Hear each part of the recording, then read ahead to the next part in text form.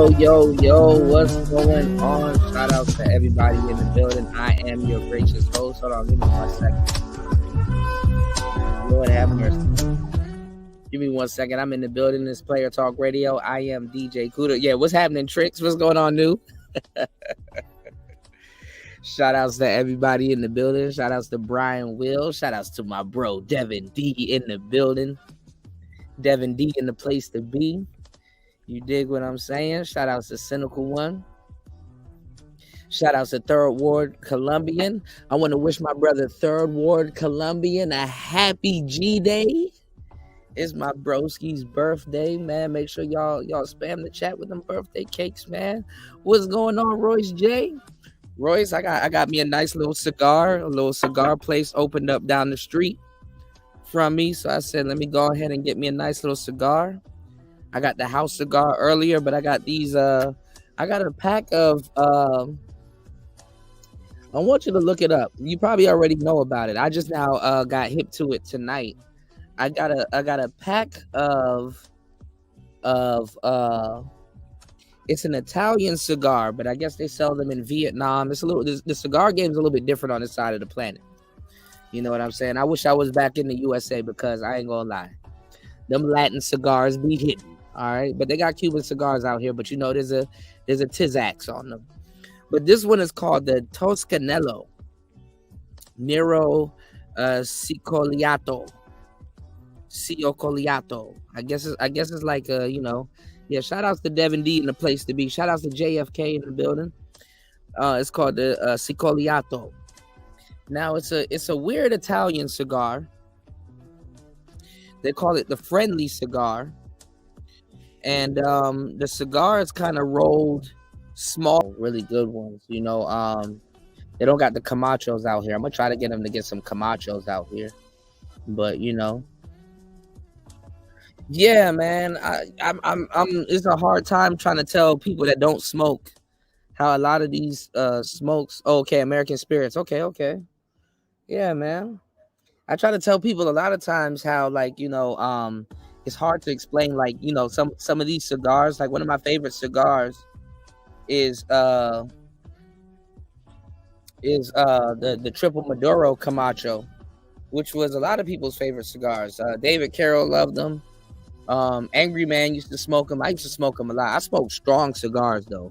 I'm into very strong cigars, medium to strong cigars. But in the morning, you know, you can have an easy smoke or a medium smoke. You know, this is a medium smoke, so you know. I'm not gonna lie, man. This shit yoga, man. Sometimes you need 25 minutes, just a little 25-minute smoke. But sometimes you need like an hour or you know, a little bit of, you know, just to slow down your day. You did? You said Camacho's material for my family name. Oh man, look, we can get to this cigar talk. You know, I done smoked the Pig in a Blanket. I done smoked all the Rocky Patels. I done smoked the Liga Pereira. I done smoked the Julia Christie. Man, look, I done smoked the batch number 9s. Oh, I love the batch. Oh, man, I act a donkey off the batch number 9. Don't get me on the batch. No, y'all lucky I'm not home. Don't get me off the batch number 9s. My favorite cigar is the Undercrown Maduro. Eminem got a cigar. And a couple of other people got a cigar people don't know about. Like I done smoked it all. I like I do the acids. There's some good acids out there. I do the Fat Bottom Betty. Oh man, I act a fool off the Fat Bottom Betty. I be blowing straight chocolate, man. Look, we can, bro. I'm telling you, we can do this cigar talk, man. I know my shit, man. I got into, right before I left the States, I got into a lot of the Winston Churchills, and I got into a lot of the high end ones. You know, my favorite cigar is the Zeno. You dig? Oh man, that had to be awesome, Royce. Hell yeah. Man, we can get into this cigar talk, man. It's just hard to tell people that some of these cigars, you know, they start off with like a peppery taste to really kind of bitter up your palate, and then it starts introducing flavors. But that underground, I start seeing Angry Man smoking them shits. I told him about them shits like years ago. The Underground Maduro, that's my favorite cigar. Nigga, let me tell y'all something, ladies. If you want to own my heart, show up with a box of Underground cigar and some beers. Oh my God, baby, you can have it all. Y'all wanna tap into the inner trick? Woo-hoo-hoo.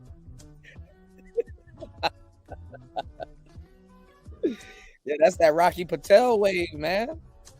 This some grown man shit. I don't expect everybody to know about this shit. Royce, I don't expect everybody to know about this shit. This some grown man shit, man. You dig? But you gotta have your cigars for, if you smoke, casual smoking. You gotta have your everyday cigar, which shouldn't hit your pockets, but it is an expensive, it is an expensive, it's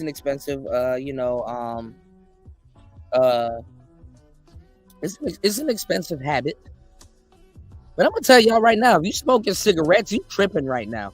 If you niggas are in the States buying Newports, you might as well be smoking cigars. No kidnap.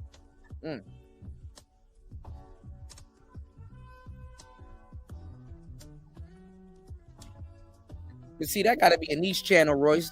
Most people don't know about that. Look at how the numbers drop. The niggas like, ooh, the cigars. You dig? Yeah, man. Yeah, I like it, man. I met some high class ladies, and I met some guys in the cigar bars and stuff like that. I used to go to the Ethiopian cigar bar. Man, go if y'all in DC, go mess with my boy on 9th Street, man. Tell him Kuda sent you. He might give you a good deal on a stogie, man. What's going on, Aaron B? Yeah, American Spirits are pretty good. You dig? American Spirits are pretty good. But shout outs to everybody in the building, man. 40 minutes into the mix. Shout outs to my bro Devin D. I appreciate you, Devin D. Definitely always throwing the Cash App in the chat, reminding everybody to support, man. And I appreciate you, bro. Because you ain't gotta do that, broski. And I appreciate you, man. So listen, man. Y'all hit the like button, support the show. Y'all know when y'all support the show, y'all turn me up. Yeah, I need to learn how to roll one, man. That's why I said if I go to Colombia, man, I'm finna get lost, bro. If I go to Colombia, I'm finna get lost, man.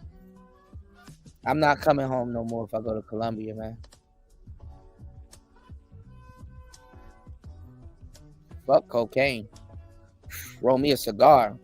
Ain't nobody about to blow no scolopamine or scopolamine or no, none of that bullshit in my face. I'm gonna be outside with Poppy. Poppy gonna tell you to leave my ass alone. Niggas don't know how to get in with them locals, man. Poppy he gonna tell you to leave my ass alone. He gonna be like, nah, you don't blow that shit in that nigga face. You blow some shit in his face, bro. You blow some shit in my face in Colombia, bro. Poppy gonna come see you, bro. I'm gonna be out there with them old ass niggas smoking cigars, man. We're gonna be sitting up there with our wooden little wooden sticks that they get, and you light the wooden stick on fire, and you light that cigar with that wooden stick so you don't taint it with the butane from the lighter. Man. Nigga, I'm gonna be out there in them fields, bro.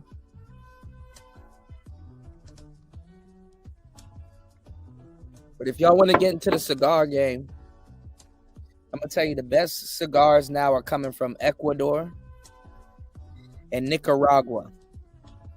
You know what I'm saying? I mean, if you want to, you can pay for the name, and you can get some really good Cuban cigars. You can do the Cohiba Blacks. I done went all through up and down the Cohibas. I even smoked the Zodiac cigars, bro. I'm dedicated. You know what I'm saying? But the best cigars nowadays are coming from Nicaragua and Ecuador. You go get you a Camacho Ecuador, or you go get you you can get your cigars with like Nicaragua tobacco or the binder. Anything from Nicaragua is good. Their soil right now is like how the Cuban soil was back in the day. You did, but you can get you some Cohibas.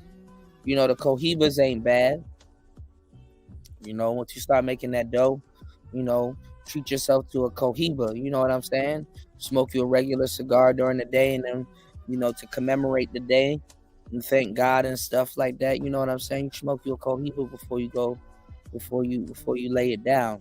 Yeah, Honduran cigars are absolutely terrific. You know, but you just gotta train your palate. You know what I'm saying? Like the lighter cigars, you know, you had that with a latte or your Starbucks or something in the morning, man. That buzz will just wake you up. You know what I'm saying? And you got an hour. You can scroll on your phone. You can listen to player talk radio. You can edit some videos. You can trade stocks for an hour.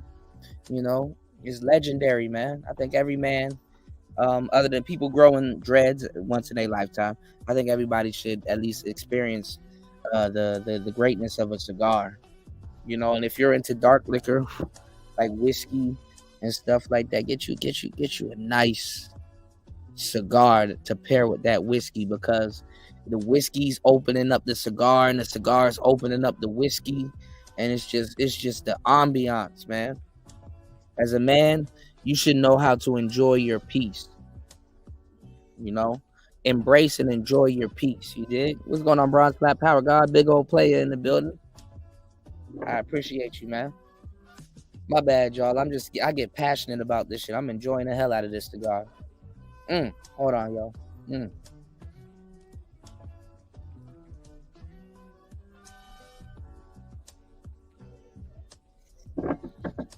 This is how you get the best out of Cuda, man. All right, man. We about to get into the game. Shout outs to everybody here, man. Just giving y'all some game. You know what I'm saying? Let me know what type of cigars y'all smoking, man. We open it up on the Discord, man. You know, a lot of niggas try to be like us and shit like that. I've been smoking cigars for years. I know I took a nice hiatus, but we back, baby. Let me stop. But nah, man. I'm so behind. Shout outs to everybody rocking with me. I need to catch up on a lot of different things, but you know, we in the building. It's Player Talk Radio, man. We're gonna talk about how to play the other side of the game. Basically continuing off the conversations that we've been having. You know, the last show was a nice quick show. We talked about a lot of different things, and we might finish going over that Allen Roger Curry skit, man. I think that was some good. It was a lot of good game being dropped on the ARC side of the game. And we might go over the archetypes. You know what I'm saying? Allen Roger Curry had like some main archetypes, you know, like the dick teaser, the manipulative time waster and stuff like that. No, what happened? I mean, what's going on, T? Third Ward said Diddy is done. What Diddy video got released? Hold on, let me go on YouTube and look it up. Hold on. Y'all keep saying Diddy is done, and ain't nobody been arrested yet. You know, oh, shout outs to Miss V. Let me share her video. Miss V always got some good game. And shout outs to DS1.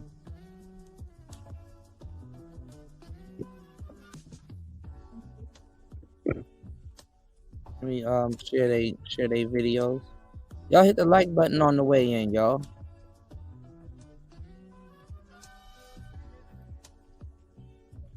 We living out here, man.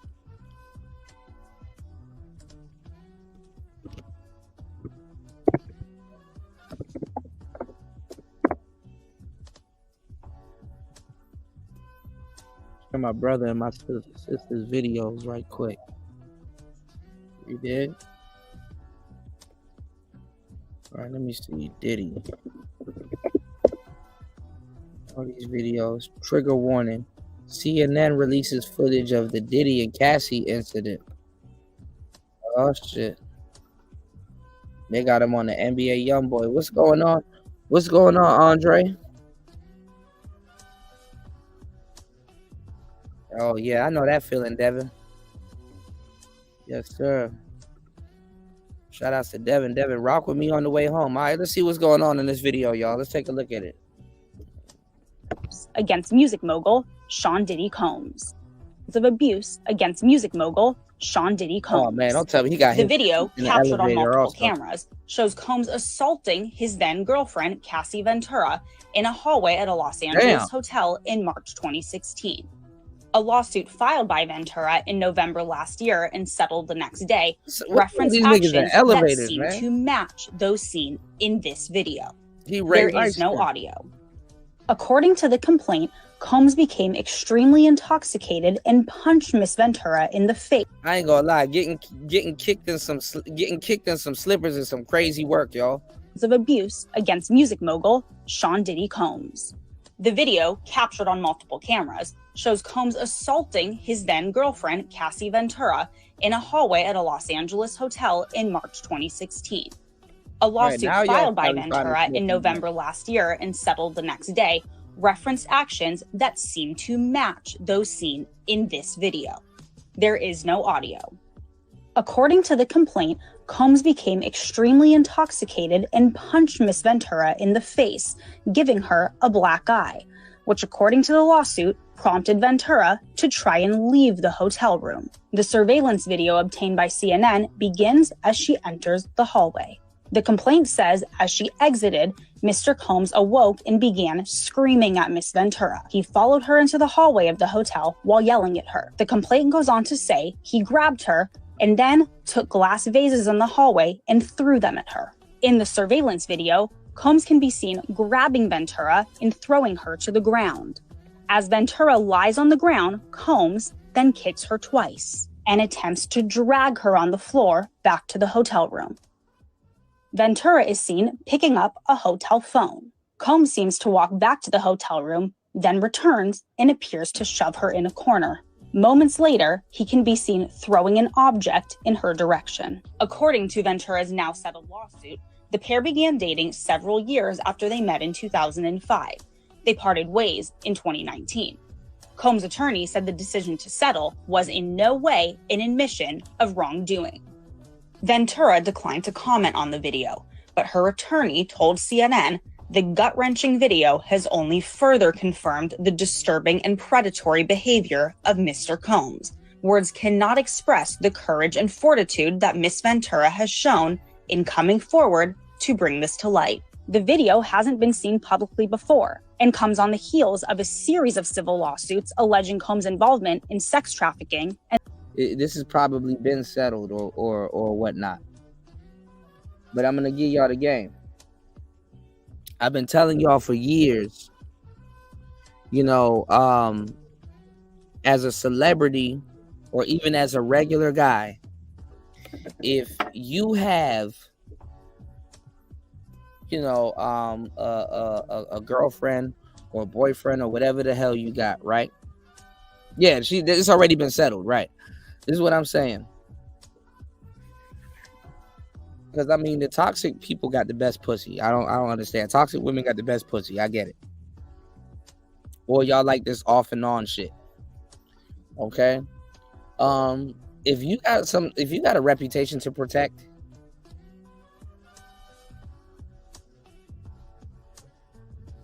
you got to leave that girl alone. If you and your bitch every other weekend is choking each other out, you know what I'm saying? You stone cold stunner her one day, or one day she catch you cheating and she put you in the ankle lock, or she swanton bomb on you and the other girl in bed, or whatever happens and shit like that. Listen, you're gonna have to leave that girl. Fuck the pussy. Because she can lunge at you, she can spit on you, she can slap you, she can do all of this shit on camera. And the moment you slip up and become enraged and get caught on camera, you're gonna go down.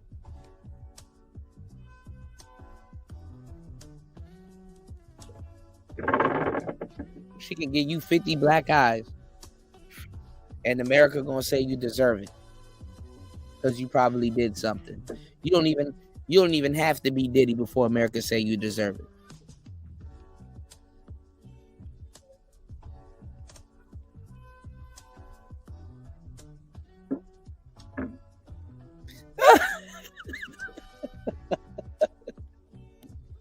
No,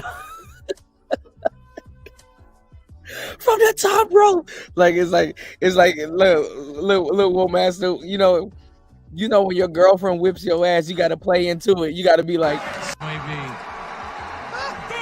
I can only hope.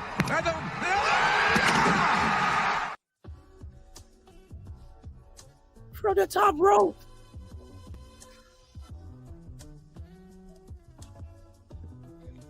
You dig?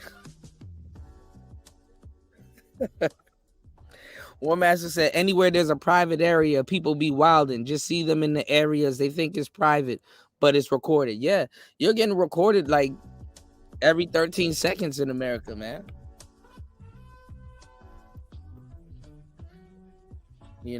I mean, listen, in the court of public opinion, seeing some shit like this is triggering and it's startling. But you know what we have, some of us in this space, that a lot of people and judges don't have. Some of us have the ability to think objectively, and I wouldn't necessarily call it black pilled, but to think like, for example, like Royce. Shout outs to my bro Royce J. You did? Shout outs to my bro Royce J. Royce know what I'm talking about. Royce have served the community for a long time, and he's walked on in on domestic, violence and stuff like that. I mean, any real, officer of the law can tell you, man. It's like they know the women be doing some off bar shit. They know the women be out of pocket. They be acting like. They be acting like dudes be taking don't beat a bitch classes and shit like that. I'm telling y'all, let me ask y'all a question. Where in America is a nigga gonna learn not to swing back on somebody that's attacking him or doing some shit to him? Show me the classes where a nigga ain't gonna swing back on the bitch. And let me tell y'all something. I've been a player for a good minute. I done experienced a lot of shit, so I can tell you this from sheer experience. I've had women that left me, even bitches that I liked. I had women that left me because I didn't put my hands on them. You don't know how much women grew up around brothers, grew up around violence, grew up around fathers and stuff like that committed that. I don't give a fuck. I mean, I get it. A man that puts his hand on a woman, pimping is a non-contact sport. But who say you pimping? Dudes put their hands on women, and on the surface is not a respectable act. You understand what I'm saying? It's not a respectable act. But the black pill of the situation is that women actually respect that non-respectable act. What I'm about to tell y'all is some real game. This is how you play the other side of the game. You don't get caught up in that, because guess what? A lot of women are turned on that men can lose control over them, even if it's something as committing violence or raw pay. Y'all want to understand where these raw pay fantasies come from? There you go.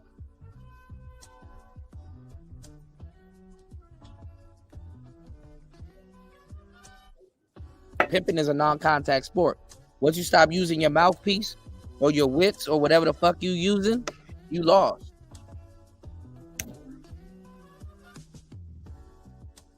But let me not talk to y'all about that, because y'all know about that. But let me tell y'all about this, though.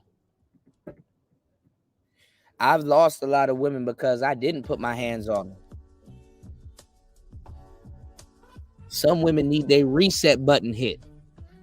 Sometimes you just gotta slap their reset button, and it's like you reset your computer. You know your computer acting fucked up and all kinds of shit. You know what? You hold that power button.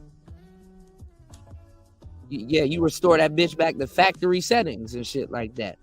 That ain't something that I condone, though. Bitch, go find somebody else to hit your reset button.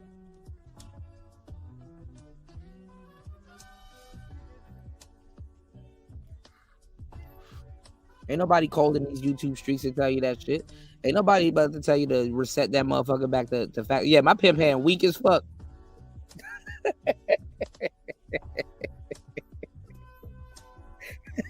My pimp hand weak as fuck. It's unused. You did?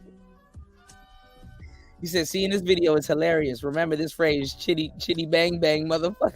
Nothing funnier. Yo, Warmaster, yo, I'm still laughing, Warmaster, bro. I was, dog, it was in the middle of the day, bro. I'm still laughing off you saying if a bitch splash you with some water, you gonna whip her ass. That shit was funny.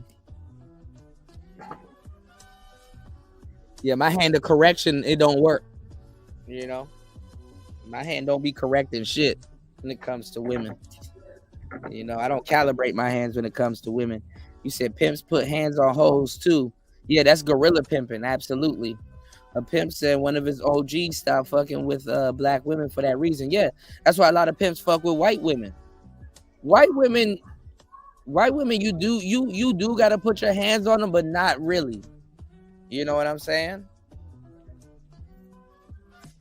You know, they get along with society a little bit more.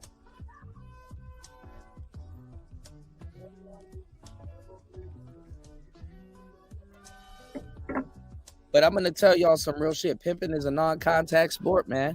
Being a player, that's a non-contact sport also.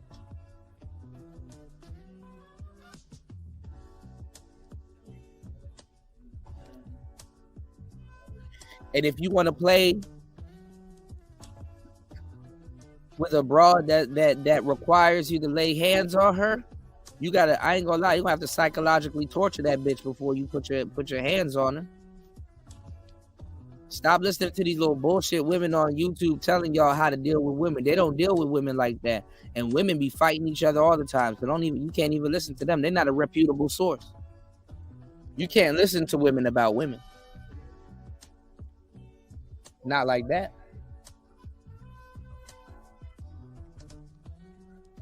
Ray Rice should have been smarter. Diddy should have been smarter. But the thing is that you have history with people, and then aside from having history with people, you are super familiar with people. So what happens when you're super familiar with people, it's like a brother sister type of thing. You ever fought with your siblings? Oh, me and my siblings, we used to whip each other's ass at one point till we came to an understanding. You know, that whipping ass shit ain't really nothing. But listen, I'm gonna tell you the truth. If you have to put hands on a spouse, because I can't tell you how to regulate your relationships, but as a man, if you have to put hands on a spouse, let it be to draw a line. You and your bitch better not be getting into no exhibition fights. This ain't Tekken, okay? Now, let me tell you the fucked up nature of a woman. When a woman's in peril or she's feeling fucked up, she gonna want who she loves.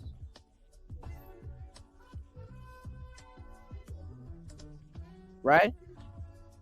So when some shit like this go down, even though the person that she loved laid hands on her, when she's sad and this person did this or this person did that, whether it's warranted or not, she gonna want that person to love her. This is the most twisted shit ever. This is why bitches be fighting niggas that they love. Don't really respect, by the way. Getting them locked up and then going down to the jailhouse to go bail they goofy ass out.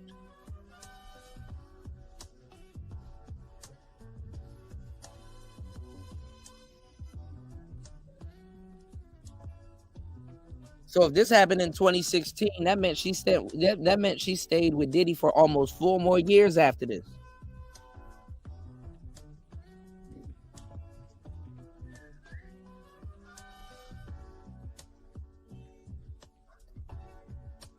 Real talk.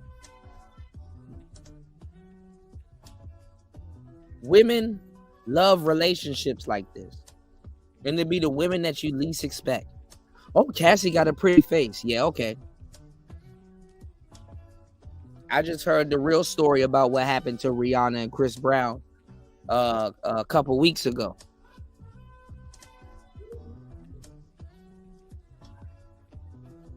They were saying that Rihanna gave Chris Brown an STD that she got from Jay-Z.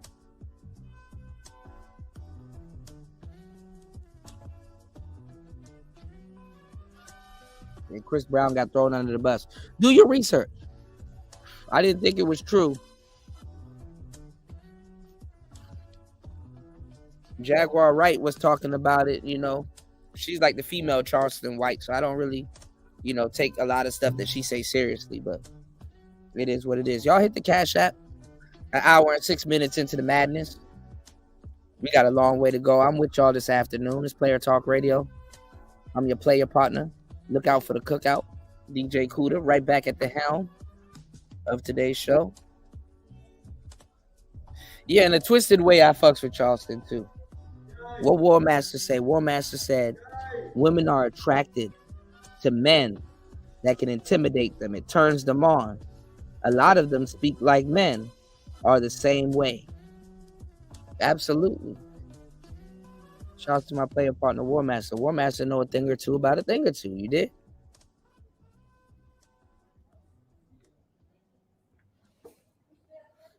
All right. So I was going to tell y'all guys what y'all need to learn to deal with women. Let me tell y'all something. Y'all need to take karate classes. Not even. Don't even take karate classes to deal with these bitches. Y'all need to take leg sweeping classes. You can't get away with hitting a bitch, but you can leg sweep a bitch. You can show a bitch the little ground that she thinks she's standing on. It don't belong to her. You can show her how she just standing up, she's powerless. Y'all niggas need to take. I'm gonna still do, and it's funny. I'm gonna get a partner out here so I can teach y'all and get it on camera. We're gonna do some DJ Kuda leg sweeping classes. Don't hit that bitch. Leg sweep her ass.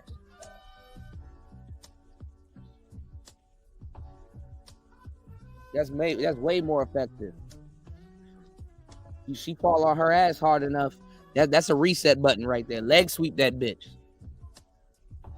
So when something happens, you say, Your Honor, I don't know what happens. I turned around. She was on the floor. You just simply turned around and she was on the floor. You need to Anderson Silva.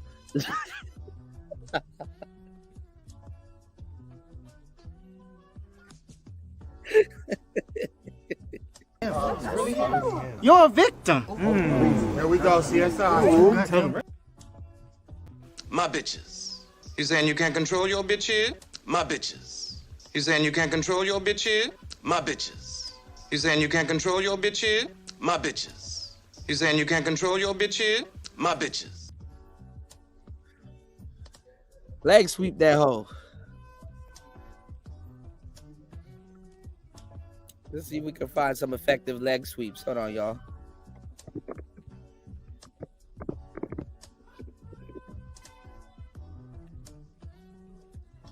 Let's see what effective leg sweep we could use. What's going on, guys? Shane here with my good buddy Aaron Swenson. Today, Aaron's going to be showing you 3 different ways to utilize the inside leg sweep, which is great for Muay Thai, kickboxing, and MMA. Don't now. Hold on. Stop now. Don't do that. Don't ever do that. That's a fatality one. I know we know about this one. This is the inside leg sweep. Don't do that. Different ways to utilize the inside leg sweep, which is great for Muay Thai, kickboxing, and MMA. That knee is not the business. Let's take a look. All right, today we're talking about the inside sweep. When you're working the sweep, you want to scoop the foot with the bottom of the foot. Not kicking the ankle or the knee or the calf. I'm going boot to boot. Like left. Now look what happens to his upper body when I sweep him. His hands drop, he's off balance, so I can do whatever I want off of this. It's a great way to get your opponent off balance. When Shane comes at me with the jab. All right, now this is a bad one. This is just to get somebody off kilter. You want to do a spinning leg sweep. Something like this. This move uses the same principle as a throw in judo, off-balancing your opponent and then using his momentum to send him down. but it's much There you more go. aggressive. The sweep here is actually a strike to one of the most sensitive areas of the body, the Achilles tendon. Now this one's a little bit bad because you got to get their legs together. This move uses See how his legs are really close? They can't really stand their ground when their legs are too close together. the same principle. Hold on, no, let me see if I can find a single. It's a single leg sweep though. And I'm talking about. There you go. Some shit. When you, This is what you want to get. Now this nigga about to sell this shit, but nah, you just want a little leg sweep to just drop her on her ass. That's all. So that then you can teach it after that. you're wrestling any great wrestler, he's not going to stop just because you've brought him up in a single leg position and foot swept him or shoulder rolled him. So he's going to continue to scramble. Out of a shoulder roll finish, a lot of times opponents will hit their hands and immediately try to bounce back up and get to that 1 foot position where they can get their hands on me and wrestle me. So just using our collar tie setup, I sweep, I'm in. Now I shoulder roll and I put his hands back on the mat. My outside, he pops right back up. Now I'm forced to continue. Nah, these niggas doing too much. You don't need to do all of that. You listen. God damn it, YouTube. YouTube just be complicating shit. This is why y'all need to just be there. There you go. Here we go. This is the one you want. Yeah, take the judo or the Muay Thai route. There you go. There you go. That girl try to lunge at you, you hit her with some shit like this. This is what you do.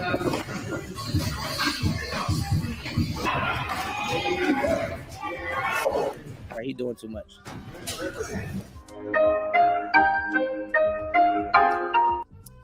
All right, you want a basic leg sweep. Let me see if I can show you the Anderson Silva one. If you a tall, lanky nigga, for some reason these bitches ain't scared of tall niggas. Hold on.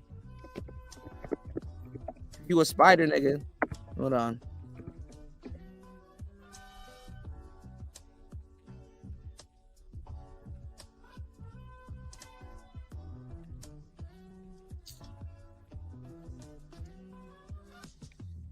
They're gonna show this nigga breaking his leg. Anderson Silva got this thing where he sticks his leg out when you're trying to move backwards and you fall. But YouTube again doing too much.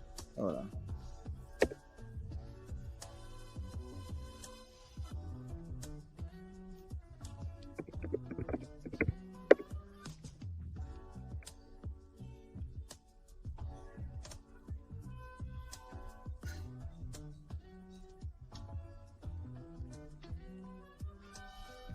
Damn it, I'm gonna have to come out with my own tutorial.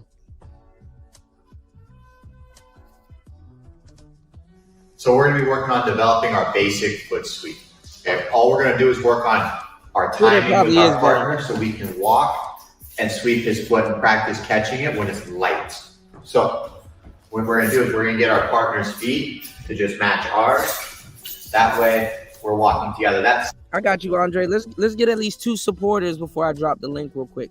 Because I got some other topics I want to get into. We just shooting the shit for a little bit. Hold on. Step 1 when working on a basic foot sweep is making sure that our feet are working together and we're in rhythm. Okay, when I stop, he stops. When I stop, and we can work. And both partners are learning to feel each other's movements so that we can work on the foot sweep. So that's step 1. Okay. Now I'm going to practice with both feet, but from a right-handed grip, just so that when I'm fighting lefties or I'm in competition scenarios, I can use my feet on both sides. But we're gonna start traditional for the beginning. And all we're gonna work on is now that we have our timing where our rhythm is working, Oh my God. together. Step. Come on now. Together. And I wanna make sure my foot.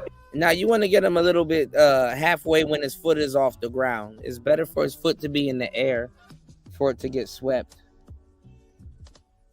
than it be planted on the ground.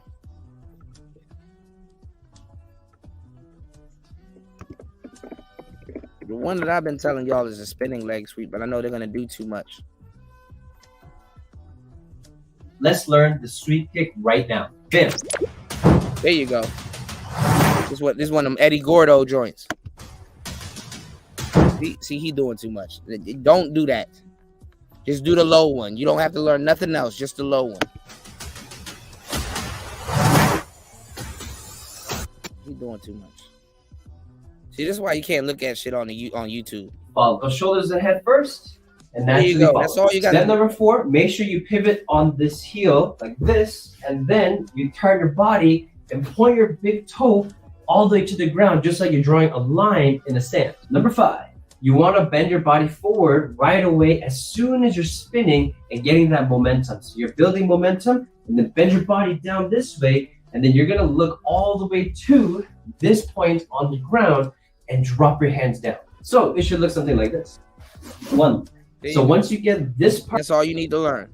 Really smooth, then you can start working and building more confidence to get that leg all the way around and standing up with style. So just bringing it down even further, step by step. You're gonna go 1, swing with your arms and your shoulders. 2, and as you're swinging and turning, you're gonna bend your body first and weight on this leg. And this leg, just pull it out, just like that. So a really great exercise to help you guys get better on this technique is you bend your knees together like this, and you're just extending 1 and then down, 2 and then down. If you repeat this a couple of times, you'll really feel the burn on the supporting leg. Common mistake is if you go like this, a lot of people, they can't balance on this leg because of the strength, so then they go with their leg. You don't want to do that. That will ruin your sweep kick. And you're getting this down, but if you're still having a little bit of troubles, what I would recommend is this. So step by step, 1, bend, weight on this leg, point it out, and the hands down, stretch it out, and then all the way push it back, and then push off with your fingertips off the ground. And once you get better at this motion, turn, bend, kick, pull the hands down, extend your leg fully, and all the way around, and push off the ground with your hands, and you go back to your guarding stance. Then you want to take it faster. And it's okay to build momentum by swinging your arms like this. This will actually help you a lot. So I'm gonna go 1 and 2. Bonus tip. Imagine you have a kettlebell in your hands, but don't actually do it with the kettlebell because that's dangerous. But imagine you have one, and then that weight is actually pulling your hands all the way around and then going forward with your arms first. Once you get that balance, then your sweep kick will be so much smoother and really easy. So imagine there's a kettlebell and you're gonna swing down and then up all the way. And let's throw in one challenge for you guys. If you master sweep kick, your challenge is this. Sweep kick, tornado kick. Just like, or sweep kick 540. You don't gotta do none of that. Just do that ground shit, and that's all you need to learn.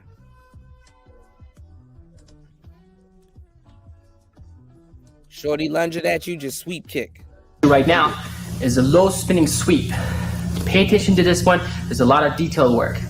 From here, first thing I want you to do is to pivot the front foot so your heel is towards the target and drop straight. Pretend like you're sitting on a huge clock. Put your left hand on 12, right hand under, on 3. Thanks. Spin around, low spinning heel kick. You can stop here for the first couple times, but try to make it all the way through and stand up. So let's do it in 2 counts. 1, sit.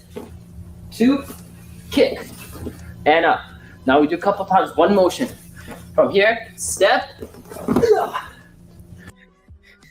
And if you want to, if you no, we're not doing this in a street fight, Ghost Man. Shout out to Ghost Man. No, we doing this on the ladies.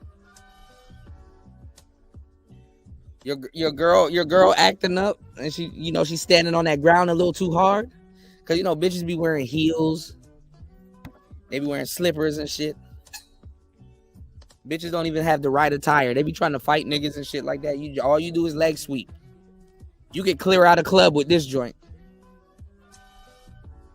You leg sweep that bitch, and then you get your ass to safety.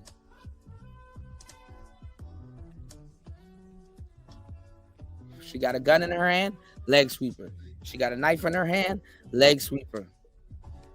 Nobody, it's like a headbutt. Nobody expects a headbutt, but don't headbutt that bitch. You leg sweeper. You can explain a leg sweep in court. Your lawyer can eat up a leg sweep case.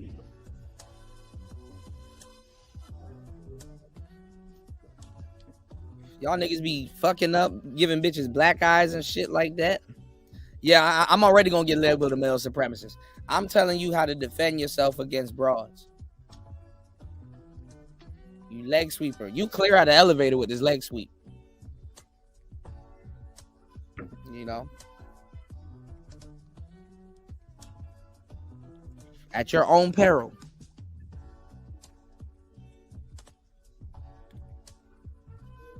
You dig?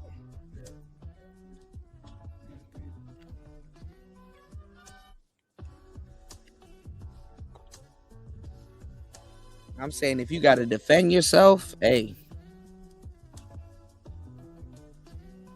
She lunging at you and shit like that. Hey. You better leg sweep. You can explain a leg sweep in court. Yo, I turned around and just extended my leg, Your Honor. I received training. She tried to lunge at me. She tried to fight me. She tried to do this, that, and the third. Nobody will expect a leg sweep. All that other little MMA shit y'all want to learn later can come. Listen, I've been kicked in the face and I've dealt out kicks in the face too. Listen to me. Learn how to leg sweep. I'm not telling y'all nothing wrong. Play if you want.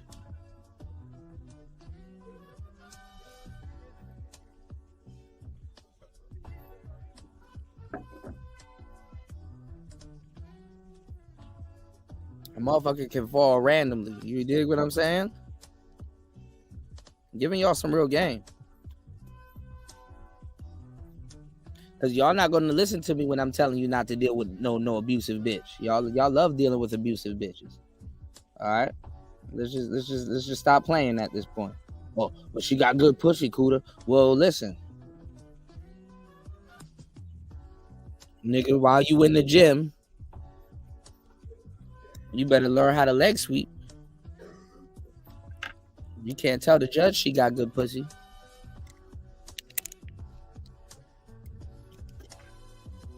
She not even gonna take you to court after you leg sweep her. She gonna be like, what the fuck this nigga just did?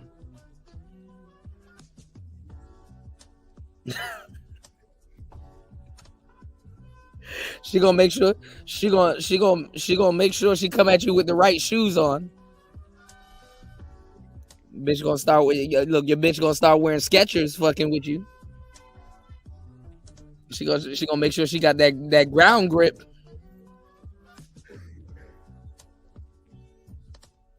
That motherfucker better learn how to shoot a bow and arrow or some shit. Fucking around.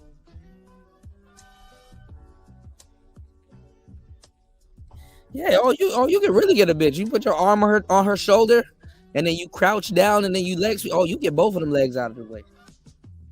Sit her on her ass, and then tell her something good while she on the floor, realizing what the hell just happened. Then you point at her and be like, "See, this is why your goofy ass shouldn't be fucking with niggas." And as a matter of fact, I'm out. I'm not dealing with you no more. I'm out. Leg sweep that bitch. Y'all niggas keep playing around trying to use your hands and shit like that, nigga. You better leg sweep that bitch. Your lawyer will eat up that leg sweep case. I'm not on no bullshit. All right, well, go ahead. Do what y'all think y'all know how to do. Niggas been fucking up for years. Y'all don't want to listen to nigga tell you some real shit. Leg sweep that bitch. That ain't violence. That'll reset that motherfucker real quick. Restore her little legs back to factory settings and shit like that. Bitches got real comfortable with y'all niggas. Y'all niggas, the bitches got real comfortable with y'all niggas. Y'all be letting bitches fight y'all in high heels and shit. No, hell no. Leg sweep that bitch. Niggas fucking up. You know you fucked up. This motherfucker thinks she can fight you in high heels and shit.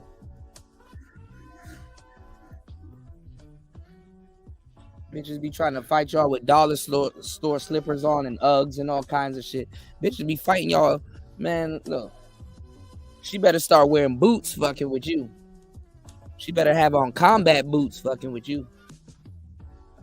And even then, them boots weigh a good pound or two.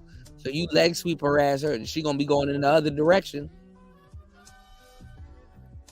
Y'all niggas watch too much anime not to understand what I'm talking about, nigga. You better leg sweep the shit out of that bitch. Hunter X Hunter, that bitch. You better not be Hunter X Hunted like shit. Cause girls be swinging at y'all, throwing shit at y'all, doing all kinds. Leg sweep that bitch.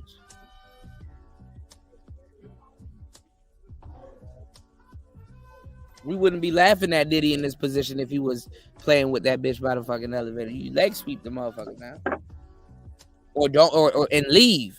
You know what I'm saying? Y'all be dealing with women. You gotta put your hands on. You know what I'm saying? Yeah, I didn't drop the link. We gotta at least have like 2 contributors, man. All right, but look, man. I guess y'all found the smoking gun with Diddy. But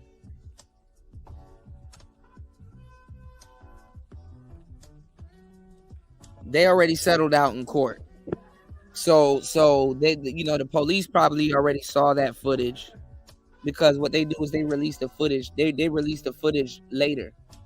You know what I'm saying? If the footage got released a lot of times, then it went public.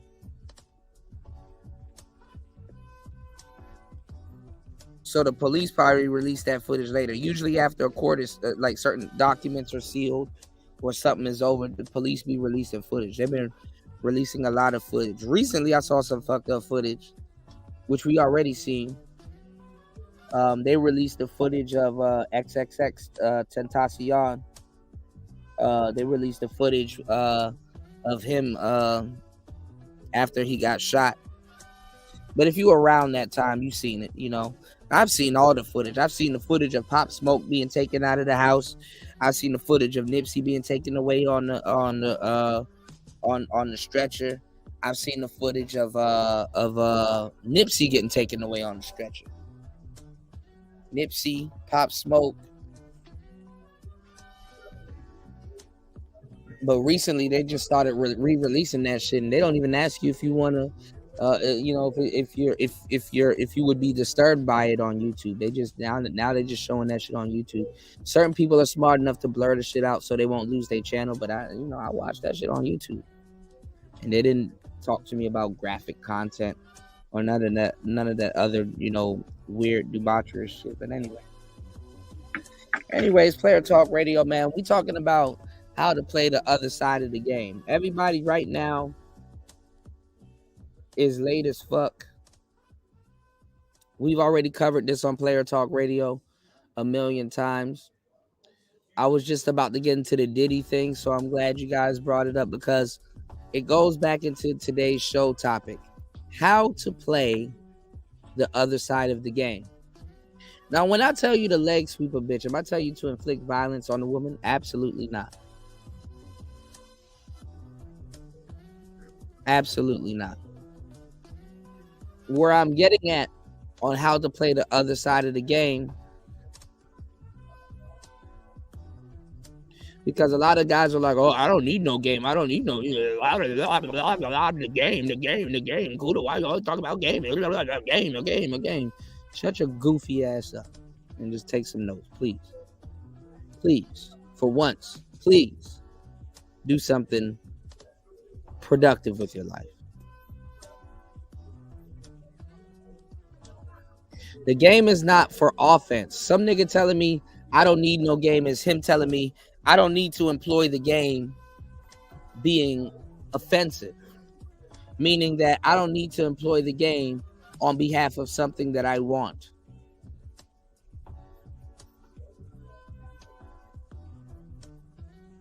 Man, Edward is an idiot, man. I like Edward. He's smart, but he's an idiot. There's a lot of people that are dumb. You have a lot of smart, dumb niggas. So don't let a smart, dumb nigga lead y'all off the cliff. Edward need all the game he can get. That's why him, Game Changer, and all them other weird ass niggas be hanging out on game channels and shit like that. Go to Red Supreme channel, see if them niggas ain't hanging out.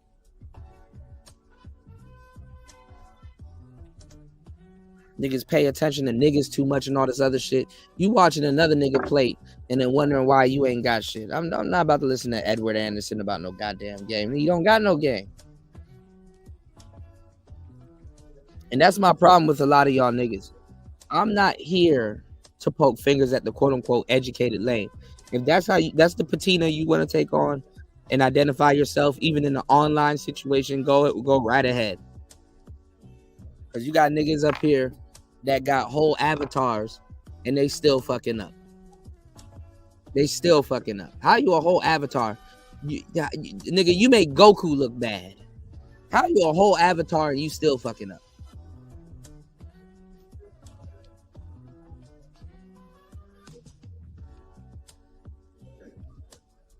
One hour and 30 minutes into the game. Y'all hit the like button. Let's get into the free content. I'm about to give you some good content. Y'all support the show, y'all. Don't give me a headache this Saturday, y'all. Listen. This Sunday. Well, not Saturday. I mean, this Friday for y'all. But listen to what I'm about to tell y'all. The game ain't only for offense, it's for defense also. Meaning that if you're not going to be offensive with your game, you got to be defensive. And let me give y'all the biggest surprise, because some of y'all niggas are the biggest weirdos to ever scorch the earth. You see, when we talk about game, we talk about a lot of different aspects that could be used. You got to have a lot of different things at your disposal. Too much of one thing is bad. Moderation is key. Okay? So if you listen to a lot of smart, dumb niggas like Ed and a couple of other people for too long, don't be surprised when, you know what I'm saying, when you're lacking in one area. If you was as smart as Ed claims to be, he wouldn't be on here complaining. And not even just complaining about women, complaining about other niggas. You have a lot of smart dumb niggas. To tell you the truth, I'm one of them. All right, I'm smart enough not to exclude myself from that conversation, but I'm multifaceted. I'm smart. I can tell you, I can pinpoint why I'm smart dumb. I'm smart dumb because I have an old soul, but I'm in a young nigga's body. Okay, so I know a lot and I know better, but guess what? I do a lot of dumb shit. Me, I got to deal with DJ Kuda every fucking day. DJ Kuda is a menace. If I don't think with my rational head that day, this nigga takes over and I can find myself in some crazy situations. Okay? The real me.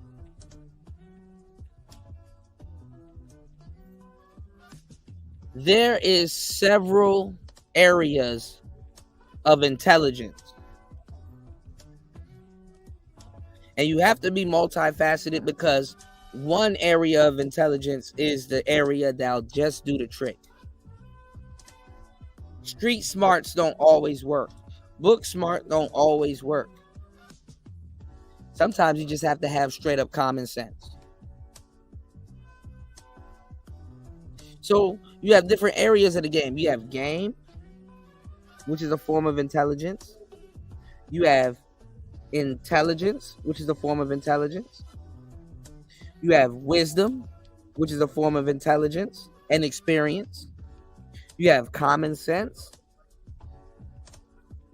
You have street smarts. You also have wittiness. You also have a mouthpiece. You also have different characteristics that you can have that will get you in or out of a sticky situation. If you believe that intelligence is the way to go, because sometimes you might be more intelligent than you have wisdom. Sometimes you may have a little bit more game than you have common sense. And when you barrel in one direction a little bit too much, it doesn't help you in every single situation, because you might be in a situation where you have to use common sense. What's another part of intelligence that people don't talk about? Foresight. See, ain't nobody in these YouTube streets talking to y'all like this or telling you this. Foresight is another level of intelligence. Foresight. Nobody has ever told y'all foresight is sophisticated or intelligent. Why would foresight or being preemptive be sophisticated or intelligent? Because guess what?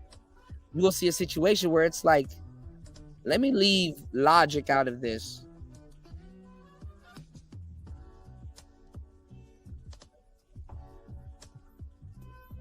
And throw in a little bit of emotion, or throw in a little bit of personality, or throw in a little bit of common sense. Sometimes when you use logic to try to teach somebody something, that's not the proper key to get what you want done. You know, I'll give you an example of foresight, Andre. Let's say you done fucked up and you done owed a couple of dudes money. You had a friend and he's like into some shady shit. He with the mafia, and you done owed some dudes money, and he pull up on you. And instead of whipping your ass to try to get the money, let's say you don't got the money or whatever, or another part of intelligence is reason. That nigga don't have to intimidate you. He don't have to be the most alpha nigga and stuff like that. He don't have to. All you got to do is be in a position where you owe this nigga money, and he just walks up to you and he reasons with you. You know how he can get something out of you? He can say, Andre, you said you was gonna pay me back, and you don't pay me back. I'm not gonna intimidate you. I'm not gonna,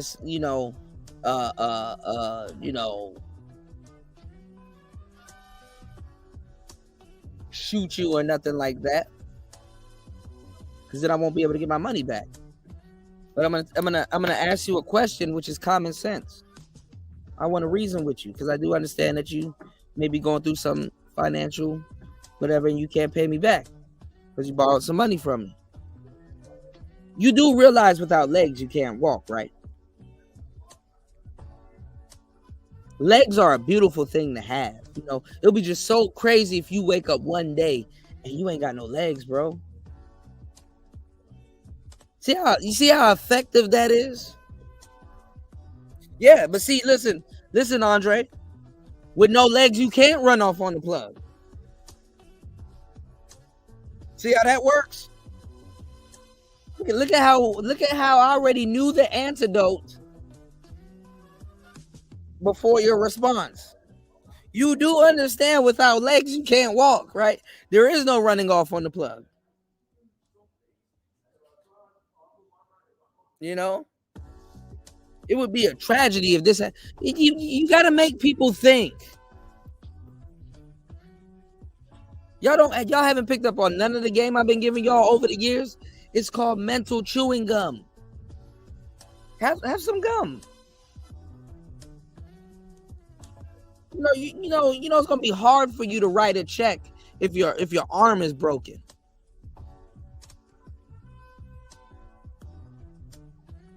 Niggas don't need to be doing all of that dumb shit. What's another level of intelligence y'all don't get spoken to or talked to about? Tact. I'm teaching y'all how to play the other side of the game. Tact.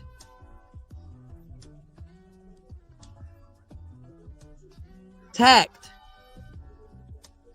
You can be tactful. You don't have to be smart or intelligent or anything like that. You just got to be a little bit tactful. Clever, if you may. There's so many things that works its way around what people will call basic intelligence, to the point that it makes intelligence almost irrelevant. If intelligence is all you have, you're fucked. Even by your own standards.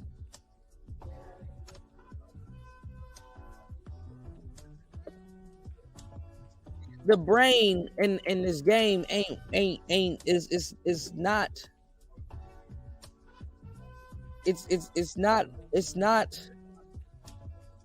built to be working off of one. You have multiple fuel tanks. It's not built to be working on one agenda. As a man, you have to be multifaceted. Can a man get paid off of being a one-trick pony? Absolutely, but it's not gonna get him nowhere. As smart as Ed is, he can't outsmart a hoe. And that's some crazy shit. As smart as a lot of y'all dudes in this manosphere is, you can't outsmart a prostitute. Because if you could, you wouldn't be here.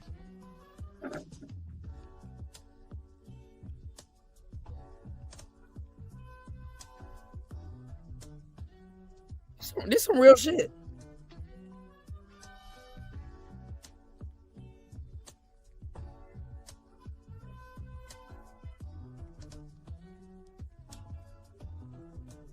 And you're not alone. A lot of men can. Niggas can build skyscrapers. Speaking of the mafia, you got mob bosses. You got all of these guys out here that will put you in the river with cement shoes and go home and be afraid of their wife. How to play the other side of the game. So it don't matter if you want to employ any of these aspects or things that I'm telling you. The moment somebody is doing something to you and you need a little bit of defense,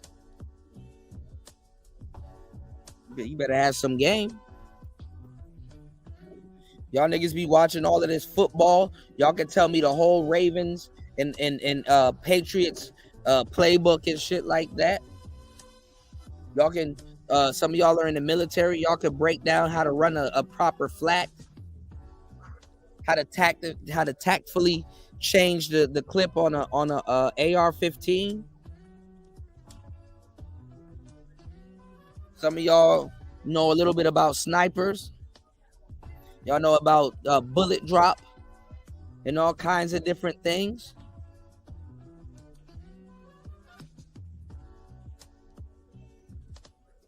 It's 1,000 ways to skin a cat.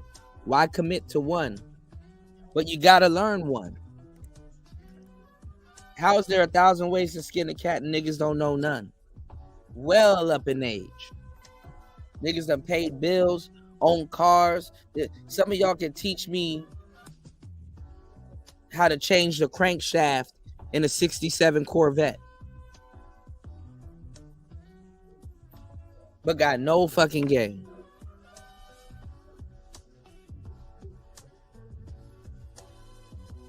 Some of y'all know how to break down the engine on a Ford GT40 or a Ford GT. Some of y'all know exactly how a supercharger works. Y'all can talk to me about the intricacies of a combustion system. Some of y'all know how to trade Forex. Some of y'all know how to invest in ETFs and Roths and in offshore accounts. And some of y'all know about liquidity and you know what I'm saying, trading options and all kinds of just terminology and jargon.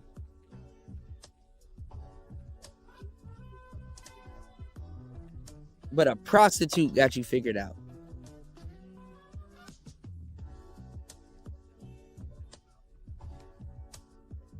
Shout outs to Devin D. He said there's different fighting styles in game, but since niggas don't get a step-by-step manuals, niggas say it's not real. Yeah, the game is an unwritten rule book. That's why it's like niggas was laughing at me for reading books on game. It's like, nigga, joke's on you. You just sound just as uninformed as the bitch. You don't know what's going on, and you don't understand how your brain works like an instrument, but your brain works a little bit different than an instrument. I studied, shout out to my bro Ebo Sosa. We were talking about it a couple of shows ago. I've studied neurology, which is psychology on a different level. I've studied psychology. I've studied all of this stuff. I've studied every single thing. Your brain, how your brain works is your brain compartmentalizes things and tries to build a relationship. Like if I'm teaching you how to do something, your brain relates to something else that you may know how to do, or something that you may learn, or something that you may pick up. And what it does is it tries to recognize similarities with that thing, and basically try to establish and build a relationship with something new. When your brain is trying to take on undiscovered territory. This is why you got to read books. This is why you got to keep your mentality sharp. This is why you got to be up on certain things, because there's guys that has done it before you, and they have a rubric on it. I'm not saying you got to follow everything those guys do to the T, but how your brain interacts and compartmentalizes things, you have to have some type of familiarity with certain things, so that your brain can actually comprehend what's going on, so you can establish a decent relationship. You got to be able to establish a decent relationship enough with something to learn. Some of y'all drove a go-kart before y'all learned how to drive a car. So when you learn how a steering wheel works, and you're like, oh, okay, this is a little bit different. This is similar to a go-kart. Sometimes you learned something before you learned something else, and then you gotta unlearn something. What's going on, finance man?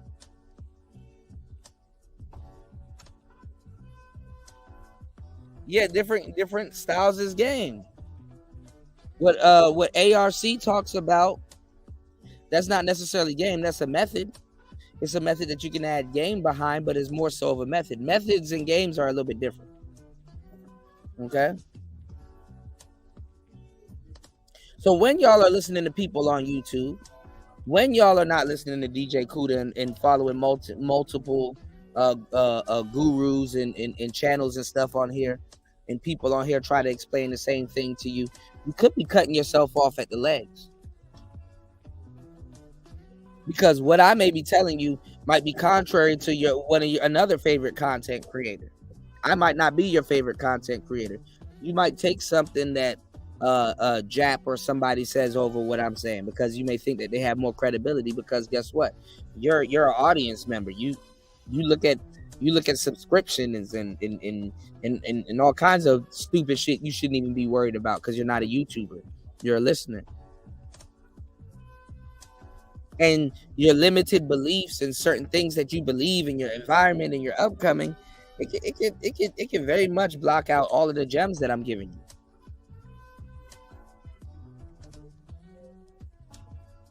Because you probably haven't had enough experience, and you probably taught your brain how to say, hey, if I think I'm hearing better advice or better information, I'm just gonna disregard all of the stuff that I've heard. And a lot of y'all suffer from paralysis analysis. Y'all be listening to these shows for years and still be asking day one questions. It's like, bro, have you not? I know you've taken in at least 20 hours of Player Talk Radio and somebody else's content. You're not picking up on none of this shit. Honestly, if you're in the manosphere, you should really only be here for a year and a half. Because you damn near, if you really actually implemented some of the stuff, you damn near learned and have done everything you need to learn. If y'all not even, some of y'all not even listening to this information in the correct some of y'all not even listening for this information. Some of y'all not listening to this information even for entertainment in the correct way. It be jokes that be coming up on this show, and I be laughing at some player shit, and y'all laughing for a completely different reason. Y'all laughing because it's just funny. I'm laughing off some player shit. And a lot of people just don't pick up on it. It's like, oh, well, that's funny. It's like, yeah, it's funny, but y'all don't get the irony of it. Y'all not really picking up on the joke. And a lot of times when you laugh at the irony of something like that, that educates you. I laugh at irony. I look for the irony and shit. Irony will educate you a lot more than just being here just for shits and giggles. Being here for shits and giggles, you just laughing at some shit, waiting for the next shit and giggle. You're not learning something. It's a luxury to be understood. It's a luxury to be able to laugh at certain things and educate yourself on certain things. So some of y'all are not even taking in some of this information, educational wise. Some of y'all are just here to just doom scroll or doom listen or whatever you want to call it. You know what I'm saying? Shout outs to my bro Devin D dropping the huge 420 on the Cash App. I appreciate you. What have I got?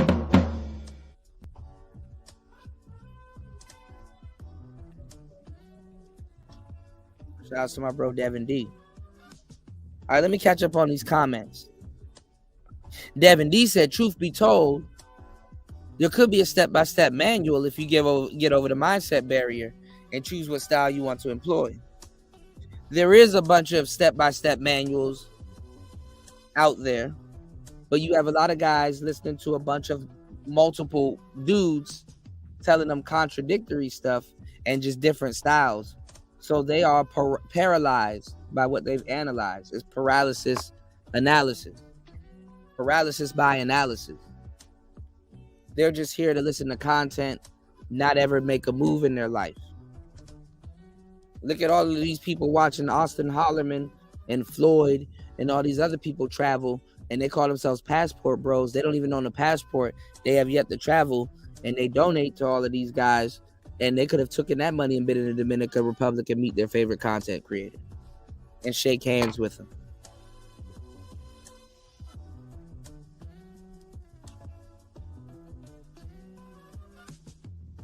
Yet seeing Austin Hollerman with all of these women never gets old, so they waiting for this nigga to start pulling bitches in the South Pole.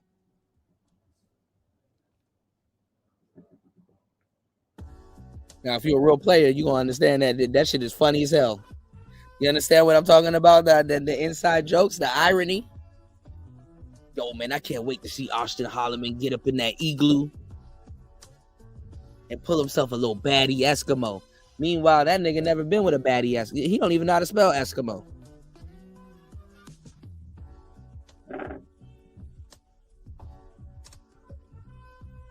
Shout outs to Andre. He said, don't highlight this. Oh, shit, my bad. Did not highlight that. But he said, but I provided managerial services for hoes in the past. And yeah, man, I have not dabbled in the game. I don't know what I'm talking about, Andre. I have not dabbled in the game. I'm just a nigga up here talking. Even if I ran down some of the stuff that I've done to y'all, which I have a million times, y'all don't care. Yeah, there's different fighting styles with the game, huh? You said it's crazy. I never read a game or pickup stuff, but in the South, dating is pushed heavy. You're labeled weird or gay quick. So yeah, you got it. Yeah. I mean, you can pick it up. I mean, I'm not, some guys are natural. You know what I'm saying? But what's fucking up the natural these days aren't what fucked up the natural in yesteryear. You did what I'm saying?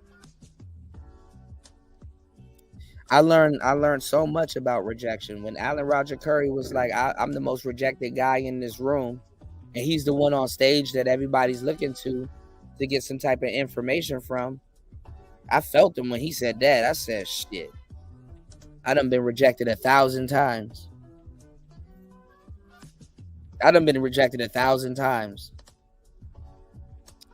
But look, I done been selected a good amount of times also. You know, niggas talking to you about the rejection. They don't talk to you about the selection though. Or niggas talk to you about the selection. They don't talk to you about the rejection. I've been rejected 1,000 times. But guess what? That meant I made 1,000 moves. And I'm only in my 30s, y'all.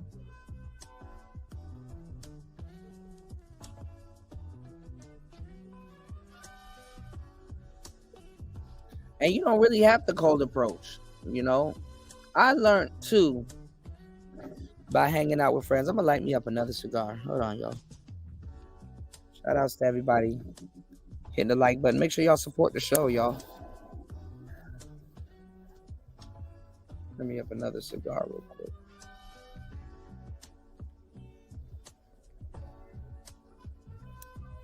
Give me 1 second.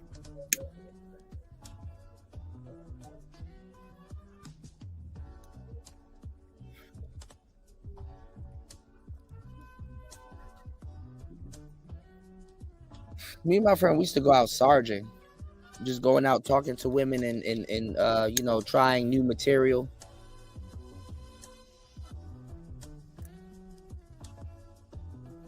And we figured out which, you know, routines work, which routines don't work, which routines work for me. There's been routines that my partner tried to run by me and it just didn't work for me, but it worked for him.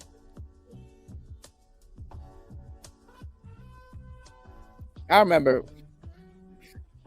we used to run the DC circuit. We used to go downtown in Chinatown. And there was 3 bars we used to go. We used to go to Fido's, we used to go to Rocket Bar, and we used to go to Clyde's. I remember in Rocket Bar, there was this bartender. She was thick as fuck, and she was bad. Man, I done approached this girl about 3 times one time. I just didn't know because it was dark. And then every other night when you go there, like, this bitch done changed her hairstyle and shit like that. She said, I remember you. You said that to me before. Because she used to see me risen up all her little friends and stuff like that. We should just be practicing routines on women.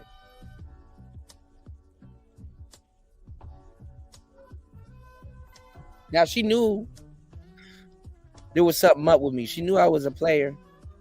And my friend, he approached her a couple times too. And we laughed about it on the way home one time. You know what I'm saying? I pulled bitches on the train, like on the metro type shit. This is what happens when you're in the inner city. You don't necessarily have to have a car each time. Plus, there ain't no place to park downtown at a certain time. And if you don't want to get your shit broken in, bitch, you better take that train.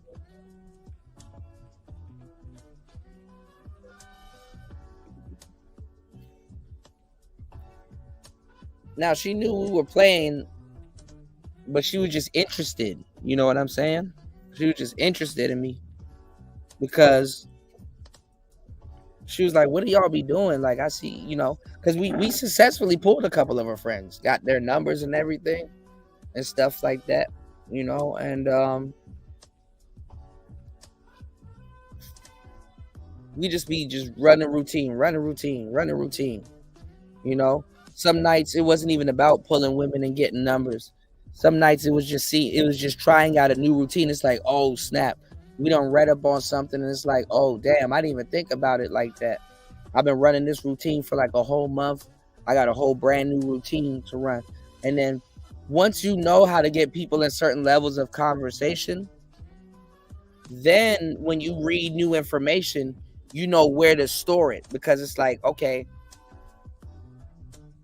I could be talking about chick crack, whereas I'm like, okay, I'll run this zodiac routine, whereas I guess a woman's zodiac sign, and then I get her into me by telling her after I done guessed all the shit, and I come off as like a quote unquote psychic, which everybody chooses damn near the you know, like for example, I'm gonna give y'all some game. Y'all hit the like button and support the show, because I'm really giving y'all some game. I like it when the crowd is small, because I can really tell y'all some shit that I don't want to tell a crowd of like 100 or 200 or whatever. you know, sometimes I didn't go to the club with no goddamn money.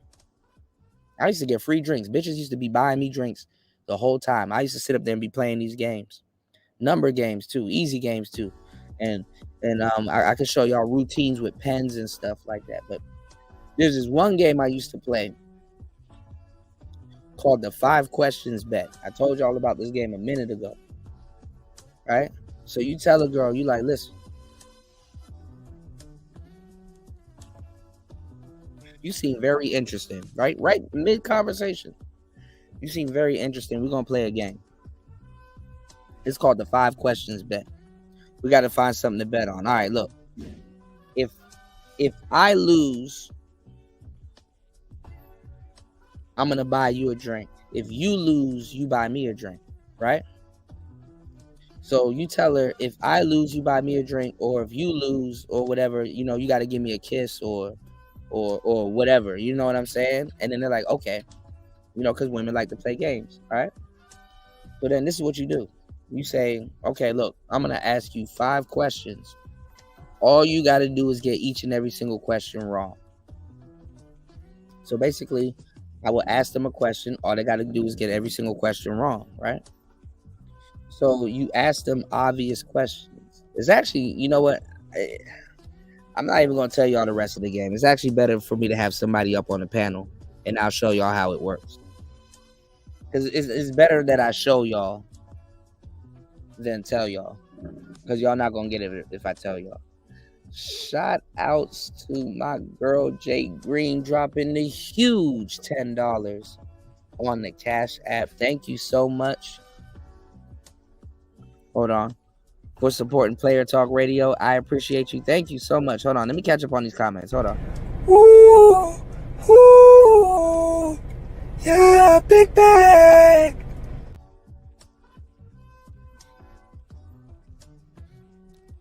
But what it really is that like you on the last 2 questions, it's a slip up in the last 2 questions.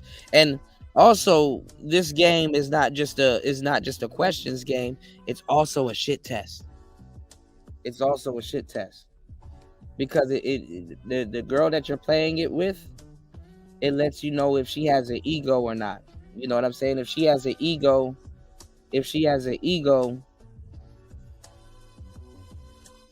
she'll go about answering the question a certain way. You know what I'm saying? Now, if the girl answers the question right, it's more helpful. All right. Let's get one more supporter and let's open up the panel real quick. I got a lot more game we're gonna get into. 2 hours and 4 minutes into the show. Shout outs to Jay Green. I appreciate you dropping a huge 10 on the Cash App. Okay.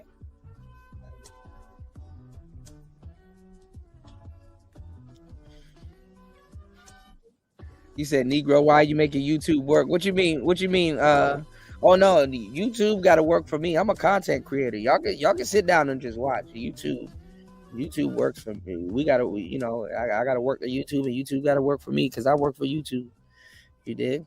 You said if the situation looks too volatile, too many friends around or a faggot around, the environment and shit like that. Well, nah, I mean, what we used to do when we used to Sarge, you can approach a group of women, and it's funny. Let me tell you a loophole in society, in something social. If you approach a group of women and you say, "Hey, ladies," it seems like you're trying to hit on them. So you can disarm the group by calling them guys. You can call a group of women guys. What's going on, guys? What you guys got going on today? You can call a group of women guys, and it flies on the radar. That's some real game right there. You could call a group of women guys. And sometimes, too, you end up approaching a group of women with dudes. And then all you got to do is ask them, well, how do you guys know each other? And the women tell on you, oh, this is my friend, or oh, this is my brother, or oh, this is that and the third. But see, nowadays is different. Usually, back in the days when there was a such thing as dimes and dime shaming, because you can't dime shame people now. Dimes never used to be alone. Like now the market, like I'm not gonna lie, now the market is wide open. Now is the best time to be a trick. Now is the best time to be a player. Now is the worst time to be a lesbian. But now is the best time to be really running game. Because even after COVID, everybody got to re-socially calibrate themselves. And they don't know how to.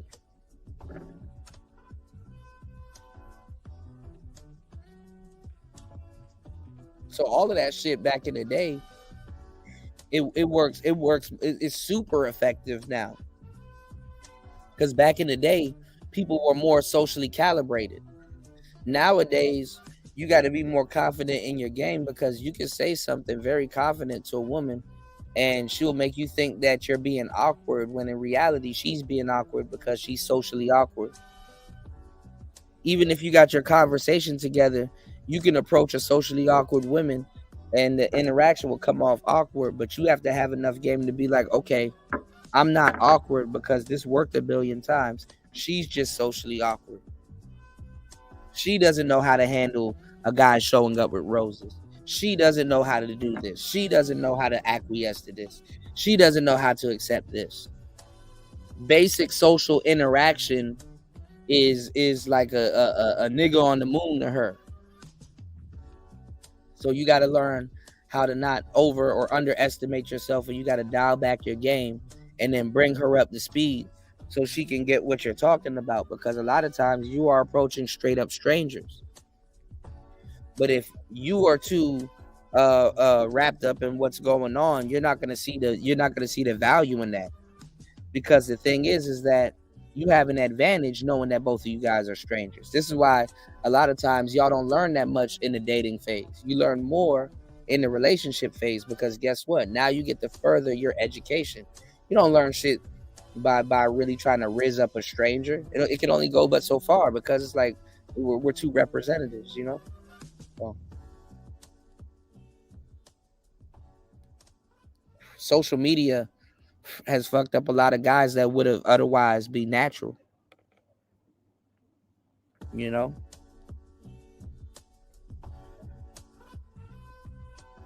We need some more people on that Cash App, but I'm gonna bless y'all real quick and drop this link. I got y'all.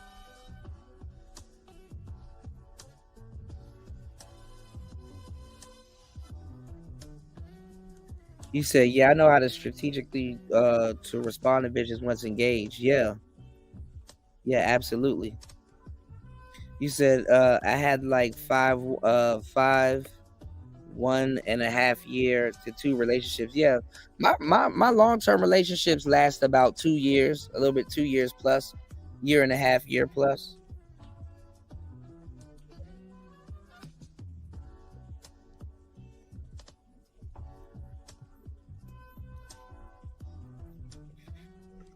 I was happy when social media and social media got big. What's going on, Devin D? Let me know if you want to be on camera. You know what I'm saying? You cool with being on camera? All right, you straight? All right, yeah. What's going on, man, bro? We look like twins, bro. I know. Hey, that time I seen your video, I was like, damn, I ain't know the nigga had hair. That shit. Yeah, bro. We look like twins, bro. Yeah, I used to always hear your name around, but I ain't never know who you was until that video, you know, with Zero and shit. You came on. Yeah.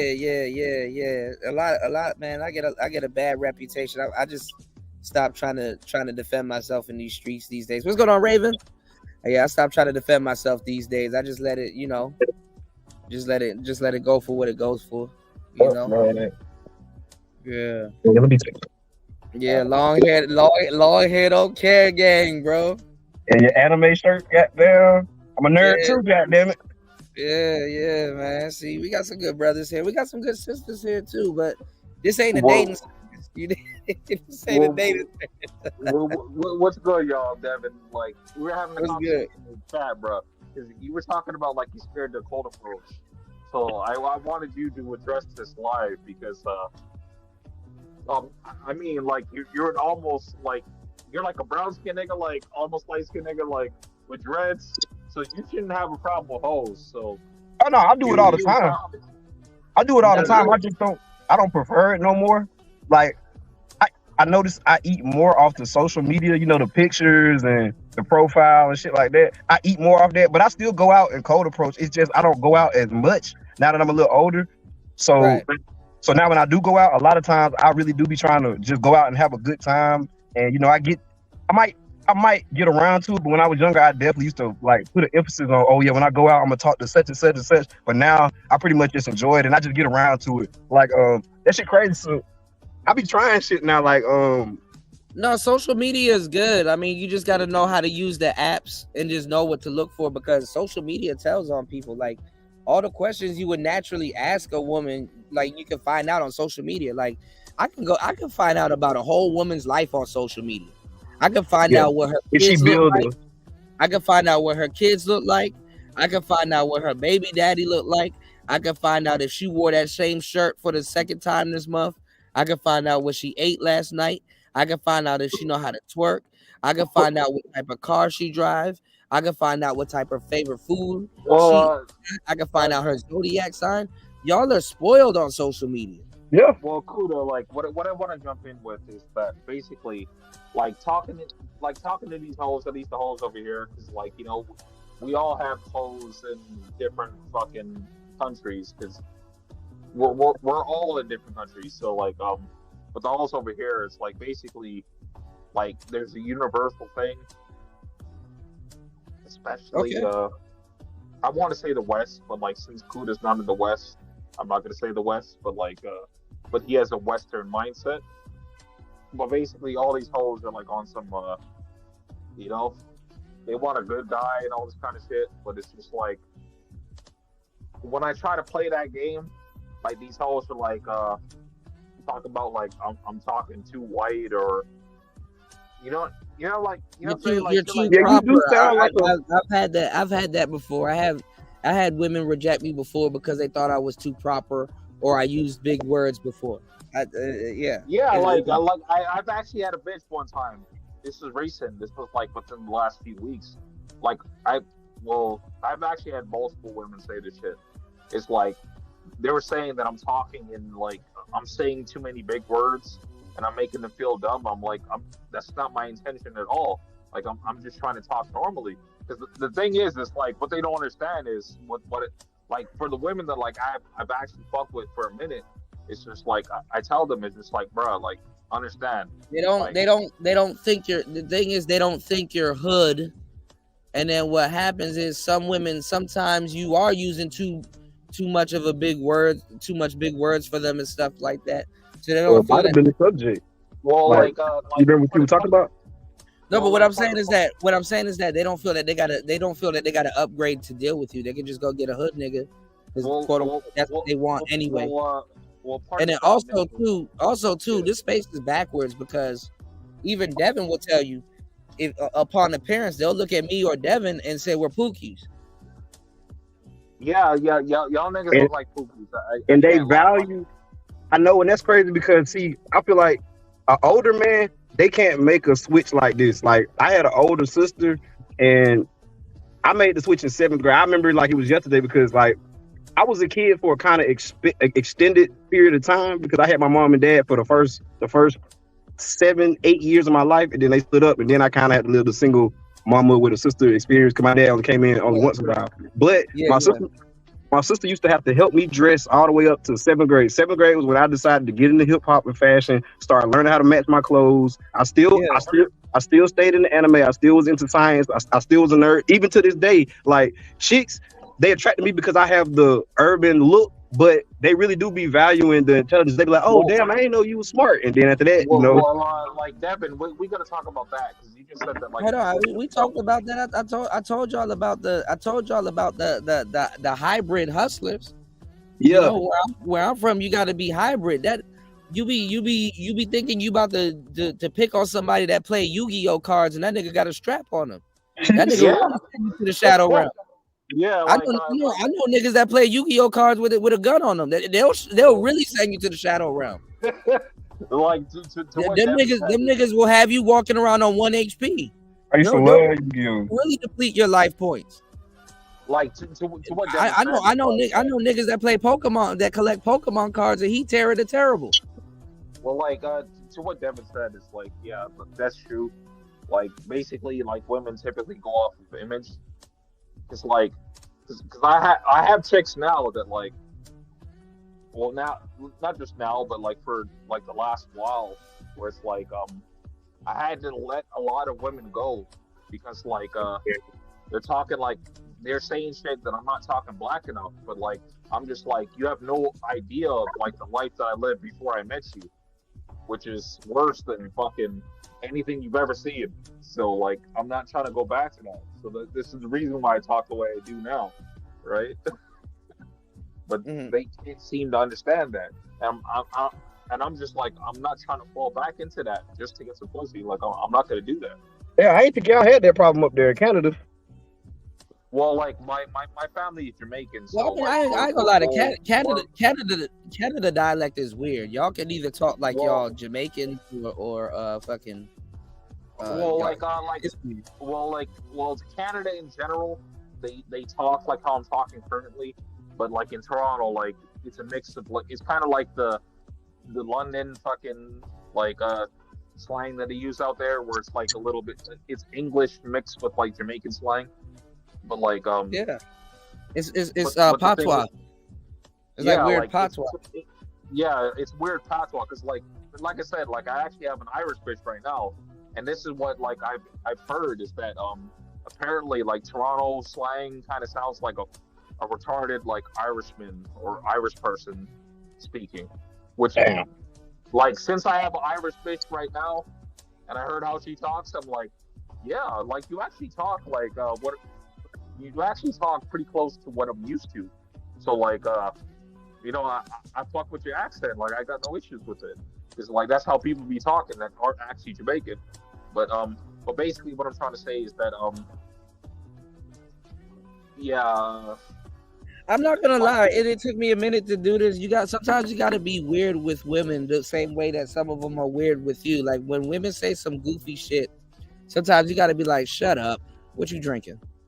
And just change the subject, you know, instead of explaining yourself to them, because you don't have to do all of that. Just be like, look, you goofy, you like me, you're just being goofy right now. What's your name? Yeah, and don't talk about don't talk about anything that's podcast related when you're with them, because I know people who listen to a lot of this stuff, like, you know, like at work and shit like that, they tend to just speak about it in their everyday life, and that'll fuck up, you know, trying to meet somebody. They asking about body count. Like, what the hell you look like on the first date, telling a woman how much you make and shit. Yeah, like, that's crazy. Hold on, y'all. Shout outs to War Master, dropping the huge and sponsoring today's show as always. $20 on the Cash App. Hold on, War Master. I got you. I got you, bro. War Master, we were talking about our hair. War Master said, bald is beautiful. Bald is beautiful. Don't hate on the baldini. I got you, bro. Crazy, hold bro. on. Man, that nigga's loaded so bad.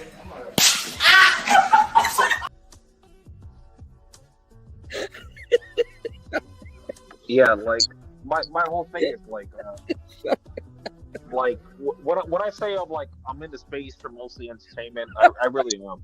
Like, there has been a lot of things that I've learned being around the space, and it has helped me immensely. But for the most part, I'm here for entertainment purposes, because there's a lot of goofy shit that has been said in space, and I'm just like most of these niggas in space, like they've never had a bitch do shit for them. So how do you dress? Like, what kind of like shoes do you like to wear? What kind of shoes that I like to wear? Yeah, it ain't got to be no Jordans or nothing like that. I mean, I'm a nigga, so I'm wearing Jordans, but since I got into the trades, like I'm mostly wearing like work boots and work shoes and shit, right? So like even when you're out. Yeah, because like the thing is, like I'm not trying to impress hoes. Wait, that mindset there is bad to have. I noticed a lot of guys take pride in it, and that is horrible. Like, that's always gonna like kind of, it's basically gonna restrict your power level. I'll put it that way. It's like a blocker on your potential. Hold on now, because I've been gotten into arguments about this on here. The most accessory on a man that a woman is attracted to is shoes. Okay, when women are nervous, they look down at your shoes. Okay. Another thing also, when you're talking to women, if both of their feet are pointed towards you, they're really listening to what you're saying. Another thing too, though, some of y'all are wrong about the shoes. All right, so I'll break it down to y'all about the shoes. You don't have to have the most expensive shoes, because the most accessories that women do own is shoes. They'll wear men's shoes, women's shoes, heels. They wear all different types of shoes. Okay. Another thing too is that all you got to do is just take one pair of shoes and get a bunch of colors in that same pair, and that's cool also. So if you rock Adidas shell toes, just have different colored stripes and just color coordinate. Color coordination the biggest part of it, for real. Yeah. But a lot of women, I'm gonna tell you the truth, don't really go off of what women say about shoes, because I know a lot of yeah. See, he color coordinated. Like I got the purple and black 12s on too. Yeah, I be fresh as fuck. Yeah, see, it's you got the hat, you got the shirt, you got the, you know what I'm saying, the pants and everything. You match. So like the thing is, it's like, you know, I do the same thing too. I just do hat, belt, shoes. You know, also. I need a retwist right now, goddamn. Yeah, I know. I need a retwist. I've been wolfing like shit, bro. But I'm gonna tell y'all some real shit with the shoes thing. I know a lot of weirdo women that like dirty shoes. You know what I'm saying? You got a lot of women that's actually smart that go after dudes with dirty shoes, because they know those shoes like women we used to, like, sometimes I didn't even get a chance to go home and change my shoes after work. Sometimes I would take shoes to work and shit like that if I know I'm about to hit the club before I go home. But like I would go to work, and sometimes I'd be in the club with my work shoes. And some women will judge you on your work shoes. You know what I'm saying? Some women don't they look at your shoes and can't tell if it's your work shoes or not. So I used to have some Nike boots or some ACGs or something like that. I'm from DC, so remind me, or like some scuffed up foam posits or something like that. Well, cool. Like, but what I'm saying is that they will judge you off your work shoes. But the thing is that you get money in them shoes. You understand what I'm saying? You get money in them shoes. So if you see a nigga with some tethered shoes, a lot of women, they pass up on good dudes, and they're not smart enough to be like, man, that nigga work shoes. You understand what I'm saying? He probably got better shoes at home or whatnot. But like, you know, at least you looking at somebody that you know that gets some paper. Well, look, I do want to tell you, Andre, I ain't gonna say to a great degree, but you have to give a fuck what hoes like care about and like, because it's kind of forever changing. Like dating has really changed. Like I noticed that my friends, they've been in long relationships and they had like kind of little fallout. So one kind of single now, and every time we go out, he don't understand what the fuck going on. And I'm like, bruh, just in these last 3 years alone, dating has changed a lot. But in the last 8 years, periodically it was making some major changes, and women are usually, you know, the driving forces of like how the dating scene kind of generally go, goddamn. Like sometimes guys got to change up their strategy. You might got to change the whole fighting style, goddamn. Like it's rarely changing the whole fighting style, but goddamn, the reason why I dress so, like, I started going ham with the dressing, like I always could dress, but I wasn't a hat guy, and I didn't really get colorful jeans and shit until probably the last 2 years. I really didn't take that many pictures to the last 2 years, but I still took some pictures because I had to play the social media dating game. Now, this shit unfair, bro. I'm ignoring bitches, goddamn. Like, that shit crazy, goddamn. Like, I mean, a lot of dudes can't even tell when a woman is making a pass at them. Like for example, sometimes I be like that too, because I'm so spoiled by social media sometimes. That's why, that's kind of another reason, but that's kind of like a back burner reason why sometimes I don't really give a fuck about code approach as much as I used to. Like, I'm not pressed about it because the social media game. Yeah. Like I said, and dudes are making fun of me. If you pose with the right clothes, you'll get chose with your mouth closed. Like for example, that shit shot me. Like Devin, what he can do right now is take a picture of his whole fit, take a whole head down selfie, or get somebody to take a picture of him, and then be like, yo, it's Friday. You know what I'm saying? You know what I'm saying? And you'll be shocked, bro. Because look, taking pictures still kind of awkward to me. That shit be going. You post it on your story or you post it on your joint. You be like, "Yo, it's purple Friday. You know, it's Friday. I'm feeling this purple today." You know what I'm saying? Let me know if this shit hitting today. Anytime you post a picture, post it on your story too, because it's a lot of bitches that won't react, but they'll definitely fuck with you in the inbox. That shit is weird.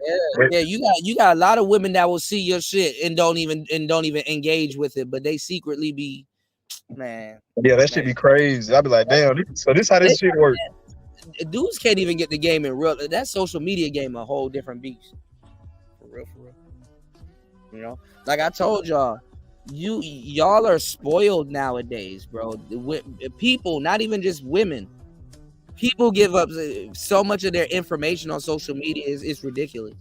And you can still apply that red pill shit to a lot of this shit. You just got to know, okay, what's nuance when you're dealing with women, because I ain't gonna lie, when you fucking with a chick that you really like, sometimes you gotta omit some of that shit. Don't be a simp. Still have your standards, but goddamn, you can't be goddamn just super stiff on a bitch. I mean, that's not attractive to anybody, goddamn. Neg theory works the best on social media because you can always talk to a girl and be like, "Look, I like your dress. I saw you wearing it last week, but I want to let you know you look good in it today." Bro, corny shit work. Corny works. I've been telling corny dudes that. Work. Swear to God. See, man, damn, I wish I knew you sooner, Kuna. I mean, yeah, bro. Corny crazy. See, Andre, you don't even look like you from Toronto, bro. You like a hood nigga, bro. Bro, what the fuck? I got on a Toronto fitted. Bro, Andre, you should be bro. I know you slaying the hoes, bro. I know you killing the white hoes out there, bro. Andre, I'm gonna have to curse you out, bro. There ain't nothing Chinese about you, bro. What the fuck? Bro, I did not think you gonna look like that, bro. Andre, you straight, bro. I got a Chinese last name. Like, I feel you. Look, we all three of us smoking something right now. I got a cigar. I think earlier you were going in on cigarettes. I'm smoking a cigarette right now. Hold on. Come back. Hold on. Okay, damn. I'm glad we finally seen you, goddamn. No, like I actually cammed up on fantastic shit before, so. Oh, for real? Okay. Yeah. Yeah, look. You were there at the time, but you probably didn't realize. Oh, damn. And yeah, it was probably a long time ago. I didn't know who you was yet. But I had seen you around because I used to be in the space a whole lot, and then I had dropped off, started watching other stuff, conspiracies and review videos and shit. Like I be on other stuff too, but when I'm at work, I really be on like the manosphere, the black sector, whatever you want to call it. Okay. It's like it's so many people now though. I can't keep up with all this shit. Yeah, what I was trying to say. We all a little bit scruffy. I gotta clean this up. I'm gonna clean this up tomorrow. Yeah. No, I wanted to comment on like what you guys were talking about earlier. Is that because like since I got into the strays, right? Because like initially I was embarrassed about it because like just walk around like all dirty and shit. Yeah. But then like when I was talking to like the fucking elder white dudes that been in the strays for a minute, like they were talking about like the most hoes they got was while they were wearing their fucking uniform. And like wearing their safety vests and shit like that, right? Like work pants, safety vests, shit like that. So I started doing that, and like once I started doing that, I was noticing that like fucking like it was mainly like older white bitches, which I don't fuck with because like I said, like my limit is like 4 to 5 years younger than me, so I don't even like pay no mind to like older hoes. But like you don't even fuck with. Well, this is the thing. The working man is making a comeback. You know what I'm saying? In hard times, the working man makes a comeback. You understand what I'm saying? When the depression and all of that stuff was going on, it was the working guy that had the hard hat on and the construction stuff on. He had somewhere to be, and he had something going on. So it's making a comeback. So now that yeah, like what I was trying to say on that topic was that like basically, like once I realized that, like.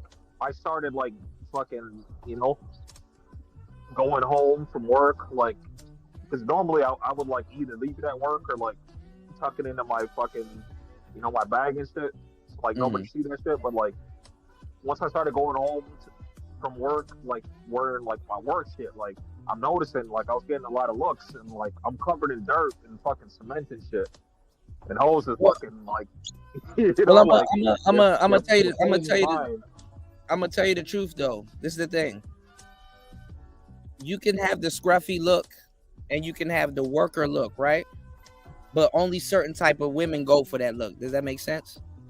That makes sense, but like what I noticed that was weird about this is that like once I started doing, like once I got into the trades, is that it was like business women that were looking at me, like bitches like in fucking, you know, like business. Yeah, because you got somewhere to be. You got somewhere to be. Women. You do have women that like dudes that got somewhere to be, so she don't got to worry about him road running and being out here in the streets and stuff like that. You got somewhere to be. But see, the thing is that, like, you know, if you're pristine and you like clean yourself up and like right after work, you know, I mean, there ain't nothing wrong with taking a shower and going somewhere right after work. But if you go somewhere right after work and stuff like that, there ain't nothing wrong with that, because you got a lot of people that just, they in a rush to go home to go do nothing for real. You know what I'm saying? For real. Like they just in a rush to go home to sit on their couch, watch ESPN and be on their phone. Yeah. You know what I'm saying? So a lot of guys, I had to tell them, I'm like, look, man, you need to do something after work. You can stop at the bar instead of going home and watching ESPN. You could watch the game or the boxing joint at the bar real quick and meet a decent woman and stuff like that.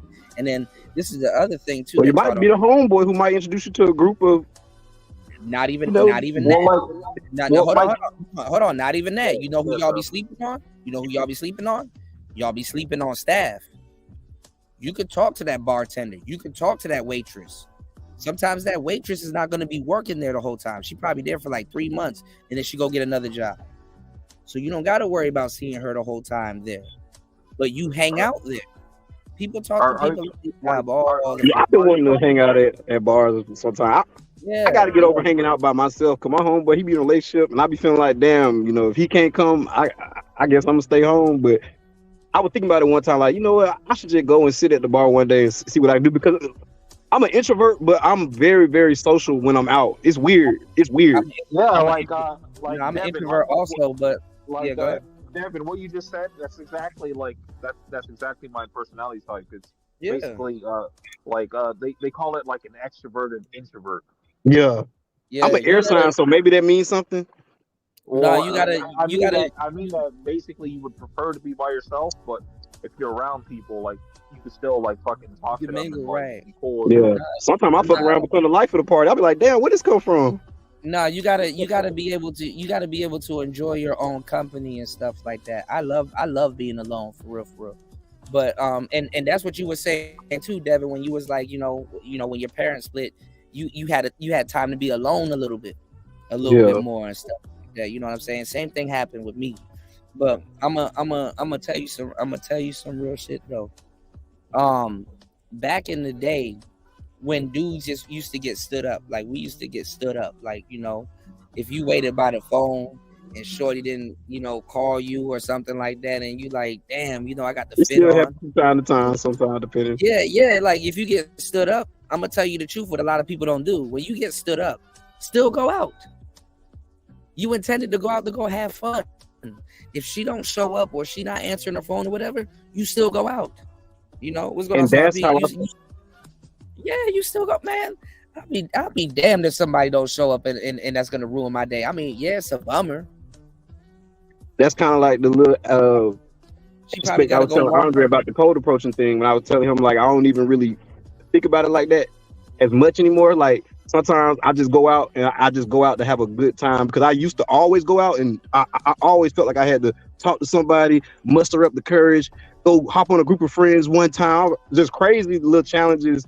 And now I go out, just have a good time. I fuck around, end up talking to 12 bitches. The thing is when you go out, talk to 5 people. Those first 5 people are throwaway. You can talk to a guy. No homo. You can talk to guys too. Just short conversation. Yeah, little small talk. It's just to get you in the mode of conversation, and then you eject. Well, nice meeting you guys. Y'all take care. You know. And then the thing is that let me tell y'all the beauty about ejecting. You know what I'm saying? Pause. Let me tell y'all the beauty about ejecting. I would approach like a group of like women and men, and I would talk to them and be like, "Yo, y'all watching the game? Who y'all think about to win? Okay, that's what's up. Damn, what you drinking? What's that called? Oh, damn, that's a blue motorcycle. That's what's up. I might get one a little bit later. Look, y'all have a nice night. Guess what? You can approach them again later on. I like that. Easily. And it's easier to approach them twice. Yeah. My whole thing is like I'm used to right, being Jay around Green. a lot Jay of Green people. giving y'all the game in the chat. Mm-hmm. Like I'm used to being around a lot of people, so that's why I don't really care for it anymore. But like I'm used to going to parties, and before I stopped going, like I used to play security, not like official security, but like hood security. So I would make sure that like the niggas stay in check. Man, Andre, you look like one of my you look like one of my player partners, bro. I didn't think you looked like that, bro. I didn't think he looked like that either, bro. That shit crazy. But the voice definitely don't match. Oh, it's funny when he said a girl said he speak too proper. Look, all of us. This is actually really no coincidence. I've been doing this for a long time. You know, because all of us kind of speak proper, right? Yeah. Oh, tell me that shit all the time because I got, I'm from the South, so I get country sometimes, but I get super proper. I work a corporate job.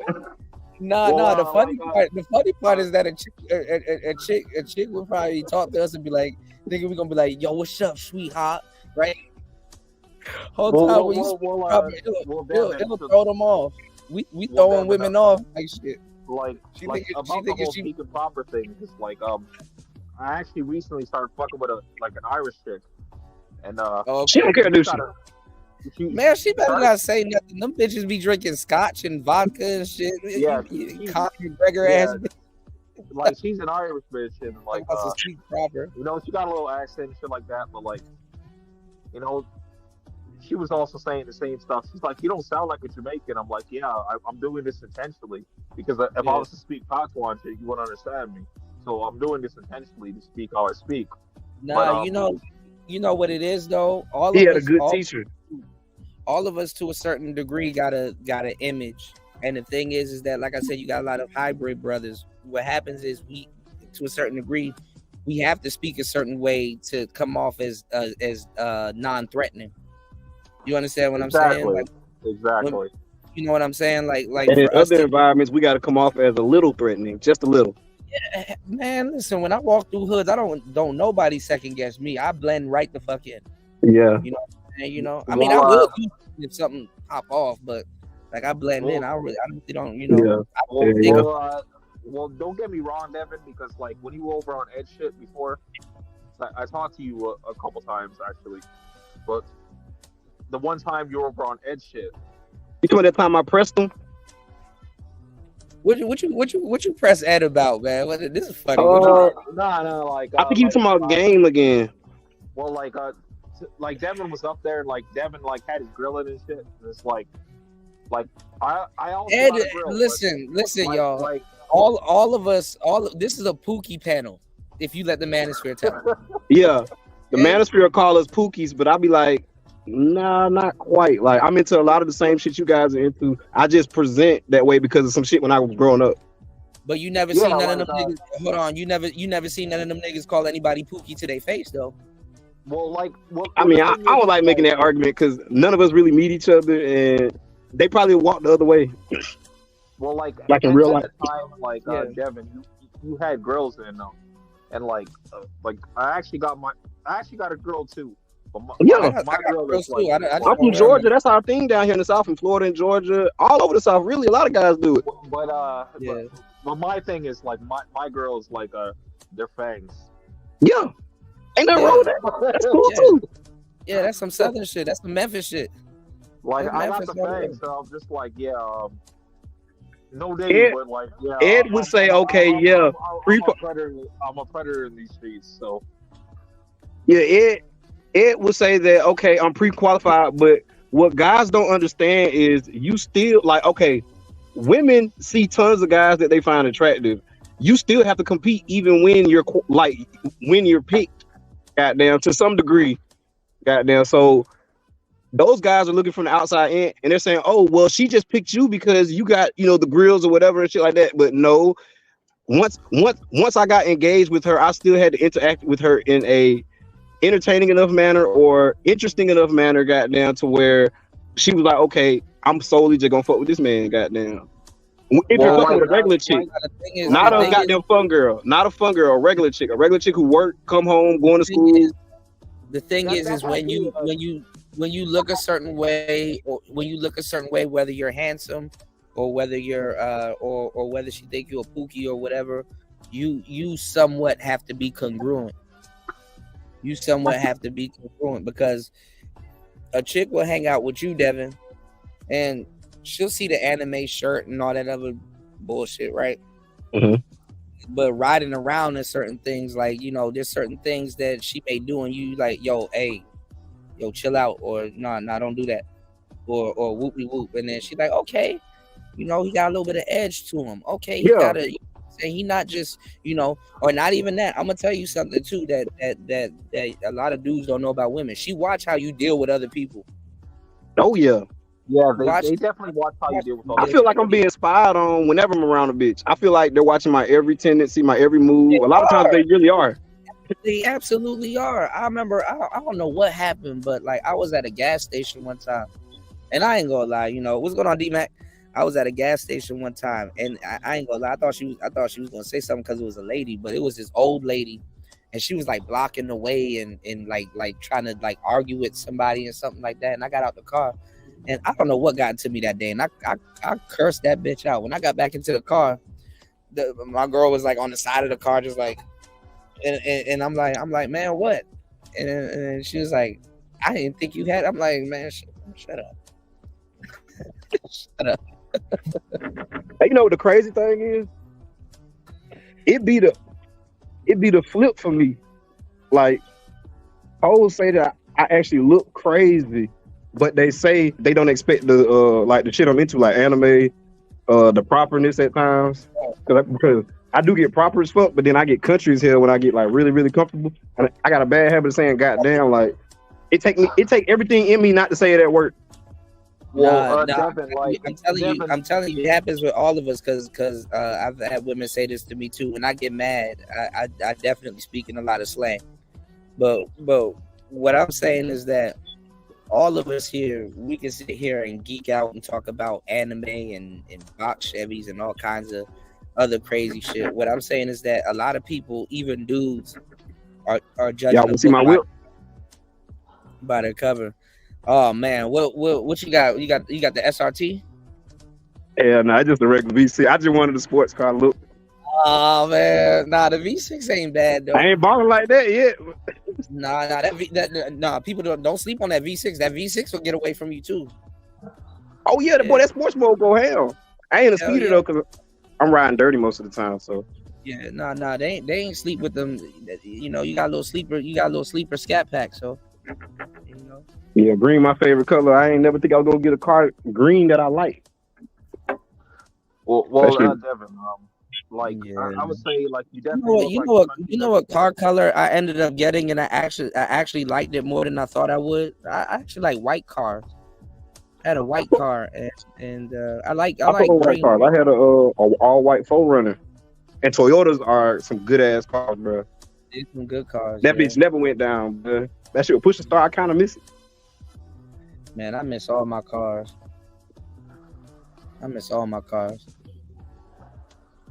Well, Devin, like you definitely look like a country nigga. So I don't understand why you're having why you're having problems with cold approaching. You don't. No, I'm not. Because you said earlier in the chat that you're having problems with cold approaching. So I'm wondering why you have problems with that. Like, he said he just. No, I just don't. Yeah, like I don't see it.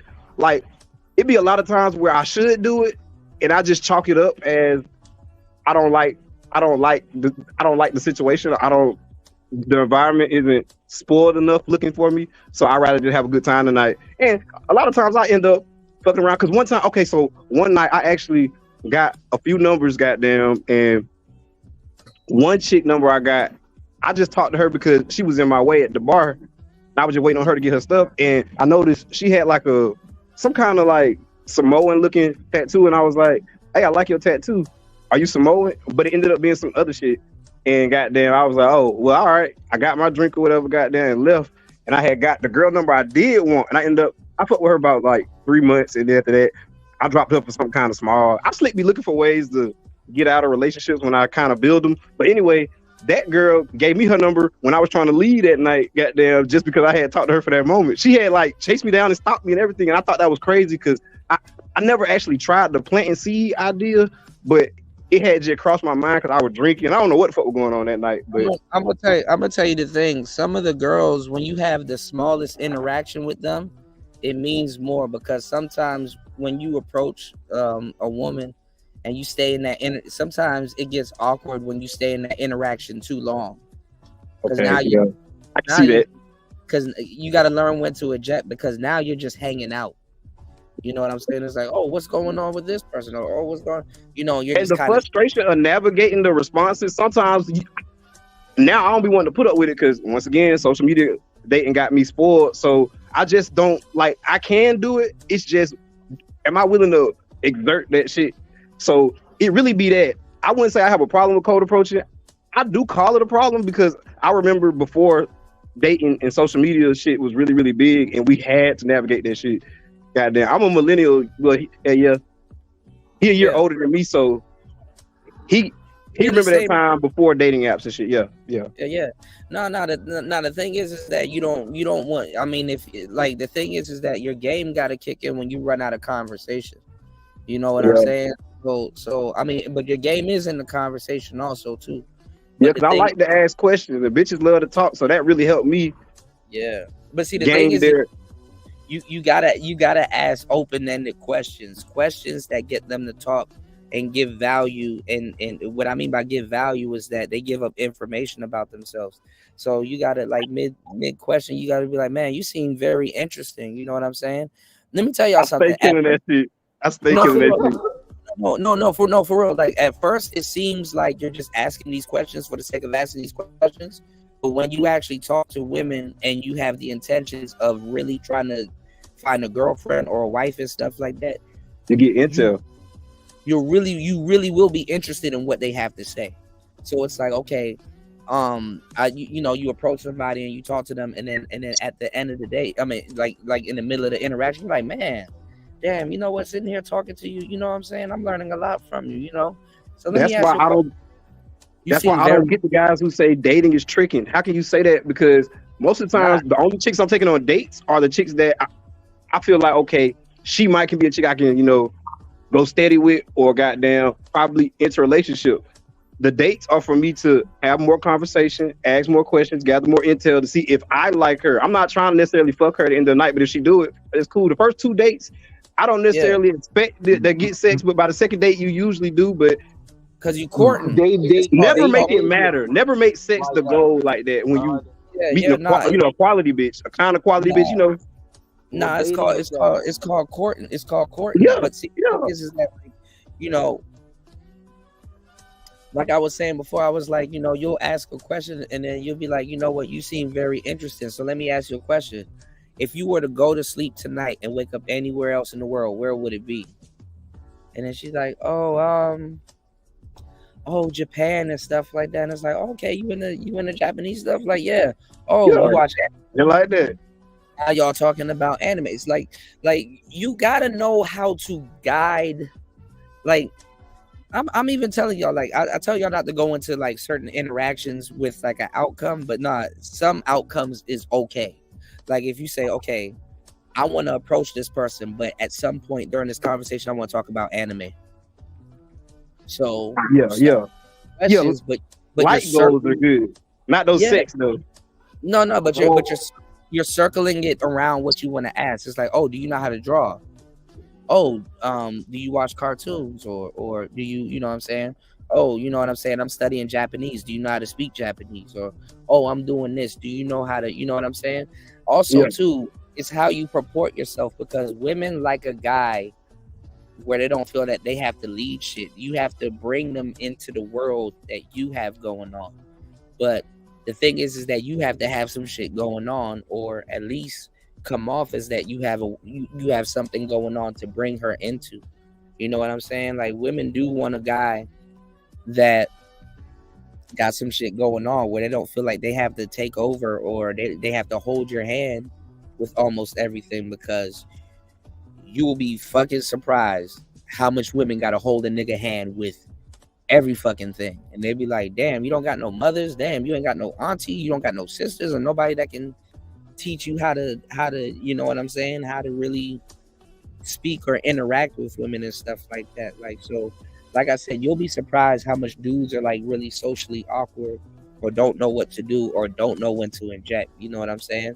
Yeah, Sometimes, I'm lucky to I had my older sister, because I was definitely on the track to be a weirdo, if I do say so myself. Because I mean, I don't know, because nothing wrong with being a weirdo, by the way. The problem is if you don't know how to articulate yourself. That's the problem. Yeah, see, back then when I was real young, I had a bad stuttering problem, so I was just down bad. It was just crazy. It was like life just opened up to me right in the middle at the middle section in middle school. You can get past the stuttering problem, because like I flatter girls all the time with that shit. I'm like, look, I only stutter around women that I'm. You can flip that shit and be demonstrated high value. You can be like, I only stutter around women that I'm nervous around, and look, I'm stuttering around you. I must like you. What's your name? You know. And then when she tell you her name, you could be like, Keisha. Let me stop playing. Hey, that nigga does, boy. Cool, boy. Come on, man. Like, you got to be able to put a smile on their face, or at least bring them around. One of the first things you should do. Yeah, jokes. One of the first things you should do when you meet a woman, crack a joke, and bring her around to your sense of humor, or figure out what type of sense of humor she got, because I ain't gonna lie. That's one thing I can say about you, Andre. It don't seem like you laughed my way into plenty of draws. I done laughed the draws off a bitch. I done, you know what I'm saying? I done laughed my way into plenty. Go ahead, Devin. Yeah, okay, Andre. I can say it don't seem like I can't sense that you can get funny. Like, you probably can in real life, but every time I hear you talk, and I heard you talk a lot on a whole bunch of different panels, I ghost watch a lot of shit that I never comment in, but I do be seeing you sometimes. Goddamn. And sometimes I do comment every now and then. Like, I'll be around sometimes. But anyway, you do seem very, very like Drake mono. Drake can have a good sense of humor. It's just that somebody got to get to know him first. He don't really open up. I can tell. Okay. Yeah. Okay. Yeah, okay. I do have a good sense of humor. Because me and this nigga me and Dre be laughing at a bunch of shit. So it's like, you just gotta. Well, Devin, it's like my thing is like, I have dark humor, so I laugh at shit that other people don't laugh at typically. Yeah. Do you watch sitcoms, like black sitcoms? Like Jamie Foxx Show, Martin, My Wife and Kids, all kinds of. I've watched all of that shit, but like basically like what I watch now is like I watch shows like Black Mirror and shit like that. So like I watch like dark fucking comedy. No, okay. Well, yeah, goddamn, you probably should fuck more with the like others, like probably like. You like the Irish chicks, the white chicks. Man, I'm telling you, man, if I was in Canada, I'd probably never date a black chick, but I don't know, goddamn. No, them Canadian girls are weird. Well, Devin, it's like my daughter's mom, she's half black, actually. She's half Jamaican. Okay, cool. She's half Jamaican, and like Jamaican chicks, like Kuda can tell you, and other people in the space can tell you that Jamaican women, they're pretty much on par, if not worse, than fucking Black American women. Oh damn! And like, y'all think what Diddy did to Cassie was crazy? You want to know how you can legally whip your Jamaican chick's ass? Bring her to a dance hall club. Oh yeah, you can power bomb her. You can jump off the bar. Like, they're jumping off ladders and all kind of shit. They're wilding. Damn. Shit. Oh, look, like, War Master, see how you flip that. War Master said, I always ask the woman if she has ever been an axe murderer. You can look, see, y'all gotta learn how to flip stuff and be fun with it. It's like, all right, look, let me see if you crazy. And I'm judging you. Tell her that too. Be like, and I'm judging. All right. Look, if you had to date Chucky, Jason, or Michael Voorhees, which one are you dating? Go. You see what I'm saying? Like you just gotta. I know, man. Like the nerds, they be overcomplicating. I be like, it's really this simple. Just find like basic shit that everybody can relate to, and just try to expound on that and guide it to whatever you really want to know or whatever you're trying to get it to. Like it just is. But that shit is a hassle trying to figure it out, especially if you ain't got nobody to. I feel like if you're trying to really fuck with this shit after 25, it's over already, man. You cook because it's always gonna seem like you're going out the way. I know the guys that's older that's trying to do this. They're like, oh, I don't want to go out the way. I don't want to. You try to put the toothpaste back in the tube. Yeah. Damn, that's a good ass analogy. Yeah, the train left the station, and it's like, bro, this is the thing. This is the thing because guys don't want to receive life advice and shit like that, but a lot of guys do need to receive life advice. When women tell you to be yourself, they're not lying to you. But if you don't know how to be yourself or don't know who you are, that's horrible advice. Because being yourself, like who to what you just said, it's like because one of my things that I do now is you know the whole like Netflix and chill, like that whole phrase. But like my thing now is like it's anime and chill, so we're gonna we're gonna watch some anime, we're gonna chill, and I'm hitting at the end of the night. Right. Give me 1 second, y'all. I don't want to run down my battery. But nah, I mean the booty rub usually works. Nah, look, let's take a shower. Do you want a massage? Yeah, the massage and the booty rub always gets. Yeah, before you enter my household, we gotta take a shot of Grey Goose. I keep telling y'all, go get your ass a toaster oven. I'm telling y'all, bro. I be cooking salmon. I be cooking salmon with some vegetables and rice. Like, I ain't gonna lie, if you really want to really do it, you know what I'm saying? That nigga going hell, yeah. Yeah, you invite a girl to the house and you cook. Absolutely. Yeah. I had a bitch cook for me one time. I had just bought the groceries. She was like, "Yeah, I'm about to make some homemade." Yeah. I was like, "Okay." Yeah, it's just like, we just this ain't, and you can play with it, be like, yo, this ain't no date or nothing or whatever, so you can come in your sweats or whatever. We just about to go to the store, get some food, and then cook and shit like that. You know, I'll cook a meal, you cook a meal. Let's see who got the better meal. You know, y'all gotta start. All right. The game that I was telling y'all before.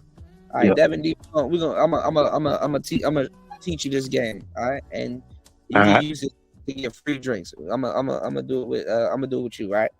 So look, all right, we're gonna make a bet, all right.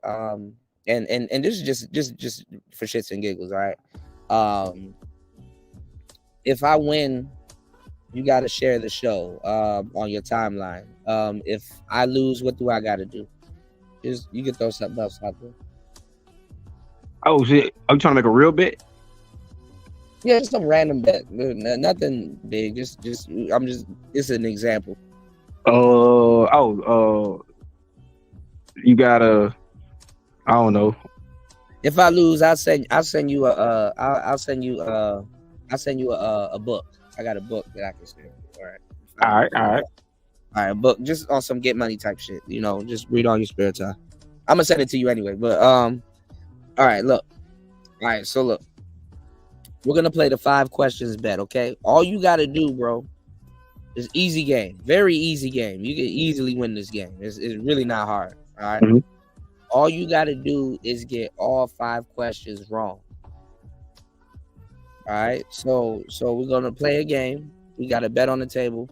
I'm gonna ask you 5 questions. All you gotta do is get them wrong. So, like, I'm gonna give you an example question. Like, for example, what's your name? Sydney. All right. See what I'm saying? All right. Yeah. So you got it wrong. So we're gonna move on to the next question. All right. So you ready to play the 5 questions bet? Yeah. All right. So look. Question number 1. What planet are we on? Jupiter. All right. All right. Question number 2. What space are we in? The feminist sphere. All right, we in the feminist sphere. All right, cool. All right. Question number 3. Whose comment is on the screen? If you can see the screen, whose comment is on the screen? War Master. Andre 416. Okay. All right. See, you got it. You got it right. All right. Well, I see War Master. Yeah, I know, but see, you got to answer it wrong, Andre. So he got it right because he answered it wrong. Okay. Shit. All right, Devin. What number question were we on? 4. I think it was 4 or 5. Wow. He got you. Got you. That nigga there. Yeah, got you on the fourth one. That man dirty. But you know what that means? That means you a good dude. That means you're looking out, and you got a heart. You understand what I'm saying? A woman that thinks, a woman or a person, not just a woman, a person that think they slick, they be like, oh, okay, I see what he's doing. This question number 6, right? And I'll be like, you played this game before, because you would think you win because you thought I was being slick. So it's like, played this game before, and they'd be like, nope, and I'd be like, got you on the 5th one. See, you got to get somebody with an ego. It's really better if somebody had an ego and they answered it, because then I can show you the power of it. Because the thing is that if you had an ego, you would be like, oh, it was question number 6, and I'd be like, okay, I got you on the. I'd be like, you played this game before. Yeah, I ain't gonna lie.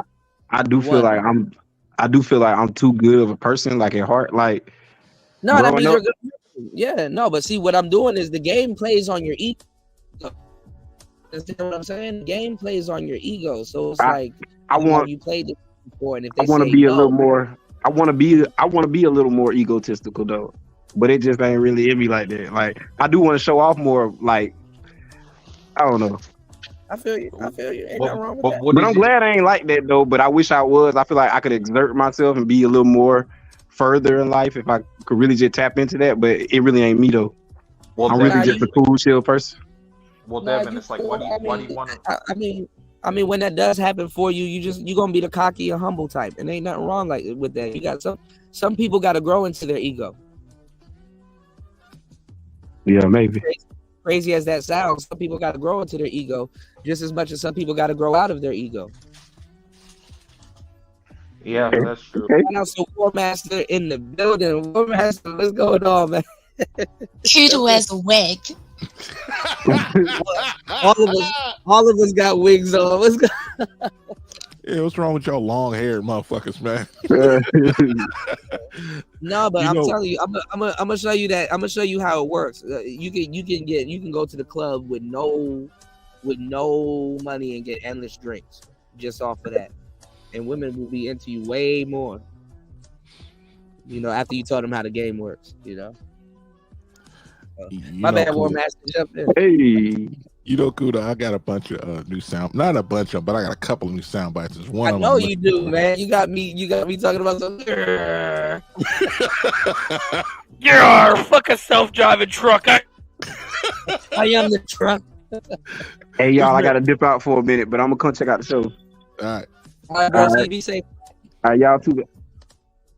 Shout out to Devin D. Jump in, War Master. I'm sitting there getting my screens backwards. I normally have YouTube on the left screen and StreamYards on the first screen. You got the multi-screen. You got the Cerebro. You got the Cerebro edition going on. One of these days I'm gonna build a Batman wall, but some people be like, brother, what's that? What's that, brother? I just want to quickly say this, and I'm gonna hop off. But no problem. Yeah. So like I said, I used to play security in like clubs and bars and shit like that. I used to do unofficial security work. Yeah. Just like as a hood nigga, like. So I used to do that, and like obviously that attracts women. So yeah, the women around me, right? That was part of the crowd would like. If like nigga was trying to holler at them, they'd be like, "Yeah, you could do that, but like, if you can do that, you're gonna have to buy drinks for the squad, basically." And my whole thing was like, I'm trying to stay alert, so I wasn't on that type of time. But just the fact that it was happening was interesting to me. Women like a sense of security. The thing is that as being a protector, just don't be a doormat. That's all it really is.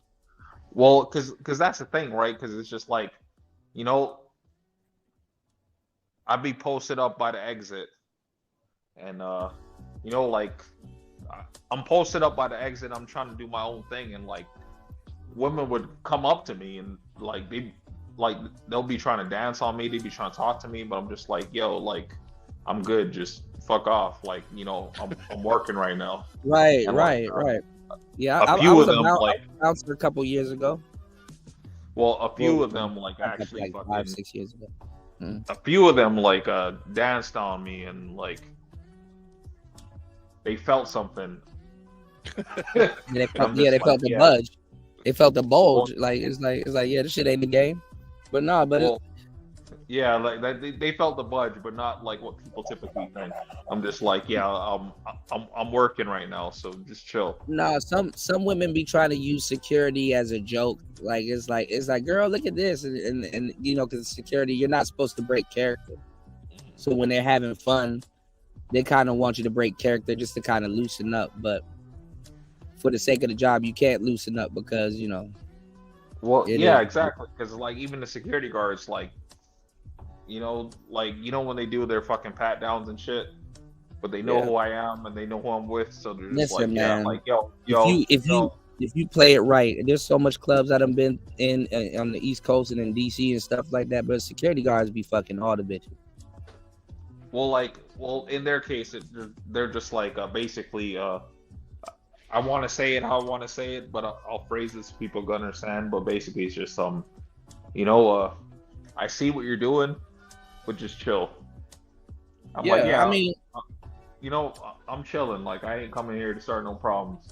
no, y'all deal with a lot of shit. I mean, I used to bribe security guards to get in the VIP sometimes. I used to shit. Y'all deal with a lot of shit. You know, I slip a security guard at $10, $20. Hey, get right in the VIP. That's not quite what I mean. It's just like basically I was You saying. know what I'm it's just saying? Y'all go through a lot of stuff. You can't loosen up for the sake of broads, because if a nigga see that and shit like that, then they get away with a lot of shit too. You know what I'm saying? Well, I'm Depends on the like, type of club and what's going on and shit like that too. So well, it's like not- over here, we call them girls, right? So Mm-hmm. you know, they would see my girl and it's like, yeah, you know, just chill. I'm chilling. I'm not here for no bullshit. Mhm. I'm just trying to keep the peace. That's it. Yeah, I mean that's why I kind of didn't take some of my girls to the strip clubs when we performed, or some of the stuff that we were getting into, because I knew they would get whisked away, and I won't see this bitch for like another day or two or some shit like that. So I you know. That's not what I meant. I know that's not what you meant. I'm just saying I've been in those positions where I've seen security being compromised. You know, so you don't want to put yourself in a compromising position at all in any setting. You know what I'm saying? Especially at work, not over no bras and stuff. So, Well, what I was talking about is like, since Mhm. it doesn't seem you understand what I'm saying, is that basically it's just, you know, going to the party for work, and like, you know, I got the Matic with me, so Mhm. you know, so Okay. yeah, and like they see that and it's just like, yo, you know, You did any SPO work, I don't know what SPO is. like special police officer work? You had to carry a gun. No, I've never done that. Okay. Like, I've done unofficial work, is what I'm saying. Well, But okay, I did. Okay. Yeah, like I do actually have friends that are like, we call them boydom down here, you know. Mhm. So No, because I mean, I've worked at strip clubs and stuff like that. So I'm like, some of those girls, they'll ask you how much you making and shit like that. Because some of those girls, when they go to do private parties and stuff like that, they damn near can pay you more than the venue. You know what I'm saying? To accompany them to, like, you know, certain, you know. Well, like one of my most memorable times of going out was going out to a club, and this chick that was with us, that was like, she was like, you can't talk to me unless you buy everybody in my group a drink, and he did that. And he went you see a above lot and of beyond. goofball stuff with your security, bro. It's endless goofball shit going on with your What security. kind of nonsense is that? I ain't buying no. They bra. they do that was shit the all the time. Like he was a simp. That's why. And he had Yeah. money, so like he was a simp Yeah. and he had money, so that he did that. And like that's the thing, right? That's what I was trying to say, because I did have like women like approaching me, and that was only because like I was like laid back and staying away from everybody, because like I was there, like I was security. But basically what I'm trying to say was like I was strapped the fuck up, but I wasn't making it known. But like women can tell this shit. Yeah, So Star they P, were seeking Star me P out. going through that right now. I'm telling this nigga to get some brass knuckles or a fucking. I ain't gonna lie. I couldn't be. I'm glad I did. I only did about bouncer work for like 2 months and left, because like I'm not really like a big ass dude, you know. And then I'm like, you know, the club that I was at, I'm like, yeah, I'm bound to get into some bullshit. So and it was just like a little odd job. It wasn't really my thing. But like me, I couldn't do no security work. Like honestly, because I'd start getting like sadistic and shit like that. Like Well, I would wasn't- put like an electric baton, not just to hit somebody, just because I want to see somebody get. I wasn't officially doing security work, like I said, because like it was like one of my OGs, but like basically, like he was a real OG, so like he was getting paid by like the club owners to fucking provide protection to certain venues, you know. So you know, like he hired me just to come along and fucking keep the peace. Okay. I mean, well, you have a I wouldn't say you're intimidating, but you know, sometimes they will hire, you know, guys, you know, to be security and stuff like that, just to kind of, you know, defuse a situation. You know what I'm saying? Like you look like you would defuse a situation more so than cause one. And then like if you're in the corner and stuff, just chilling and stuff like that, I don't think dudes really gonna act up. You did. But I don't know. Security work is weird, but you know. I've never actually done security work. I've only done unofficial security work. Where like as I said, it's like you know, my friends, they were cool with like the owners, so they wanted to make sure that nothing happened at their venues, so they would have guys like me come around and keep the peace. Yeah. I mean, I've worked at a store before where you got normal guys that that look like us, and they're really security guards, and they will catch like shoplifters and stuff like that. And I'm like, damn, you know, it's like you got to have like a second sense, you know, to even know. Well, like you can see people, you got security guards that can see people, be like, this person's about to steal. Well, that's not quite what I meant. Basically, like what they're paying for is like dudes that like understand the streets and they understand like. Yeah, I know what you were saying. I'm saying in general, yeah. Because at the time I was wilding. I really was wilding. So. Right. So at the time, nah, if you do look like me and you, and they'll be like, look, this person about to steal. I need you to help me accompany this person to the front of the store. And I'm like, oh shit, okay. And just let me know and shit, because they, you know, they wouldn't suspect you to be a guard. You know, Star P said I got to get my ass back in the gym. Yeah, you know, Star P going through it. See, Star P, if I was you, I would get me like electric gloves. So when I punch somebody. Well, like, you did. It was a little bit different. Like at the time, it was a little bit different. Like at the time, it was basically make sure that nobody fucking goes to the upper room after that event. Okay. Or during that event. Mm. Well, nobody that doesn't deserve it, anyways. Right. Nobody that doesn't have like a wristband or some wild shit. Yeah. I feel you. Well, Master, what's going on? You ready to get back to work, man? Nah, I got family shit here I gotta do. Okay. Hopefully it's not bad. Hopefully you get to. It's better. I'll say that. It's bad. Well, family members they end up going to the hospital. Yeah. Not any kind of emergency stuff like that. Just Okay. You schedule your visits in there and then you head in there and yeah. We're getting older, man. That's just the fucked up part about getting old. Everybody going down and shit. I saw a picture of Sinbad the other day and I'm like, damn, I didn't know he was sick. Bro, I seen Linda Carter. Bro. Oh, Jimmy Carter's wife? No. Linda Carter, like old school Wonder Woman. Oh, now, shit. What happened? She's like I think she's like 70 or something like that. She looks good, but man, when she was 40, she was hot. Linda Carter. Hold on. Yeah, I remember somebody was talking about her, and I was like, oh, let me look her up. And she's like, yeah, she's still kicking. Still bad. I mean, I remember seeing her. People that's still alive. Linda Carter. Yeah, that's Wonder Woman back when they had the invisible plane where you just saw her in her blue swimsuit.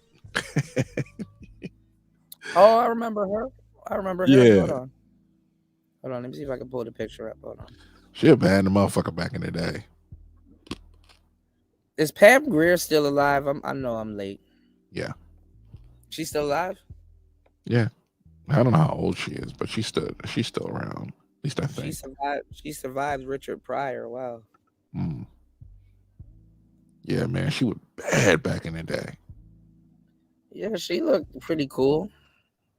Yeah. And what makes it so funny is the hairstyle will get you.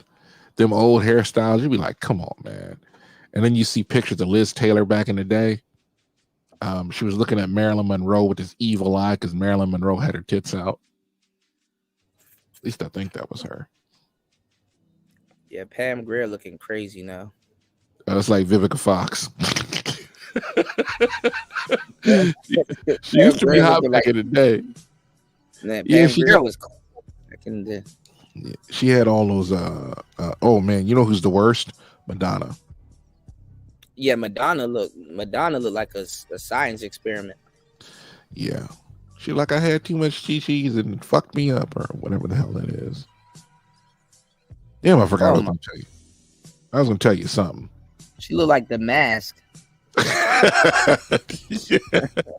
And you know something else that I really I was watching a video on X, and this guy had he had just taken out breast implant, and he said it dried, but there's calcium all around it, so it was cracking like an egg.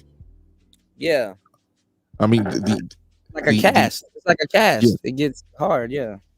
The breast implant itself wasn't punctured or anything like that, but it was just like, yo, I think it gets like plaster. Yeah, like plaster, kind of like that's the consistency, I guess. It's like, imagine slapping a girl's titties and that shit hurt your hand. Yeah, man. Like motorboat in a mountain and shit. It's like, ow. Yeah. I don't even get that. I'd rather a chick have an A cup than have fakies. I'm weird. Like, I'm a titty guy. Yeah. But you don't necessarily have to have titties. Like, if they're too big, it's like, Man, the biggest ones I ever had in my hand were G's. I don't even know. I can't even fathom what a G look like, bro. It looked like another titty, just a little bigger. Titties be long as shit. Nah. This chick, man. Have you seen because they showed this picture of my young Miami. They were like, she got cockeyed nipples. Damn. So they're probably fake. That's crazy when you have cockeyed nipples. You know what? I remember there was a what was that damn thing? I saw this cat that was cross-eyed, and right next to it had a porn star with her nipples pointing in different directions, like the cat. That's fucked up. All right, this conversation about to go south, y'all.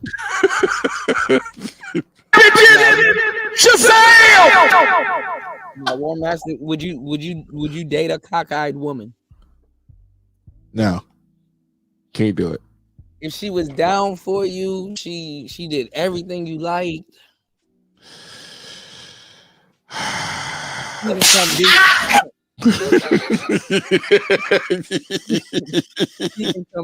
She even come visit you state to state to bring you lunch in your truck. Why?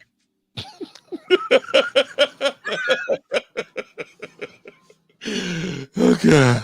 All right, well, Master. All right, your seat in hell is already passed. We're in hell. I was telling a fucked up story the other day. Would you? I think more dudes said deaf than blind. Would you date a deaf woman or a blind woman? Neither. What's wrong with you? Nah.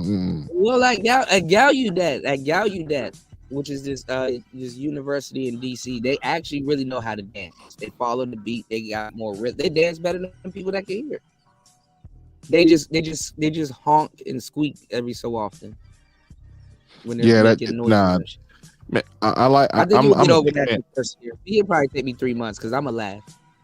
I'm a big firm believer in sound, man. If she has a nice speaking voice, I'm in. But man, she might have a cute honk. No, it might be cute, like a little peep. Ooh, wee! What? You see that booty? If she was bad and you know she just. I don't care. You wouldn't be down to learn like sign language and just kind of no. Is it because you're too good, or is it just like you just wouldn't do it? Man, I won't even speak another language. You don't want to learn sign language? No. She'd be over there sounding weird. You know, you'd be over there talking about. No.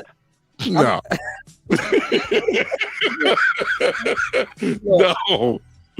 Wait, hold on. I mean, because I'm saying like dudes in the manosphere, they, you know, I mean that's an option. There's a lot of beautiful deaf women. Dude, come on, man. Imagine she's saying this in your ear. Me, Daddy.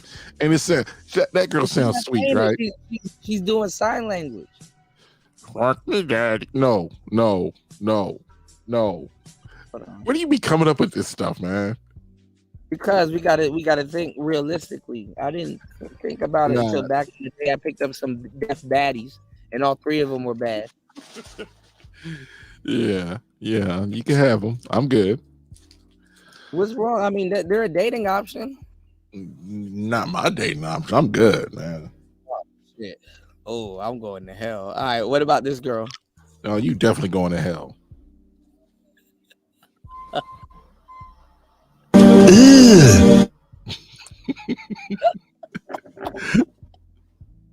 What about this girl? She's cute. She's just she's just a little cockeyed. Y'all wouldn't mess with a cockeyed. Women will mess with a cockeyed guy. I've seen sisters mess with cockeyed dudes.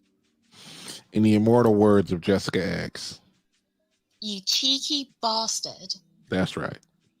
You wouldn't mess with this girl right here. Don't care. You know. What's going on, David? David, don't worry about it. I'm just asking you what you think. What's that, brother? I'm gonna clip that up, man. When she walked up to you, she's like, "Hey, boy, I'm feeling you. What's your name?" I've never heard a deaf person. Oh, so you gonna look behind you, huh? I've never seen a deaf person sound good. It's never happened. You gotta go to Gallaudet. There's some. No, I ain't gonna lie. I'm being that serious. There's some baddies, and you'll be like, "Dang, I'm really considering." No. No, you would. You would. No, Kuda. I consider dating a deaf girl. No, I mean no, nah. That's like dating a chick with 3 fingers. Nah, it ain't never gonna happen. I've dated a girl that had an extra finger, but it was like I think it was like an extra pinky. She had to get it cut off. Shout outs to Beachy in the building. How are you? It's good to see you. You know, I need to get my sound. Would you date a girl that still sucks her thumb? No. Never. Come on, man. I remember there was this one chick. It was on one of them talk shows. Like I don't know which one it was, but it was like this one dude wanted his chick to stop sucking her thumb. He'd be like, "Man, it'd be stinking." I mean, sometimes. it's just. I mean, some people don't grow out of it, but I've had actually one of the stripper girls I was talking about. She still sucked her thumb, and it wasn't like a sexual thing, but it was like she kind of when she listening to you, it's just something that she did. Like she sucked her thumb and kind of like played with her ears. It was just weird. I'd rather her play with her panocha than suck her thumb right in front of me. It wouldn't even bother me. So you wouldn't date a girl that still sucks her thumb? No. Imagine you sitting there talking, you and your friends, her thumb just comes out. Nah, I'm good. I mean, her teeth kind of, took a loss for it a little bit, sort of, but it wasn't bad. No. Because if you suck your thumb for a long time, it kind of fucks with your teeth. You'd be over there talking to a chick, and she'd be like, thumb. It wasn't like her teeth wasn't bad. It's not like when she said sexy. It's not like she said sexy. It wasn't that bad, but I remember seeing this video of this little baddie. She was Filipina, and I hadn't known it at the time, but she was like they mix up their P's and PH's and F's, or it's P's and F. So she called herself a Pinay instead of Pinay. No, she says she's really fritty. Like, what the hell? P goddamn H. Anyway, but she was cute though. You could mess up words and you could sound, you don't have to like what a woman would perceive as her what a woman would perceive as what's the word I'm looking for? Oh, don't be asking me on weird questions. No, like what a woman would perceive as like a bad thing, I think that's like a cute thing. Like a lot of women don't like their nose. Like if a woman had like a weird nose, I would think it's cute.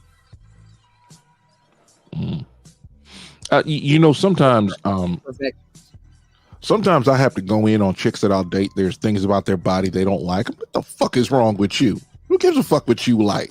I'm the one that's gotta like it. I might only say something about it if we're fighting, but that's why you can't see straight. Yeah. I ain't gonna lie. If I had to curse this chick out, I'd be like, that's your problem. You ain't got no vision. You don't know where you looking. How dare you? No, I can never say. It come out when we fighting. See, that's your problem. You can't see straight. You're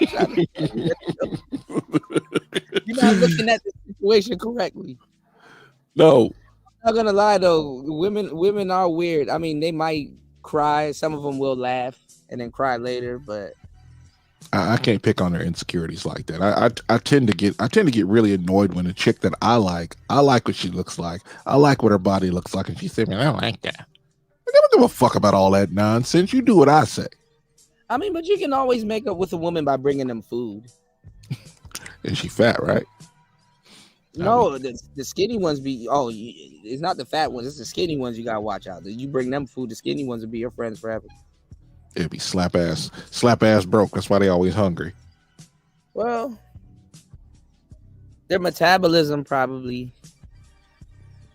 eats everything up. But you wouldn't date a cockeyed woman? No. What if she's like part-time cockeyed? Like sometimes when she looks a certain way, you can see it, but it's not all the time. Why are you asking me all them weird questions? Is there a chick in front of you? This is how life is. It's like life will play games with you sometimes. It's like she's only cockeyed when she looked to the left. So you stand on the right. Are you a pookie? I'm not. No. I miss Jessica, man. Yeah, she done disappeared. I don't blame her. Maybe she got little Jessicas running around. That'd be cool. Yeah, she probably got. Women will disappear and get pregnant and come back. That'd be some cool shit though. But she probably can't come back if she's a single mom. Jessica, they're gonna get in her ass. Now you're a single mom. Oh man, that song is never going away. So one of his co-workers tried to call HR on him and like a lot of different like little goofball stuff, and he ended up beating it. I guess. That kind of. Yeah, see, if he was a blue collar guy, man, nobody would care. They'd be like, okay, yeah, what's that matter to us? He probably got like a warehouse job, so they're like, look, just like. Stop. Yeah, well, man, if you work in an office around a bunch of women, you probably gonna get fired. But around there, I mean, they try to call HR on him, but I mean, he's blowing up. I mean, he might not need that job any longer soon. So, I told somebody this a little while ago. You already know I'm a truck driver. They put cameras on them trucks to see cars. They don't give a fuck what the driver's doing. Well, some companies, I should say. We know yeah, Swift. because I remember yours try to spy on you. They try to put that thing right. If they would have done it, I'd have been gone. Because they already know it's like, look, this is where I lay my head at night. But they do that to micromanage, though, right? No, they do it. They do it to see the cars doing the fuck shit they doing. I mean, cars really do really messed up stuff, and it's like you see a truck go in the ditch, and they're like, man, I got cut off by a car that brake checked me, and I'm like, in the office, it's like, I know what you're talking about, because you got cars just for whatever reason they just want to stay in your blind spot. Either stay in your blind spot because they like driving next to you, or they'll sit in front of you and try to face guard you, for lack of a better term. Like tailgating you, like brake check and stuff. Okay. Well, no, a lot of the time they just want to sit in front of you like you're another car, and I'm like, yo, you're 50 feet in front of me. Why are you driving the same? Bro, it's like being 2 feet in front of you, 50 feet. Because if they tap the brake, you're gonna hit them and probably kill them. Yeah, brake check. Yeah. I mean, I'm just saying because I remember this one time. I probably told you this. There was this guy in Oregon. He was humping my leg for some reason, and then he cut me off. And the moment he cut me off, I changed lanes. Like right when his turn signal came on, I was already moving. We were about 2 or 3 feet apart when I did this, and this fool slammed on the brakes. I was still in his lane when he slammed on the brakes because there were some ducks crossing the interstate. It's a 4-lane interstate, or really 8-lane. I'd have ran him over, wouldn't even stop. He was dead if I'd hit him. He stopped dead. And I could see his head turn up towards me as I went past him. I didn't even slow down. It's that kind of fuck shit that goes on, and people don't think about you, because if they can't see you out of their right hand side, if they don't like if they can't see you out of their passenger and driver windows or in your windshield, they can't see you at all. And it's like, you cut a car off, right? You're 10 feet and 20 feet in front of the car, or even 50 feet. Hell, that's a long distance for a car, but a truck, man, 50 feet, man, that is short. Cap, I was asking War Master, would he date a blind girl? And I mean, a deaf girl. But see, this is different, though. I think this girl is deaf, but I think she's probably blind, too. Damn, deaf and blind? Fuck. Yeah. Now, that chick there, third from the left, she's actually attractive. The one with that's doing the shh, like with her. I don't know if she's deaf though. It says deaf female rap artist. That don't make any sense. Artist. Oh, okay. She's they be ratchet, so. Yeah, she actually mixed with Asian and black. Oh, this girl's a deaf singer. See, what about this girl? She bad, but I don't give a fuck. Just like they're having that fucked up voice. I sort of kind of dated this chick. I heard a guy actually answered the question. He was like, "At least she'll shut the fuck up." I said, "Oh, that's fucked up." He's like, "Well, at least she gonna shut the fuck up." Like, damn. Like, that's cool. You know what's so funny is like chicks will be saying dumb shit about men. And chicks will be saying dumb shit about men, and when men clap back, all of a sudden it's a problem. Yeah, it'd be all upset. But I mean, at least your deaf girl ain't gonna go on Fresh and Fit and throw a fit. Yeah, oh my god, nah, I wouldn't date a chick that went on Fresh and Fit. I'm like, nah, I'm good. It's like if you on the internet, I can't talk to you like that. So are you looking at deaf girls as like a discounted woman? Like it's like a discount thing? I mean, because you can have a healthy baby that can hear and everything with a deaf woman. You know, that's the answer. There we go. She can't hear shit. Paul said these women always try to take the lead and have no direction. Yeah. I mean, it might be. I mean, a deaf girl might be your type. You never know. What makes it so bad about a lot of women, they want you to quote unquote lead, but they're not good followers. It's like, how the hell I'm gonna lead when you getting in the way? Well, they always got to shit test you to see to see if they want to follow you. I don't react well. That can make them not a good follower. I don't react well to shit tests. You fuck around and piss me off, I just hop in the truck, take off, or I go home. Either or. Well, you got to communicate that so she'll shit test you less. Yeah. I mean, that's not going to guarantee her shit testing you less, but yeah. Usually, when I cut all contact off, it's either you can be single, or you can wait till I call you. It might be a couple of days, or a couple of weeks, or a couple of months, or never. Well, I mean, dating a trucker is confusing. I mean, not confusing, but it can be confusing because I mean that's what's going on with Princella. I've been that way. I've been this way since I was in my mid-20s. You get tired of the dumb shit these broads were doing. Is this back then? This is like, fuck, I'm old. I mean, I would think like dating a trucker is kind of like similar to like dating somebody in the military. Yeah, I mean, you can come home. This is a funny where you can come home every 2 or 3 weeks if you want. A couple days off, 3 weeks out. Yeah, but you can't leave a woman alone for no 2-3 weeks, man. It depends on the woman. That's true. It's like having a woman that's a stay-at-home mom or a stay-at-home girlfriend or wife or whatever it is, and her whole existence wraps around what you do. So what would you say are the hardest professions to date? Military, truckers, like what are the like? Do I look like a woman? I'm just kidding. No, I'm just saying, I mean, if you're away, like what would be like the hardest professions to like for a woman? What would be, or a guy? Because I mean, some guys would be like, damn, I want to spend more time, even though, like you said, you could take time, but you'll be taking time off of work unless you saved up for. I'm this way. I would not date a nurse. I would not date a truck driver. Any female in the military, wouldn't do it. After she got out, maybe. Oh, so you wouldn't date a trucker girl? Y'all just meet up on the road every so often. You wouldn't date a trucker? That's next to impossible to do unless you work for the same company. But right.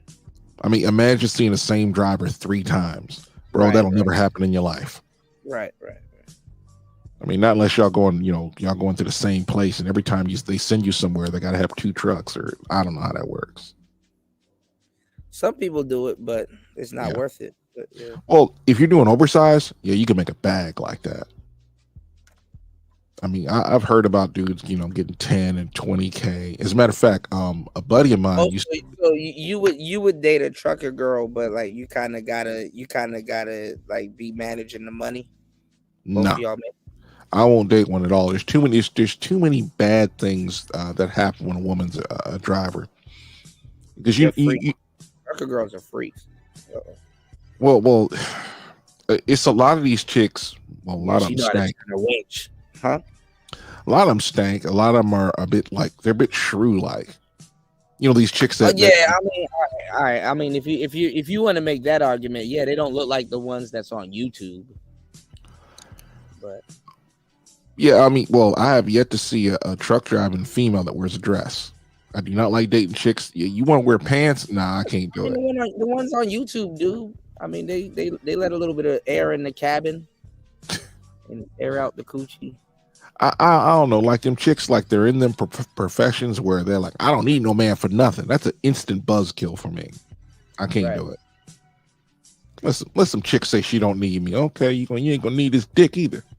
Fuck out of here. Even if she doesn't, if she vocalizes it, it just makes her sound dumb sometimes. So, Well, yeah. Most women aren't that bright.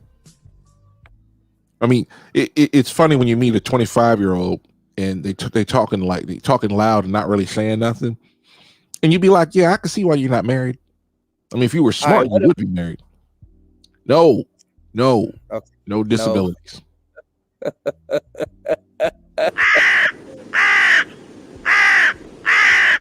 Could have tripping. Why don't you get off the deaf page? Okay, well, would you get a side chick? No, that's like asking me to date a chick who doesn't have a vagina. No, I'm not even talking about no trannies. I'm just saying, some chick. That deaf coochie might be hitting on something, man. I'm just saying. There's something wrong with you. She like give you sign language. I'm about to come.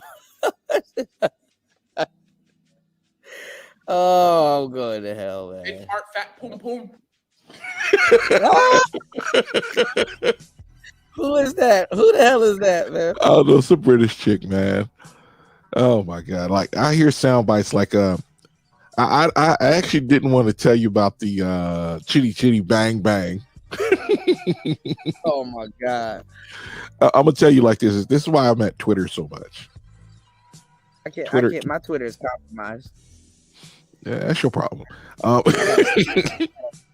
I gotta start a new account. You said, Kuda, you ain't lying. I haven't seen a woman driver that looks like a sassy truck driver in person or on the road. Man, I'm worried about y'all truck drivers. Hopefully y'all not out here raw button them truck stop toilet seats, man. I seen some really nah, I ain't doing that. You never know, man. I'm gonna say it like this: you can catch some all kinds of viruses. Some of the truck stops I've seen been clean, but there's some truck stops I ain't going. Yeah, I've seen some horror stories. Here's the funny part: I've been driving 20 years. I've only seen 10. We're talking attractive truck drivers. I'm talking about females, not dudes. Pause. Okay. Yeah. I think the females do more the dispatching than the actual. It's like night and day. Anything we're doing with touching the trucks, driving the trucks, fueling the trucks, that's all men. And the women all work in an office. It's the funniest thing about a company. It doesn't matter what company you go to. I mean, it's not. I mean, women want to be the brain, and they want guys to do the work. I mean, like, it's funny when they make those slavery jokes. It's like, but y'all want men to be the slave, like. Oh yeah. Yeah, that like, is true. Labor. They want to be the brain, and they want you to do the labor.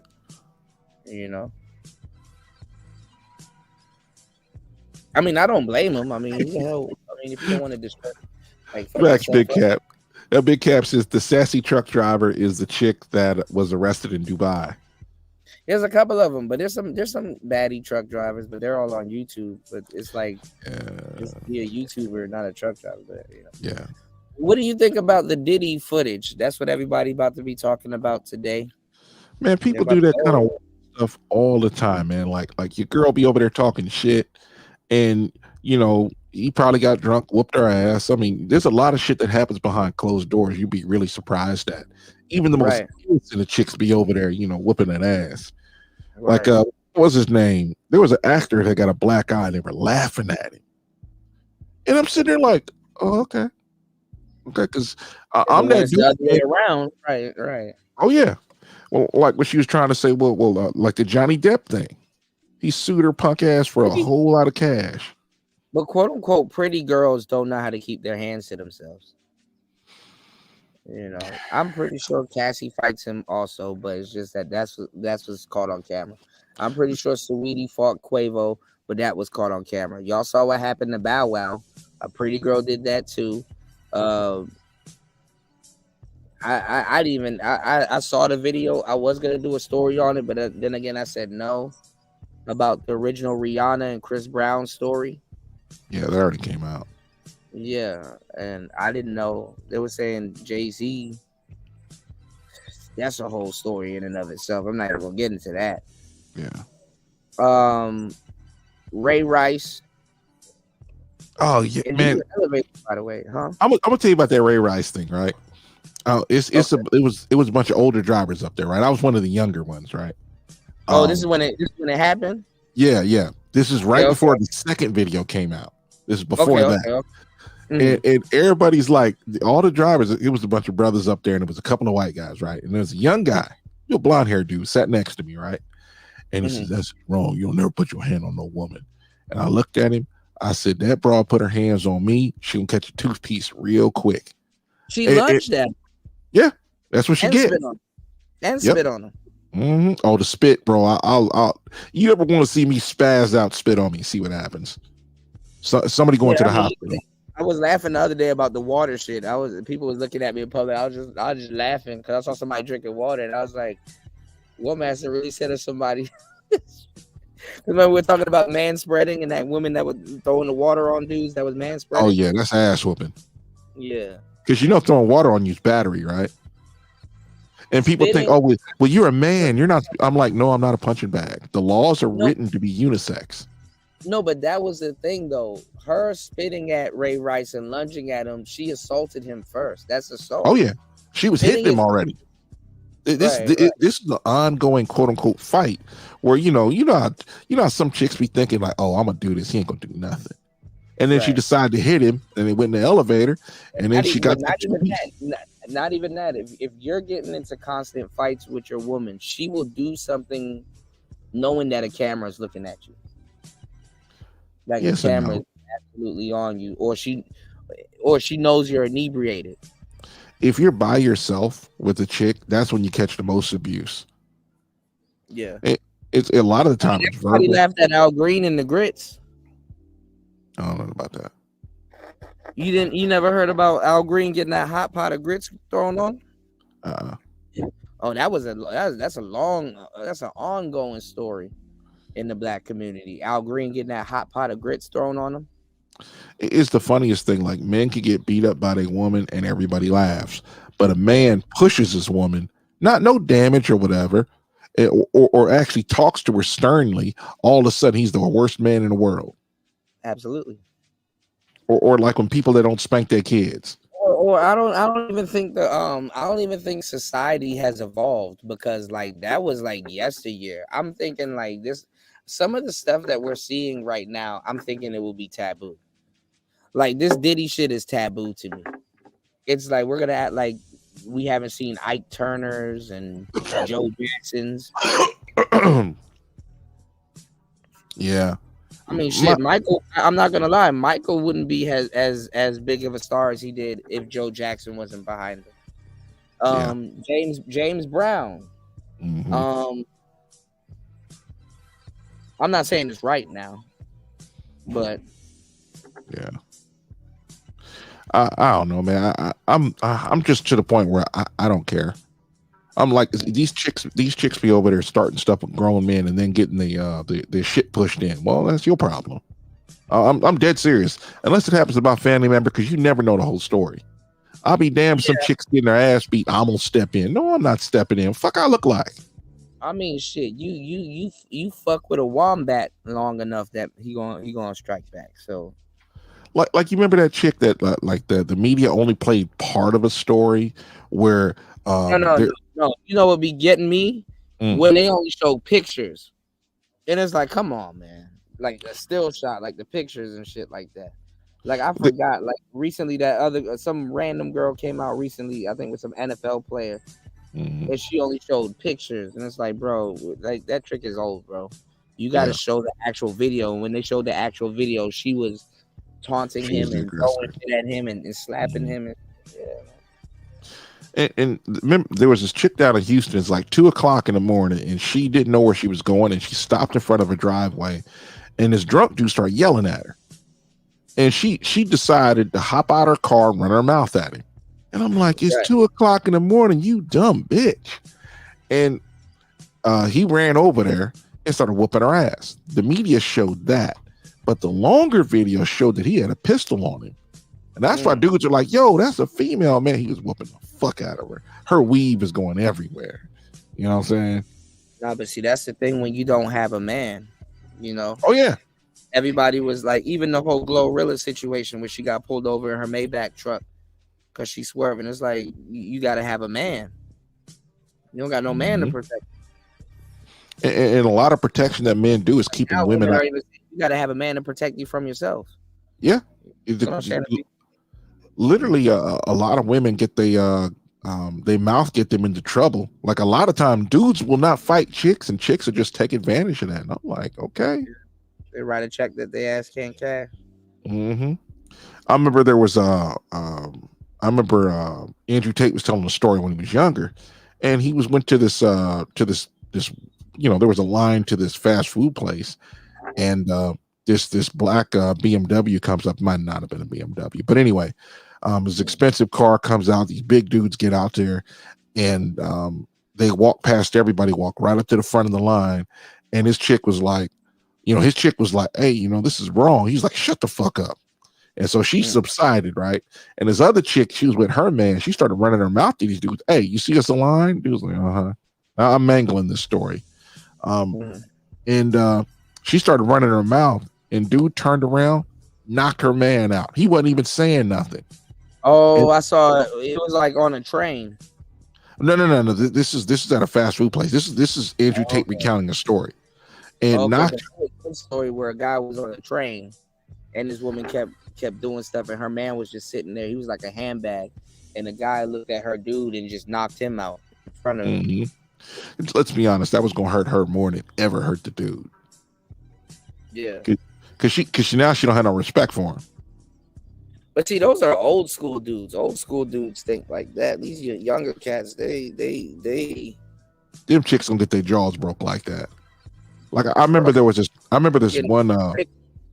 There was a fight between a woman and a man, and the man had glasses on, right? And she was pushing and shoving a grown man. It's like, yo, I ain't your husband. That would have been my conversation. And her man was sitting there until he was like, whoa, he focused on her. And her man jumped up like, I'm gonna defend you. And dude started hand fighting, basically pushing dude. And other dudes I think he hit the brother with his glasses. He straightened his glasses and started swinging and knocked that dude clean the fuck out. And nobody would do nothing. When the chick was haranguing him, nobody said anything. Everybody would just watch, like, okay, fine. Let's see what's going to happen. They're like, nah, motherfucker, this bitch, she takes her life in her own hands, fuck him in a grown man, and he should have knocked her out and then beat her man's ass. I mean, it's the alpha chick effect, It's the alpha chick effect. This is the problem with whores. Whores are the worst type of people. Think this through. A chick that's very promiscuous, I should actually use nice language. Chicks that are actually promiscuous, their whole deal is they view men as less than because they can replace them. Instead of being, that's my leader, that's a dude I'm gonna follow. Right. And these new age chicks are weird like that. I'm like, I have to be telling them, like, look, I ain't your man. Don't ever think I am. Slap the shit out of you and dare you to say something. I mean, it happens. I mean, and women are abusive. Like, you think about the average guy. The reason why the guy knocked the other dude out was because he didn't have his chick in check. It's like he's looking at the guy to kick in. And and when she pushed, like, because a woman pushed the man, like a clean push, and he was like, he was about a half a second from knocking her cold, and that's what got her man to finally get up instead of dragging his woman down, tell her to shut the fuck up. Mm-hmm. I'll be damn, my woman get me into a fight. I'm whooping her ass later, and we're done.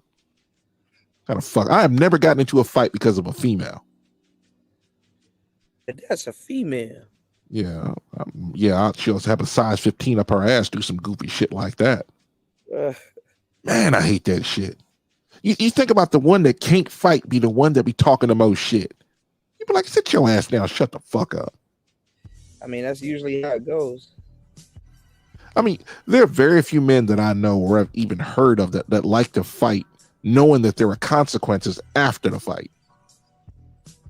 You know what I'm saying? You can get shot, stabbed, killed, whatever, or the police will be showing up at your door with an arrest warrant. I'm not getting down like that. Because he used to be a lot of dudes that would get into that kind of stuff, man. He's saying stuff like this, like you're saying, is common sense. But this is how you get on that male supremacy list. You know what I'm saying? Defending yourself. Well, it's the same thing with the police, right? there are officers like Detective Matt Horton. He calls out the bullshit. Think this through. I don't know about where you at, but in the States, cop walks up to you and wants to talk to you. You don't have to talk to him. You ain't got to say shit to him. You can sit there and not say a word. Right. You don't have to present your ID or nothing. Like if you're not suspected of a crime, yeah. And they keep saying, well, you one of them Google lawyers. I'm like, what the fuck you get your degree? You took a 12-week course, motherfucker, and half of that was learning how to fight. Because they use police to force us to do what they think they want us to do. And I'm like, you can't amend the Constitution because we wouldn't let you. Right. I remember this dude was sitting in a McDonald's. But no, I mean, I'm not even gonna lie. I'm gonna tell you the truth though. Police have every right to think like that because black people just want to resist for whatever reason. So the majority of black people that's like, oh, I know my laws, I know my rights, I know my rights. They challenge the police, and then a lot of them really don't know their rights. So a lot of the police accept the challenge. It's not so much as it's not limited to just black folks. It's everybody, but they definitely do it with black folks. Well, I'll say this: a lot of people look at black folks do fuck shit, and I'm sitting there like the whole thing is you have a lot. Matter of fact, I remember this one dude. He was just sitting in he drove past, he flipped the cop off. Right, cop pulls him over. Policing with his feelings.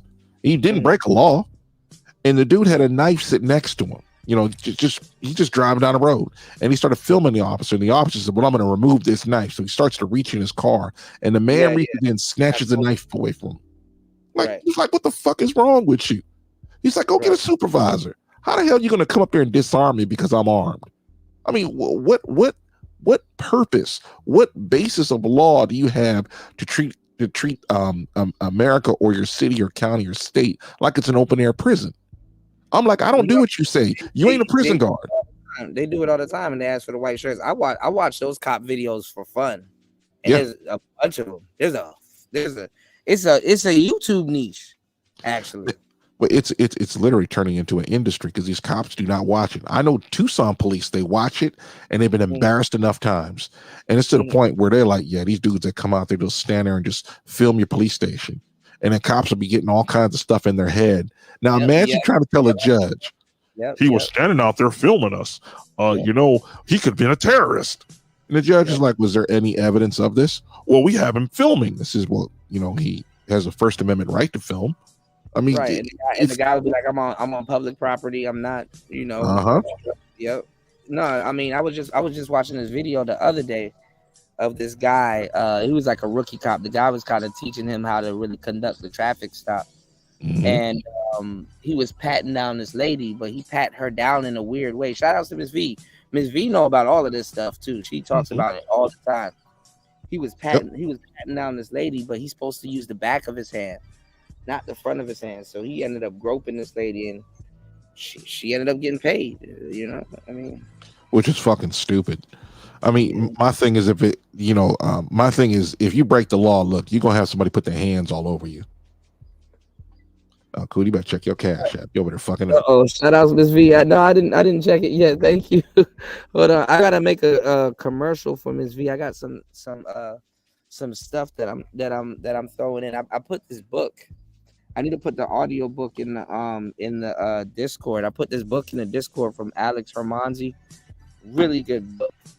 So I'm reading I'm listening to the audio book and reading the book as I go along. So I want you guys to check it out. If you guys have the Discord. Shout out to Miss V. No, I didn't get it. Miss V. Probably stuck in the interweb somewhere. Oh snap! Yes, I did. Shout outs to Miss V. Dropping it huge.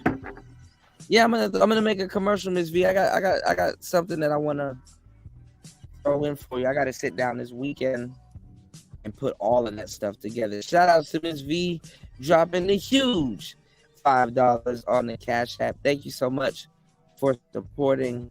Hold on, Air Talk Radio. Hold on. I got you. Here we go. Ooh, yeah, big bag.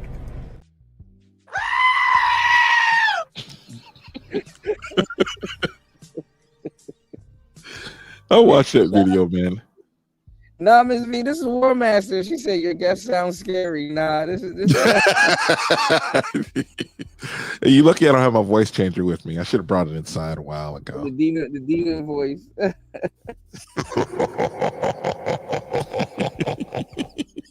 when you know what, when we were looking at Madonna earlier, I was like, that's how Madonna looks like she sounds.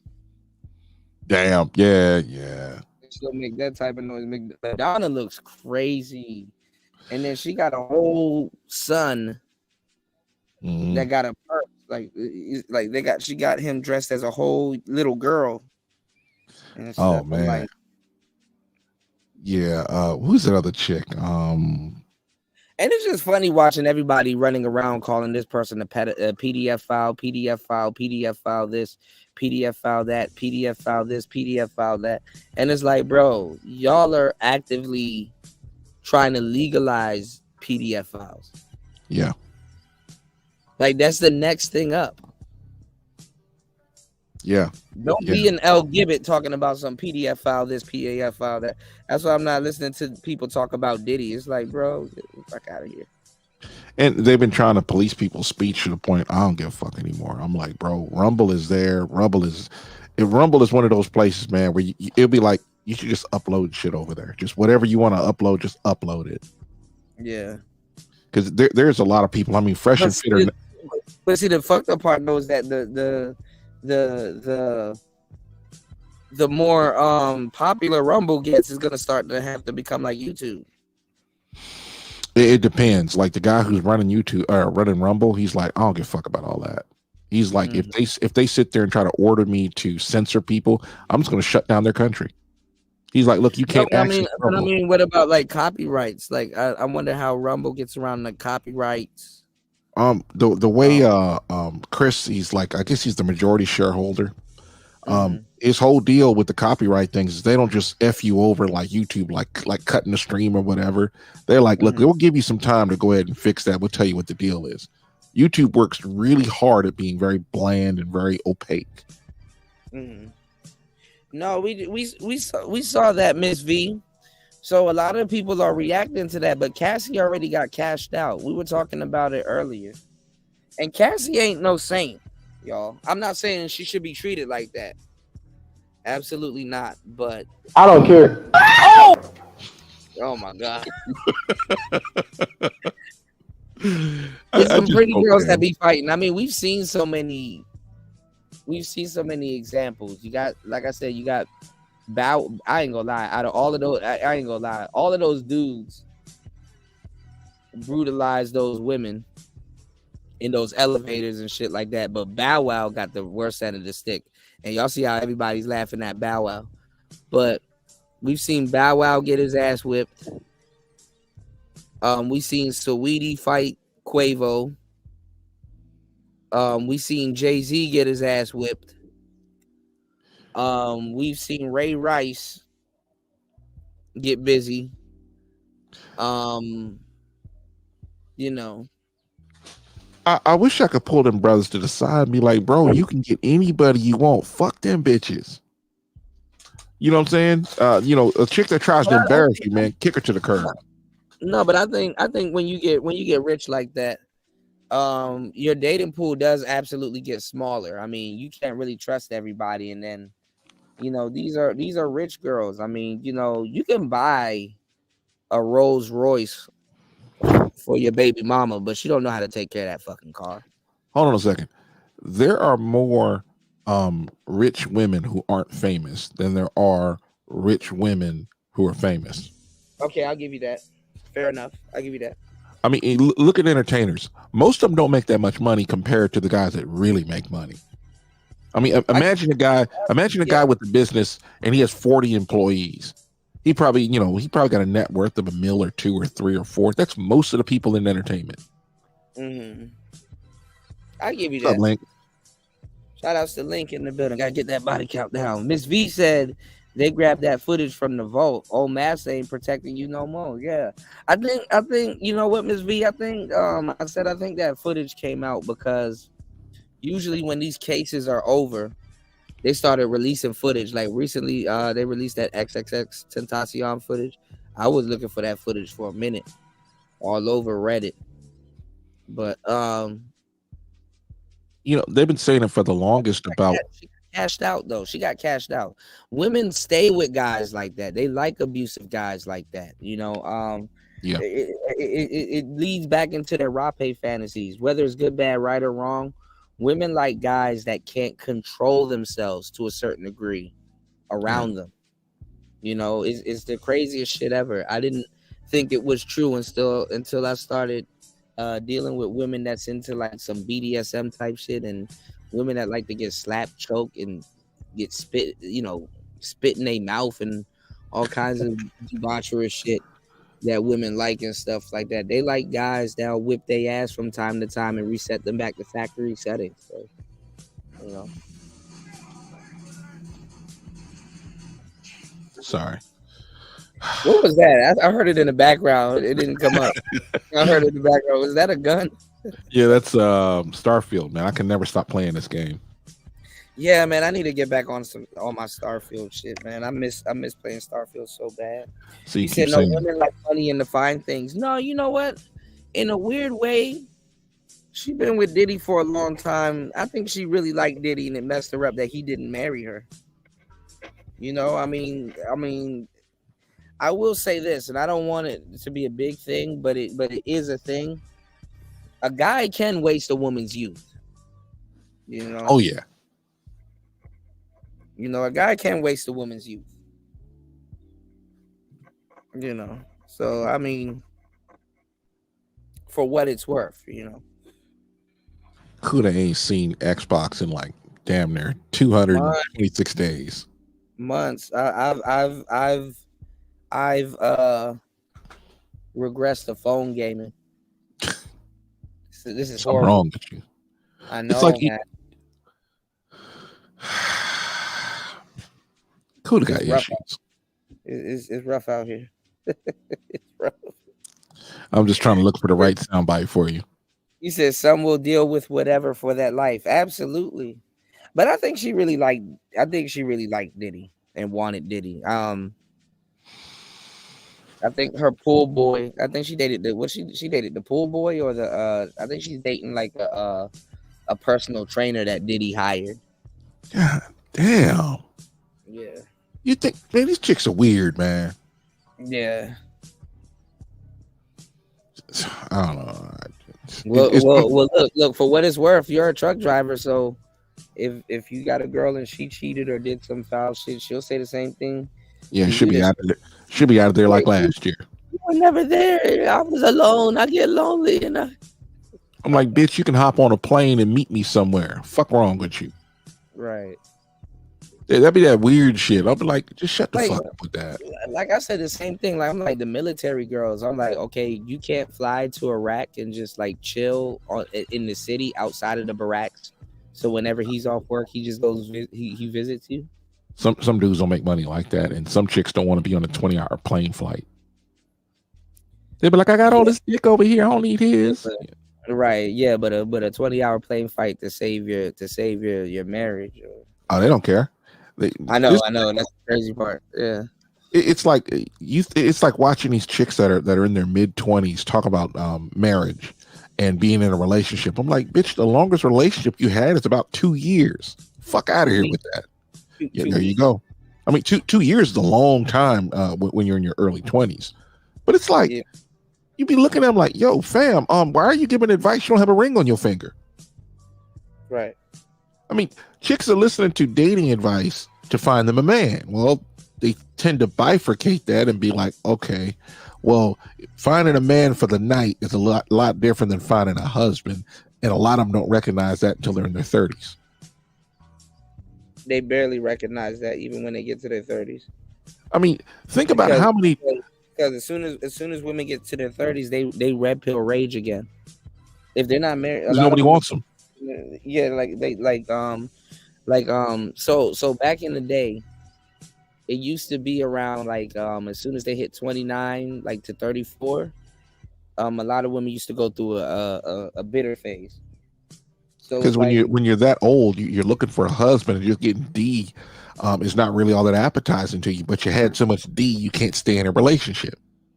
no, Yeah. but it's like if you get to that age and you don't got nobody, it's like before you can even speak any type of sense, you got to get over that bitterness. It's the same Oh thing yeah. with like the younger rage. Yeah. But if they had a man since they were 18 and treated him well, he treated her well. I mean, let's be honest, most guys treat women well. Yeah. But it's just like these old hoes, when they get older, they still hoes. No, but see, but you're seeing, I mean, in a weird way, right? If you look at it, you're seeing it manifest in different ways because some women that would have went through that bitterness stage, you see some of them, Who the fuck is that? Oh my god. Okay. Some women, you see, why is it, That's Raven. first of all, why is it cracked up like that? Why is it cracked up like that? Like, look at the screen. But no, you're seeing. It's funny. You're seeing like a lot of these women turn into pearls. That's funny as shit. You're seeing a lot of these women turn into pearls, and you're seeing a lot of women turn into like they're becoming content creators. You know, they're turning into 60 goddess pearls and whatnot. You know, Think about it like even the married women are turning into pearls. Think about it like this. Look at well, these women have always been that way. That's the thing. But it's like when you have a conservative Republican that speaks his his views, his wants, his needs, and he's black, and you'll have black folks will attack him from everywhere if he's famous. I mean, you even question the left's agenda. No, that's true. Even if they agree with him, also. Mm-hmm. I mean, they'll just attack you, and it's like for the longest time, women aren't men. They don't want to be attacked like that. There are very few women like Pearl, and I have to say it that way. You know, there's Pearl. There's what is her name? Judge Janine over at Fox. Candace Owens. Candace Owens is probably like the happy warrior. She's like, bitches, look. That Amala Okapala girl is now grifting over to who? That Amala chick, the light skinned girl. Oh yeah. She's been a conservative, and she kind of went the way Candace did. They were both leftist, and they come over to the conservative movement. Same thing with Anthony Bryan Logan. Yeah, ABL. Yeah, they worked together. They were all leftist, and we're talking. When I say they were leftist less than 10 years ago. What you call it about to be in our space? Also, Shapiro. And Milo, just give him a couple of years. Milo and Shapiro is going to be in our space. Well, Milo's not that bad, but I'm be honest. I feel some kind of way about Ben Shapiro. I just can't put my finger on it. I do too. I think he did Candace dirty, and he thinks it's funny. Not the small hat thing. Yeah, I think I was just about to say that. I think he did Candace dirty later on to follow her footsteps. And I'm sitting there like, you have no idea. There are so many people. Like, matter of fact, I was watching this guy's from the Crucible. I think his name is starts with an A, like Allen or something like that. I love this dude. Smoke a cigarette. He has no fucks to give, and he would just go in on somebody. It's a great speaking voice. Still sounds like he smokes 12 packs a day, but that's another subject. But like his Batman. whole yeah. And he just be going in. He really talks about how the conservative movement basically abandoned the red pill guys. You know, because a lot of people left the red pill out to dry. But I mean, the red pill been fucking up too. But yeah. Well, what I'm saying is the red pill just said, "Fuck it, we out." He says, you know, we could have drawn them into to the largest religion in the world, and it's like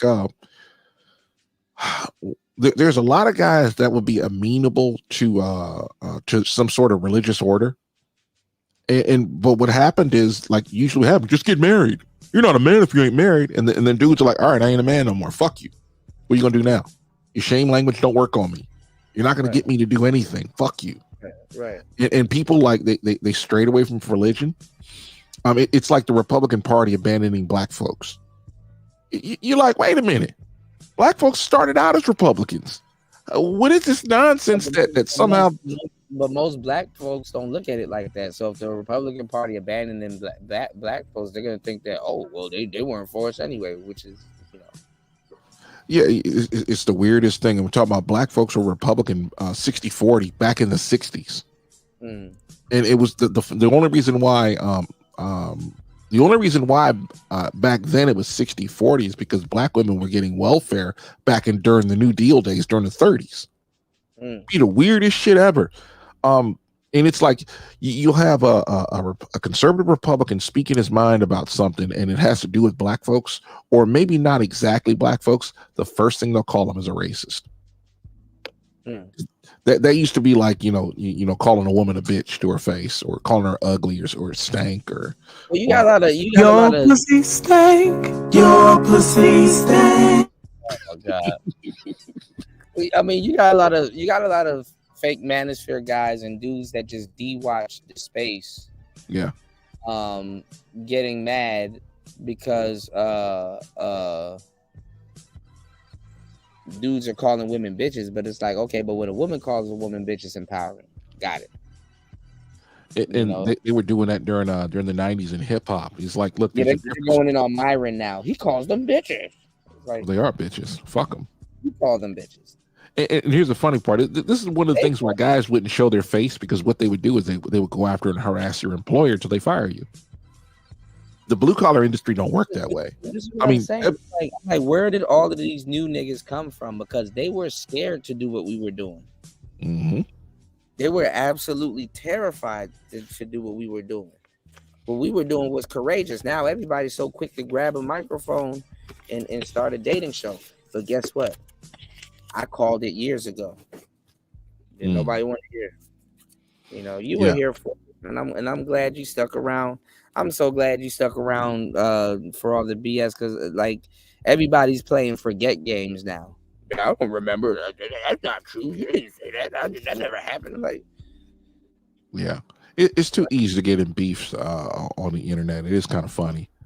I mean, it's to the point where it's messed up, because it's like, what the hell is mediocre tutorials and reviews doing on that damn list?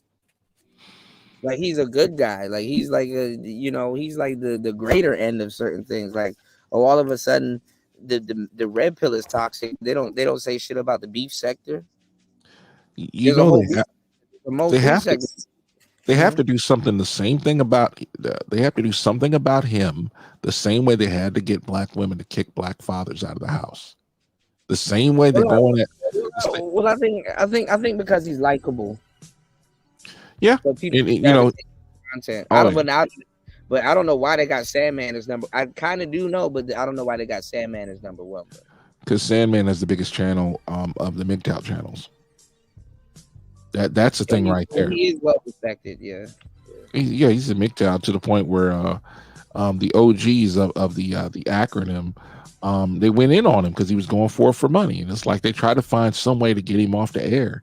And me being me, I would have gravitated over to Rumble a long time ago.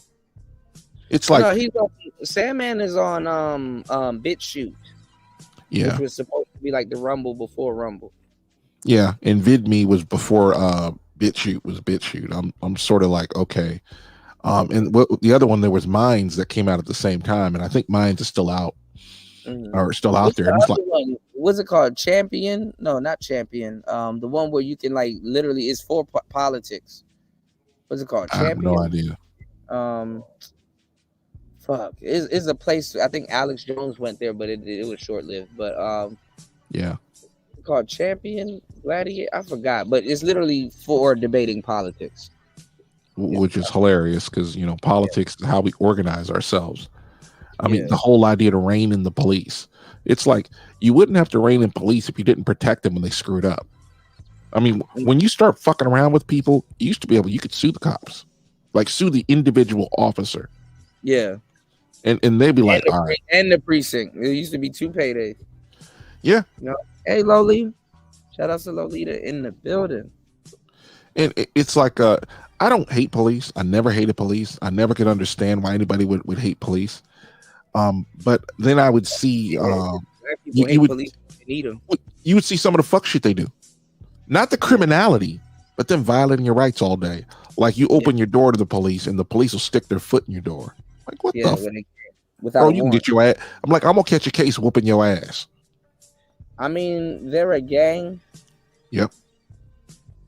but it's like, They act like prison guards. That's the thing that annoys me the most. yeah, damn, you summed it up correctly. Yeah. I'm still thinking about that guy. I guess they were hassling this homeless guy that was sitting in a McDonald's, and the guy just pulls out his camera and records it. And the dude was like, "You want some of this? Like, I'll get up there and whoop your little fat ass. The fuck's wrong with you?" Some of them dudes. I watched police videos. There was one police video where this guy actually made the cop take off his belt and everything in his camera, and they fought. And He got fired for it.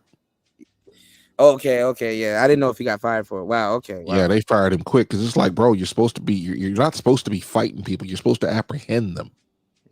Yeah. No, but I mean, I'm not even gonna lie. I can't. I mean, some of the stuff that I do see police go through, I can't blame them because they got to handle a lot of shit.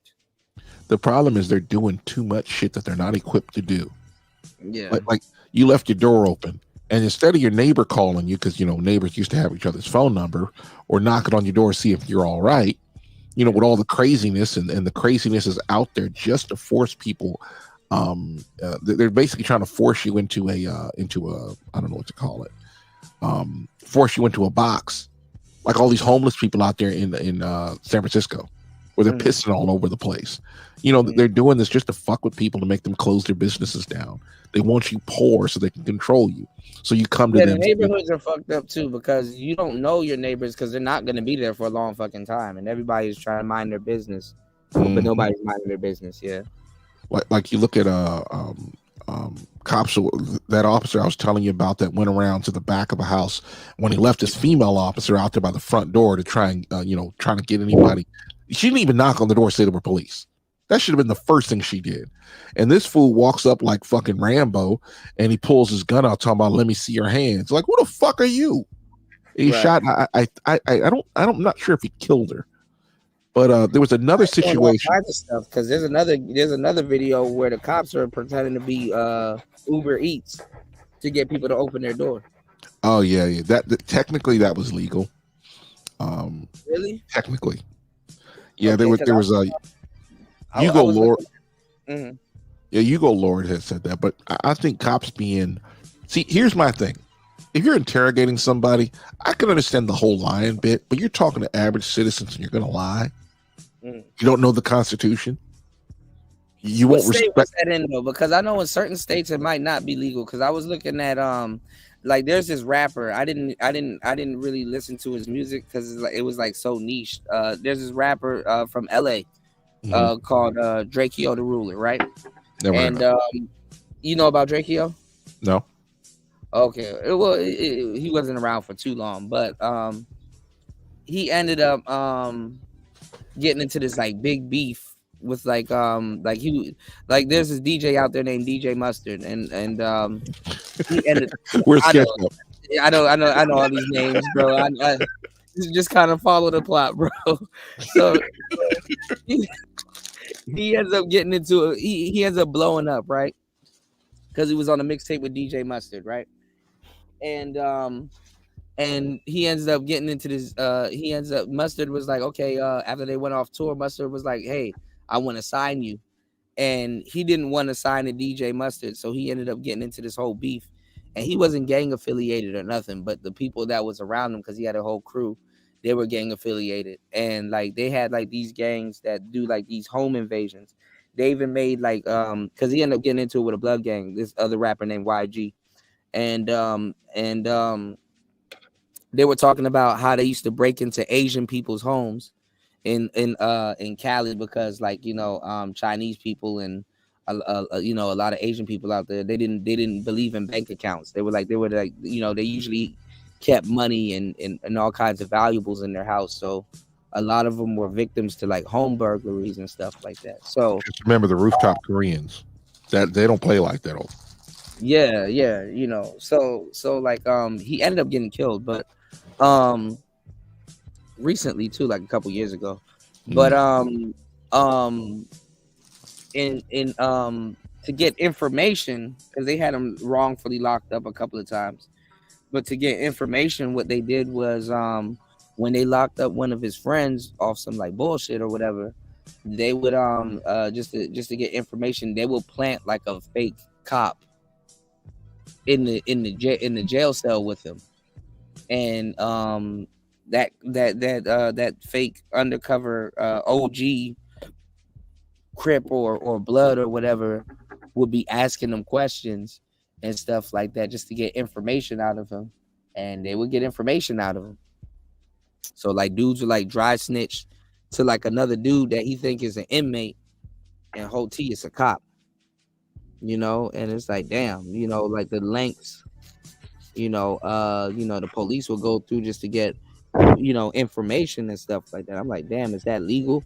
Because it's coercion, you know what I'm saying? Well, that would be just undercover. Yeah, And that is undercover. Yeah. No, Well, because some of these dudes, they don't even need to be coerced. They just need somebody there to just talk. And they, It's like you never let police in your house. Can we come inside? No. Yeah. You never let them search your car. And hey, buddy, they be like, you're not my friend. Yeah, like I'm not your buddy. Right. It ain't that kind of conversation. Right. I don't know what it is. I think they're rewarded with overtime or some other kind of nonsense. The amount of arrests that they get. And my whole, I'm pretty sure they get a bonus when they solve a case. Yeah. My whole thing is some cops say, "Hey, buddy, there's a couple of deputies around here I actually like. I know them by name, good dudes, but it's like it's always that one that's going to fuck around and get somebody killed. Imagine you're not exactly a bad cop, but you get people thrown in jail a lot. I broke up this gang, even though there was one doing criminality, maybe two, and you lock up 10 of them because they're accessories, and you lie to them and they say things that get a bit more damage to the community than actually helping. Yeah, and at the same time, we pay women to have children on their own. You do if you stop just that, you wouldn't really have the problems that you're having. You wouldn't have so many criminals out there. So let's say if you stop that worldwide in America, how long do you think it would take to correct the problem? Think it like this. Remember all them dudes that couldn't get no pussy, right? Mm-hmm. They be looking like a nice.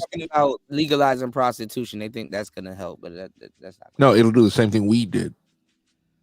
The whole thing is, if you wanted to fix the community, just stop what the left are doing. Stop paying women just for existing or having children. That's not going to fix anything. My thing is, if the government's going to give you money, I think women should have to live life like men. There is no safety net. You're your own safety net. If you don't live your life in the way you're supposed to live your life, you are going to fuck yourself up. Of course, at the same time, we should stop devaluing the currency. Holy fucking shit, man. Think if you made $30K back in the mid 80s, that'd be $164,000 a year right now. In the 90s, it was $90,000 if you only made 30. That's how much money we lost. Like in the 70s, outsourcing it, outsourcing. No, it's not. It's basically what they'll do is they'll come up with all these rules and regulations, and companies are looking at it like, okay, we got to cut our costs. This all happened in the 90s. I mean, Clinton had killed the steel industry by. I never thought I would live to see the day telling somebody to save money is fucked up advice. Yeah, when you're losing more. I mean, when you have a Republican Congress and a conservative president, not just a Republican. Like when Reagan was there, we had a de facto gold standard, meaning we did not print money with reckless abandon. At the same time, he got government out of the way, and we nearly doubled the economy in 6 years. Not the whole 8, but from 83 to 89. And had the debt down, right? We were like in the. Oh yeah, we paid the debt down that the Democrats lied that the debt expanded under him. He doubled revenue to the government. He rebuilt the military. So all this kind of fuck shit that all the kind of stuff that happens, they'll just sit there and lie about it. Yeah. Yeah, you're right, Star P. Yeah, it's like you got to invest now or start a business. Like everybody, to a certain degree, is kind of crazy if you don't have some type of side business or. Yeah, it used to be you could just save your money and just retire on that. You can't do that no more. Yeah. For the same reason they want to break up the family. You know, they want more. The more poor people, the happier the Democrat Party is. Sorry. And if you vote for the Democrat Party, notice they never do anything for black folks, but they always do things to black folks saying that they're helping black folks. And we're just talking about black folks. I mean, they bend over to fucking get our votes. And it's like, if black people really didn't have their ass in the air, like, we really could actually get some type of tangibles, or at least more than what we got now. Well, this is the thing about living in a republic that was on our whole ethos is like, handle your business. You know what I'm saying? You worry about your family, and your neighbor worry about his family. And if y'all need to come together like Voltron to actually handle a bigger project, you can do that. But that don't work no more. I mean, most black people don't go Republican until they get some money. Yeah, because you start seeing a tax bill. Yeah. You start saying, wait a minute, if I make $1, I got to give you 50 cents. And then out of that 50 cents that I have, I got my cost to run out of that. Yeah. I'm barely making peanuts.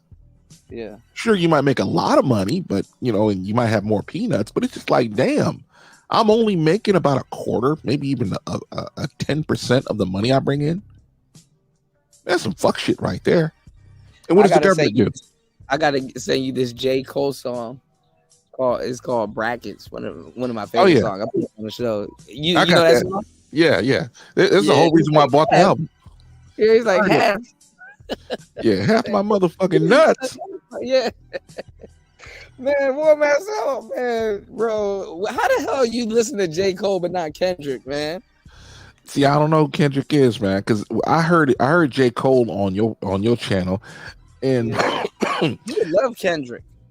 Probably. But I ain't gonna lie, Drake kind of did have a bar. He said, "You always rap like you trying to get the slaves free." Yeah, I can't stand that. I can't stand that kind of hip hop. I can't even. It's hard for me to listen to old PE stuff. You know what I'm saying? Yeah.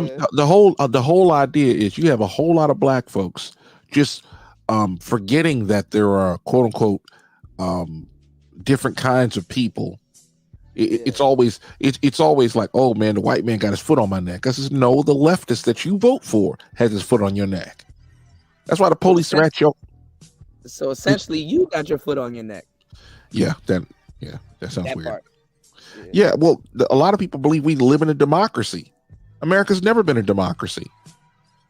And what makes it so bad, people keep saying that this country is ran by a corporation.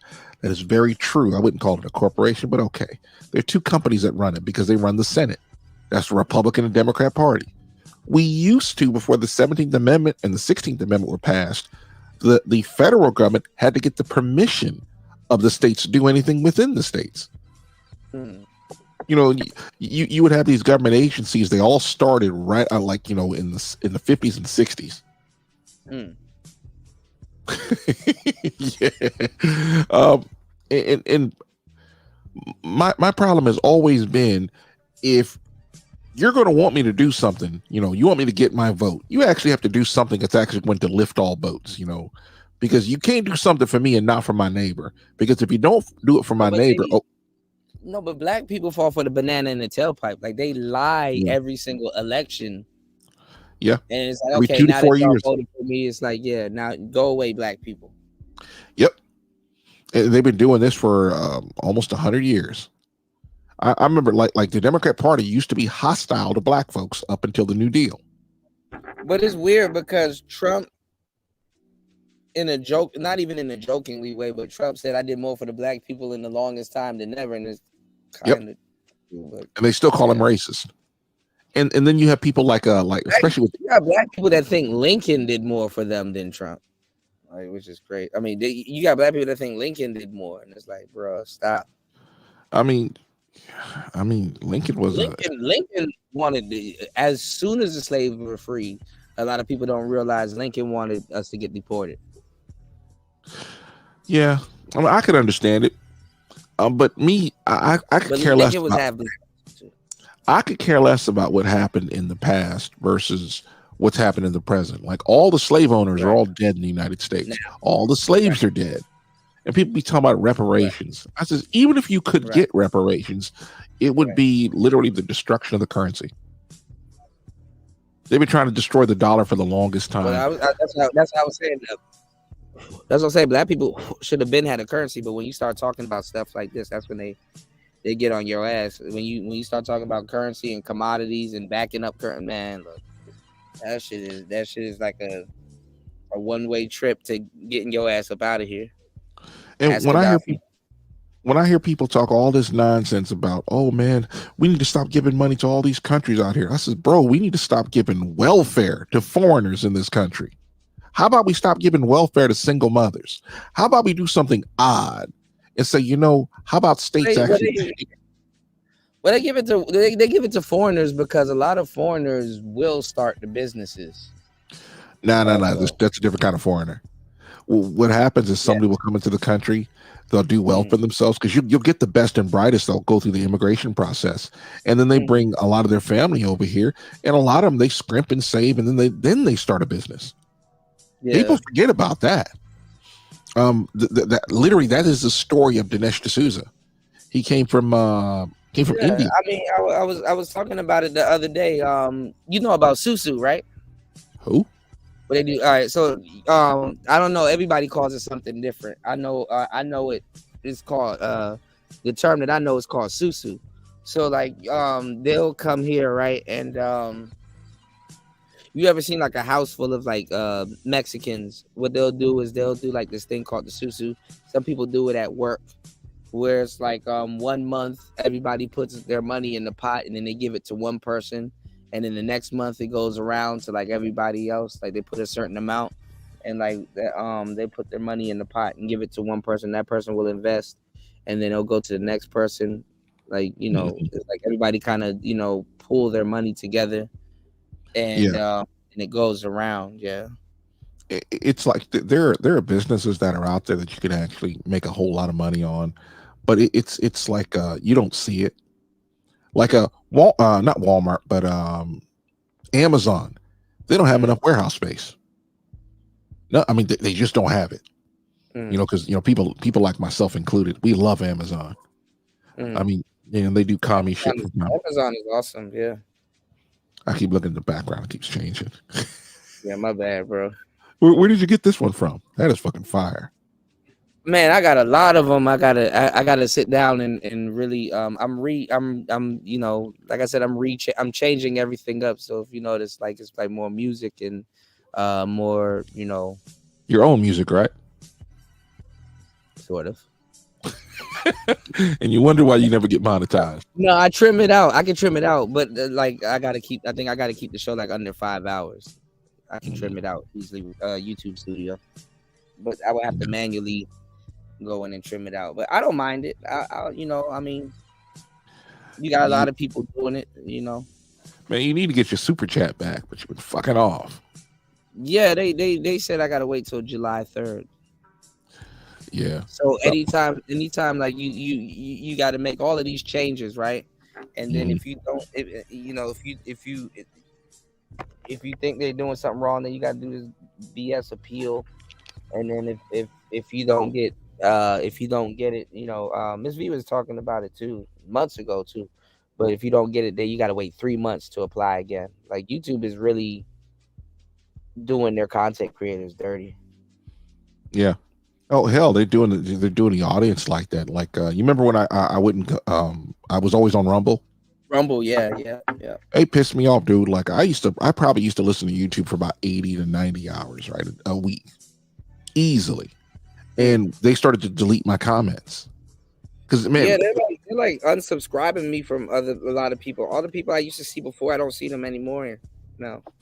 Well, it used to be they would unsubscribe you because they don't like the channel, and then they would do something odd, like they would not actually, when they uploaded a video, you wouldn't see it.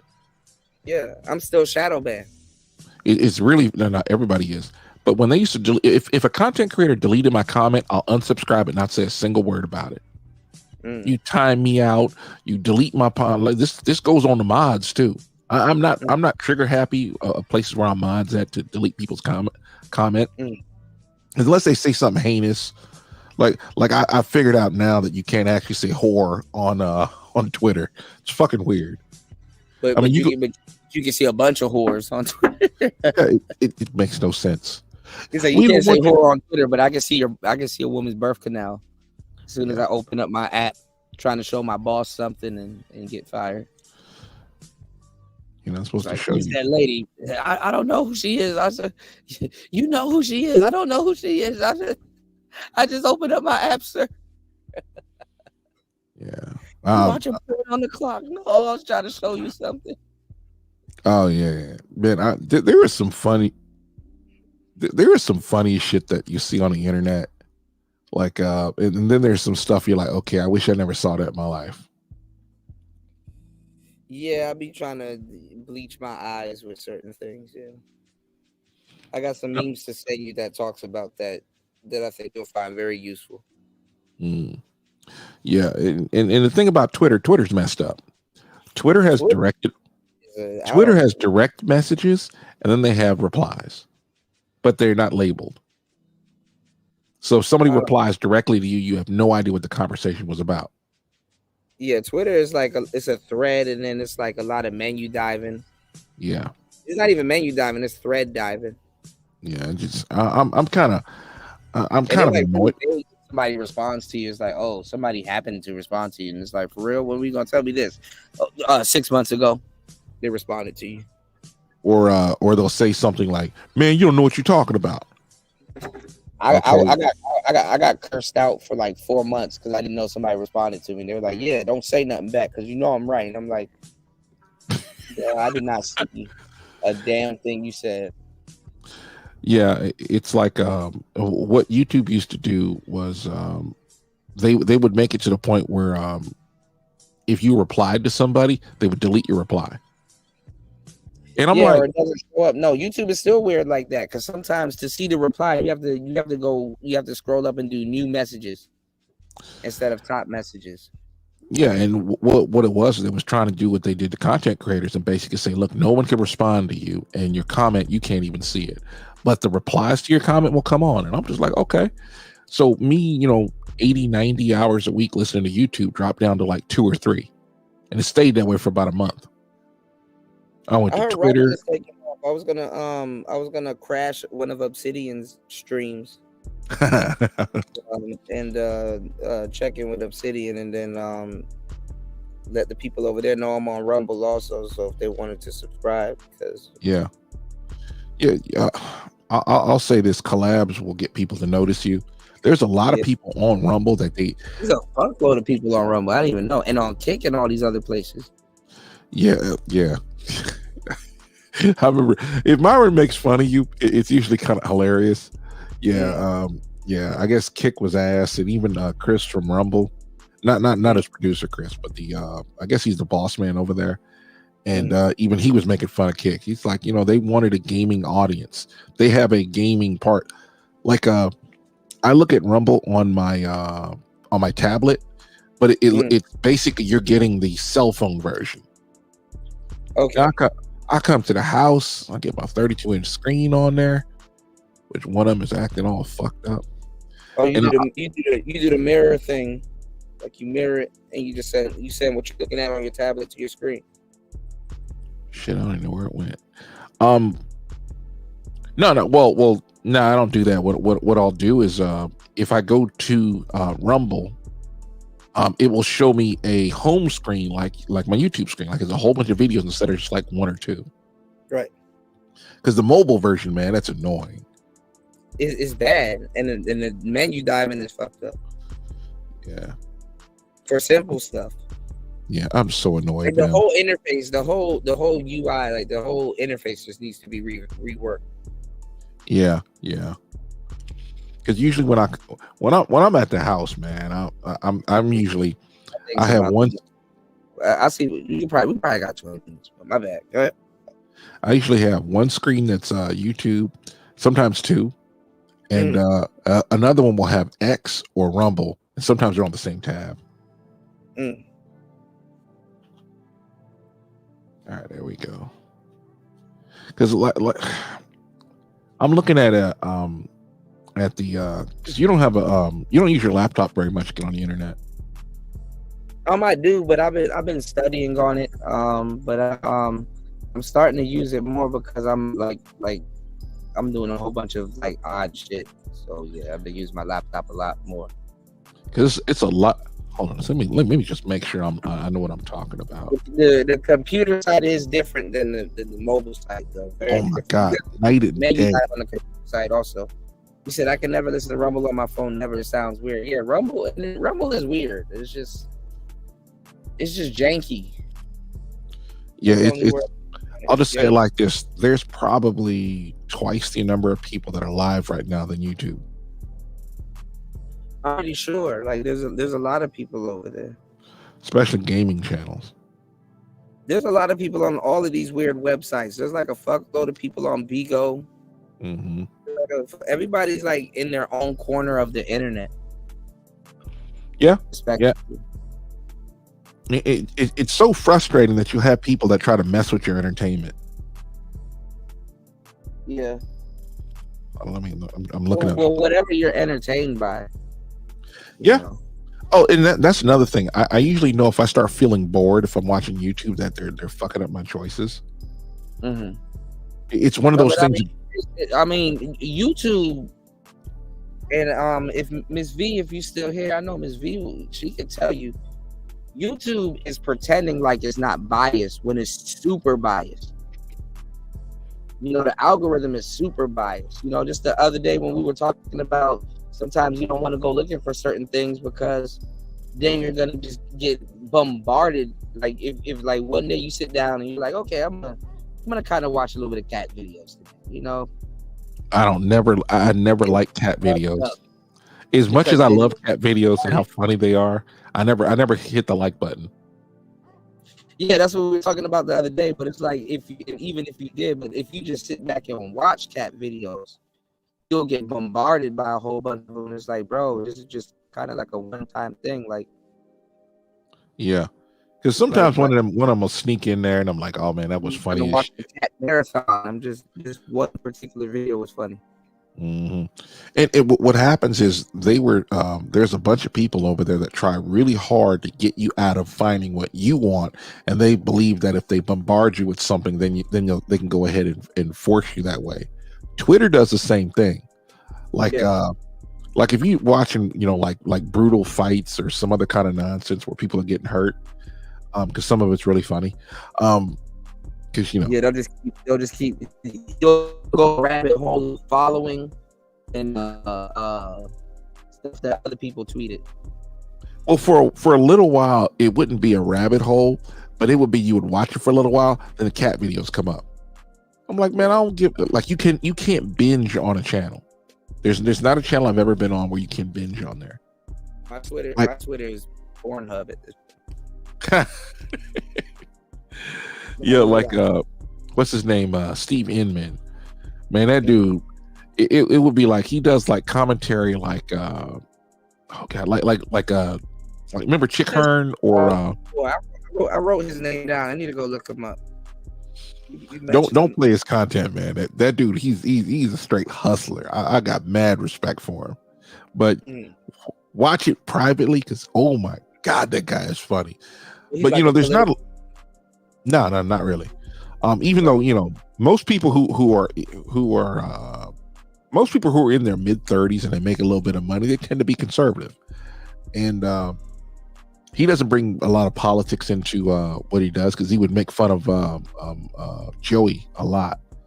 And you know, you'll have over in Brazil, there'll be motorcycle riders, and they'll go try to rob somebody. And it'll be like for a second there, they'll be standing there, and he says, "Say cheese and wait for the flash, motherfucker." He's got that voice for it, man. The Brazil motorcycle video be it'd be brutal, man. You be seeing like undercover cops like just whip out and be and blowing people away. Yeah, and blow them away, man. I thought I was the only one. And his commentary is even funnier, like because he's on Rumble as well. So he reacts to like brutal stuff. Yeah, sometimes it's funny, like some guy tries to rob a pizzeria or whatever it was, tries to sneak in when nobody's looking, and they catch him and they close the door so he can't get out, and they beat the fuck out of him. Yeah, they lock him in there. Yeah, that shit is funny. or somebody gets kicked in the face, he'd be like, he gets a right kick to the snot locker. So he does the commentary because Yeah. there's one guy that has like this cell phone repair shop, and like he repairs people's phones, and when he gives it back to them and they try to act like it, all these things and working, they're trying to run out the store, but he hits like the lock. He has like a button that he hits, like, locks them into the store, and when they try to dash, like he catches them and like locks them into the store, and then he's like, see, I knew you were gonna run, and then he like calls the police. That shit is funny, man. Fuck them. My thing is just pay the damn bill.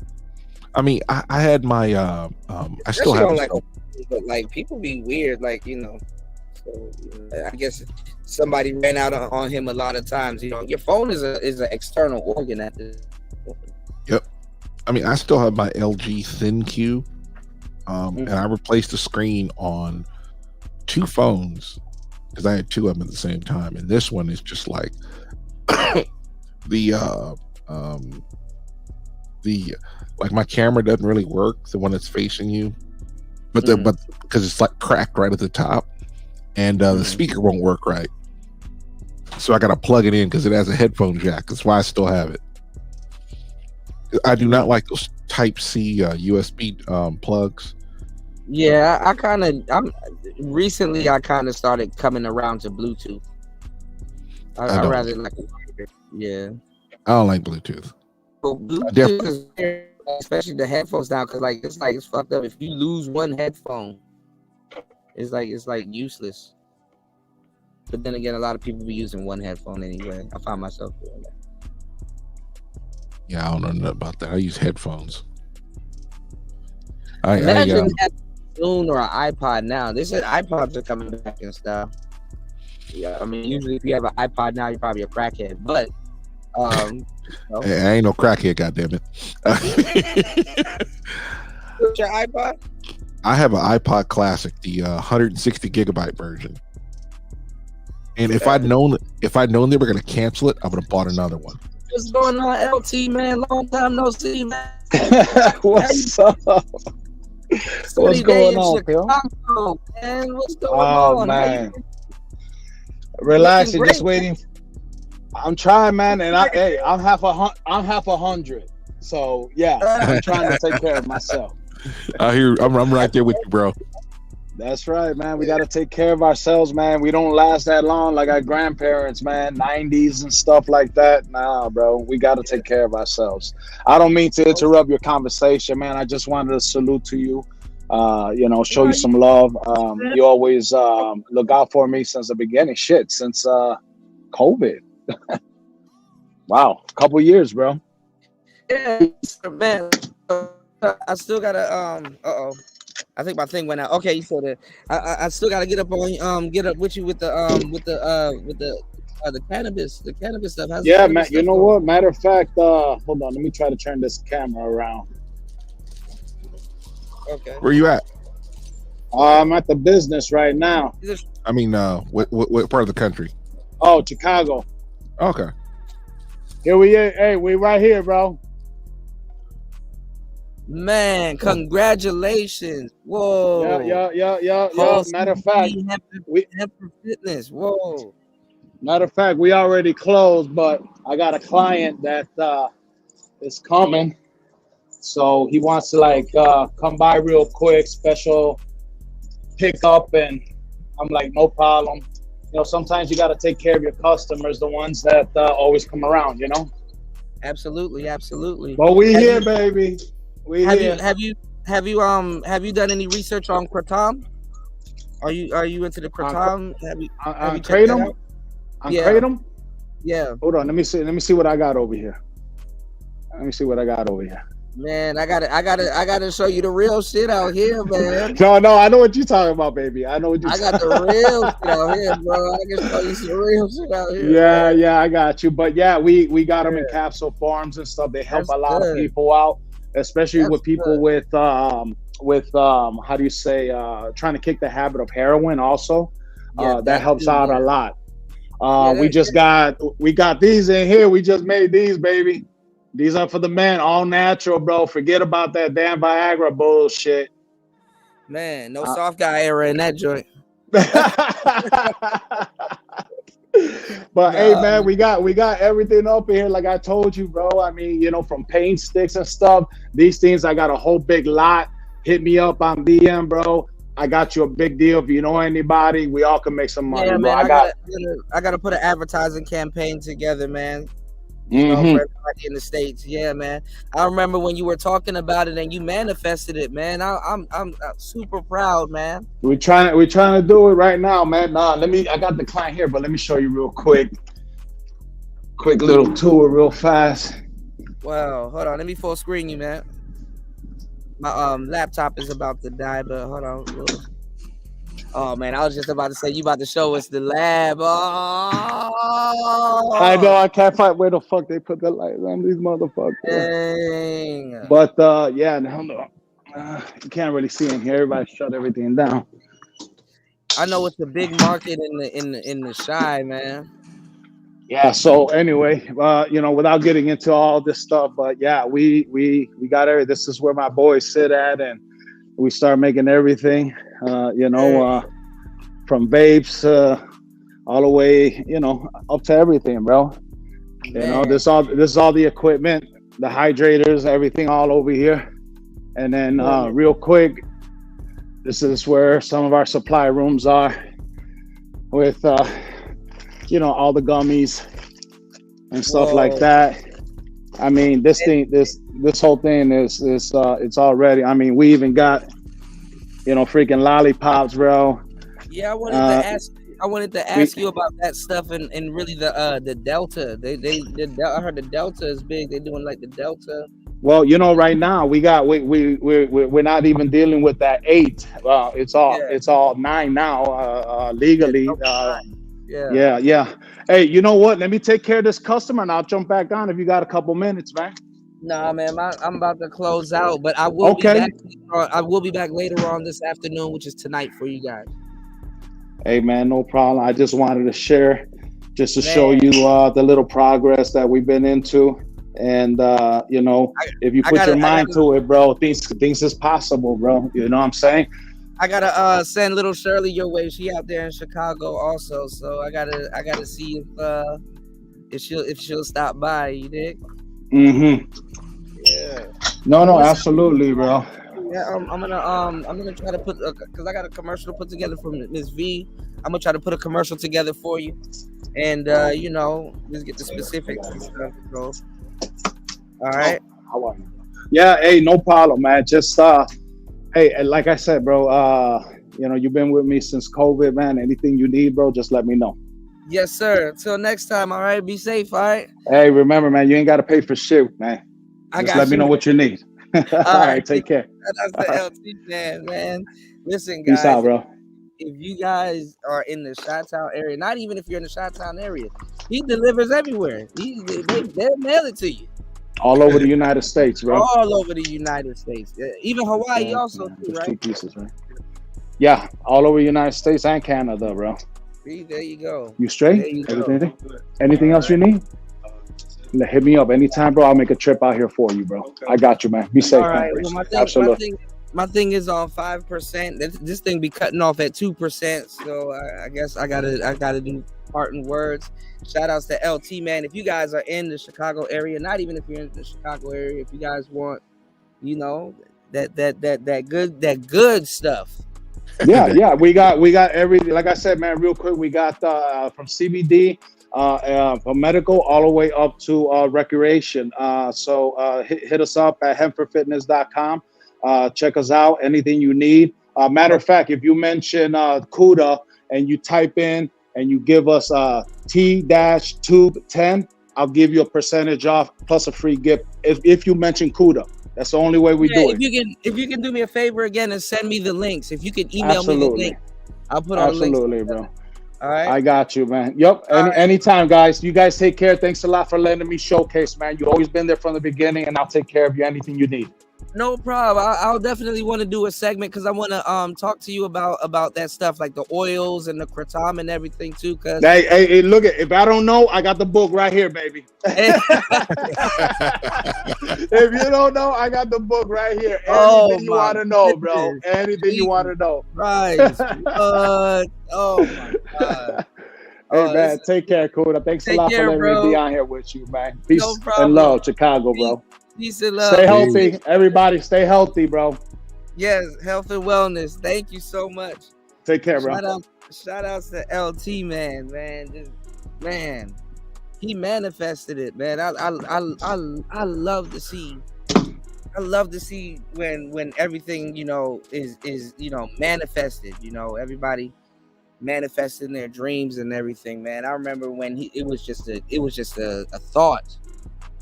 Yeah. Yeah, man. War Master, when you gonna start your show, man? I've been saying it for the longest, and I remember somebody had did something. I'm like, you know what? I'm gonna get my camera. I got one little more part that takes a lot of the shake out of the camera. Okay. If you ever seen one of my videos, man, oh my god, because the truck shakes like a leaf. They got cameras with like active stability, but there's just some things you can't stabilize. But well, the thing about my camera is I have it on suction cups, right? Those suction cups are glued to the vinyl on top of the dash. Right. Problem with that is the vinyl underneath the suction cup. You have to have like a middle piece after the suction cup and then the camera, like a little arm or something. Well, it goes a suction cup, then there goes these discs that the suction cups can actually grip to, and they're glued to the dash. The thing about these things is under like the vinyl that goes over it, because it's just stretched and it's only glued on both or stapled in on both sides. So in the middle where the camera's at, it goes up and down, it moves around a lot. And I said I was going to get a what is the damn thing? I was going to get a load strap. That's what it is, and strap it to the underside.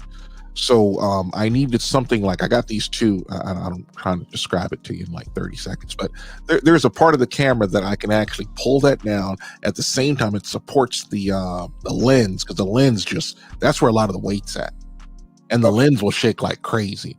I want to give the camera, because I have a cradle for the camera, and that's bolted into the thing that has suction cups on it, and I have these two rods that come out, and then I wrap it around there and hold it down, so it takes a lot of the vibration out. And at the same time, I can hold the lens up, and the lens, because the lens is out there. It's not even a big lens. Okay. But there's a lot of weight out there, so it's just going to shake, and it shakes the whole camera, and so you get vibration. And it's not like the roads are any smoother. The roads are fucked. I mean, they got active stability, but like certain things not going to work with, and shit. I mean, you even see those car, like I've been watching a lot of car content.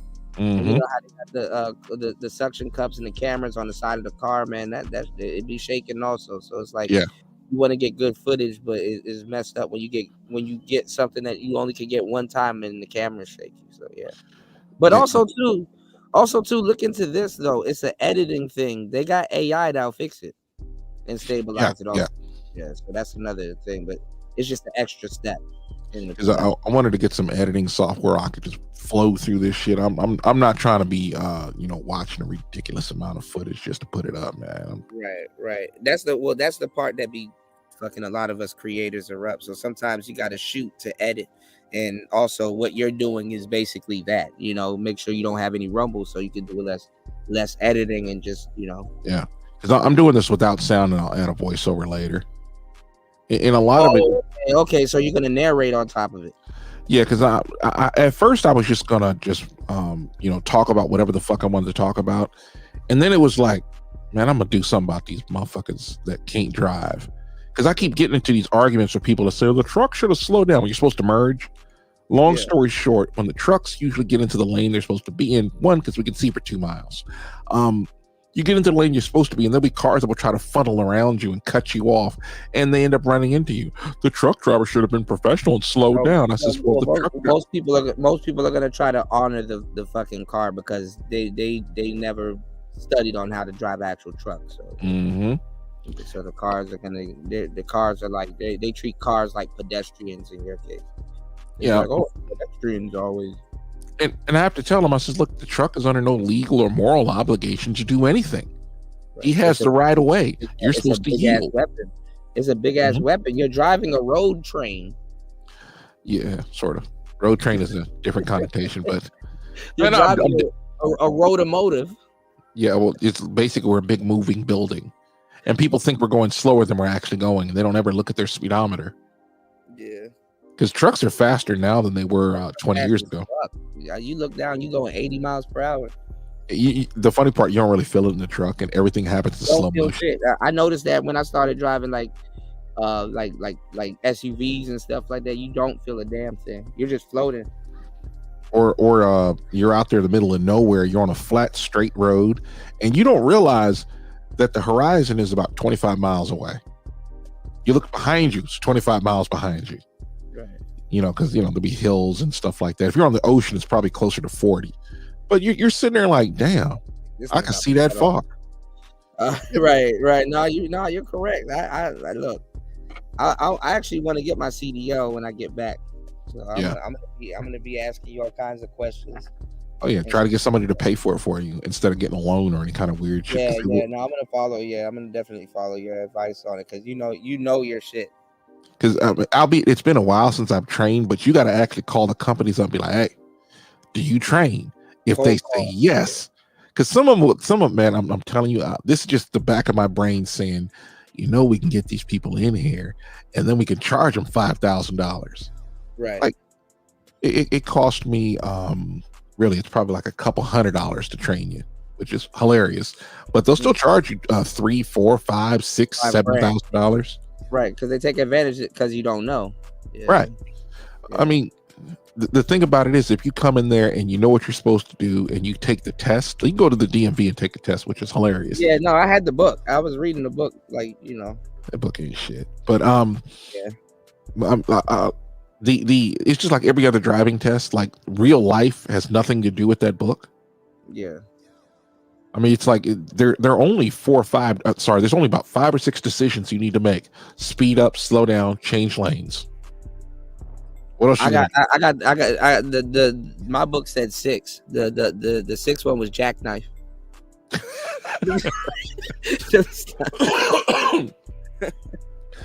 Yeah. Shout out to everybody in the building. All right, this thing is about to cut off like randomly. I'm surprised it's not cut. It's not off now. Where are you at? I'm not close to a plug. I'm on like a roof. I be chilling. This is like my little spot because it's like quiet up here, and I like the air, and I just be going to places where I can focus. I can't focus indoors.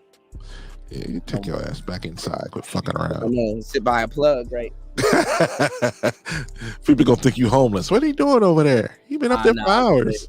I'm straight. Nah, I gotta sit by a plug. I mean, I like going outside, and then if I'm not, and then if I'm outside, sometimes too, I like if I'm at the cafe. And I'm studying. I don't know. I'm like so weird now. Like I never used to be like this. I'm just like an atmosphere guy. So I just need to be in the atmosphere. I enjoy being at home. Because I'm never here. But if I'm somewhere and I see somebody else studying, I'm like, okay, I can study here. Yeah. So I sit down and study also. And then I just end up studying, and I'm like, damn, you know what? It's time for me to do a show. Or or brainstorm, or if I'm editing and stuff like that. So I kind of been getting good results by leaving home. Yeah, I've been here for about almost a week, and I'm just kind of sitting here. Like I don't actually get out of my chair unless an Amazon package comes, or I gotta go to the bathroom. Yeah. But other than that, I don't get up. I'm bro. I'm gonna tell you this about driving. Driving is one of those jobs you will enjoy, and you'll be worn out. And you won't even notice it till you get home. Yeah.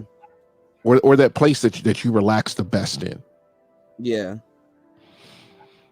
Because I'm like, I don't have a bed here, man. I just gotta make sure I don't fall asleep. Because I remember when I used to drive one time, I was driving overnight and I woke up. I was almost under the tire of a truck. So I was like, all right, you know what?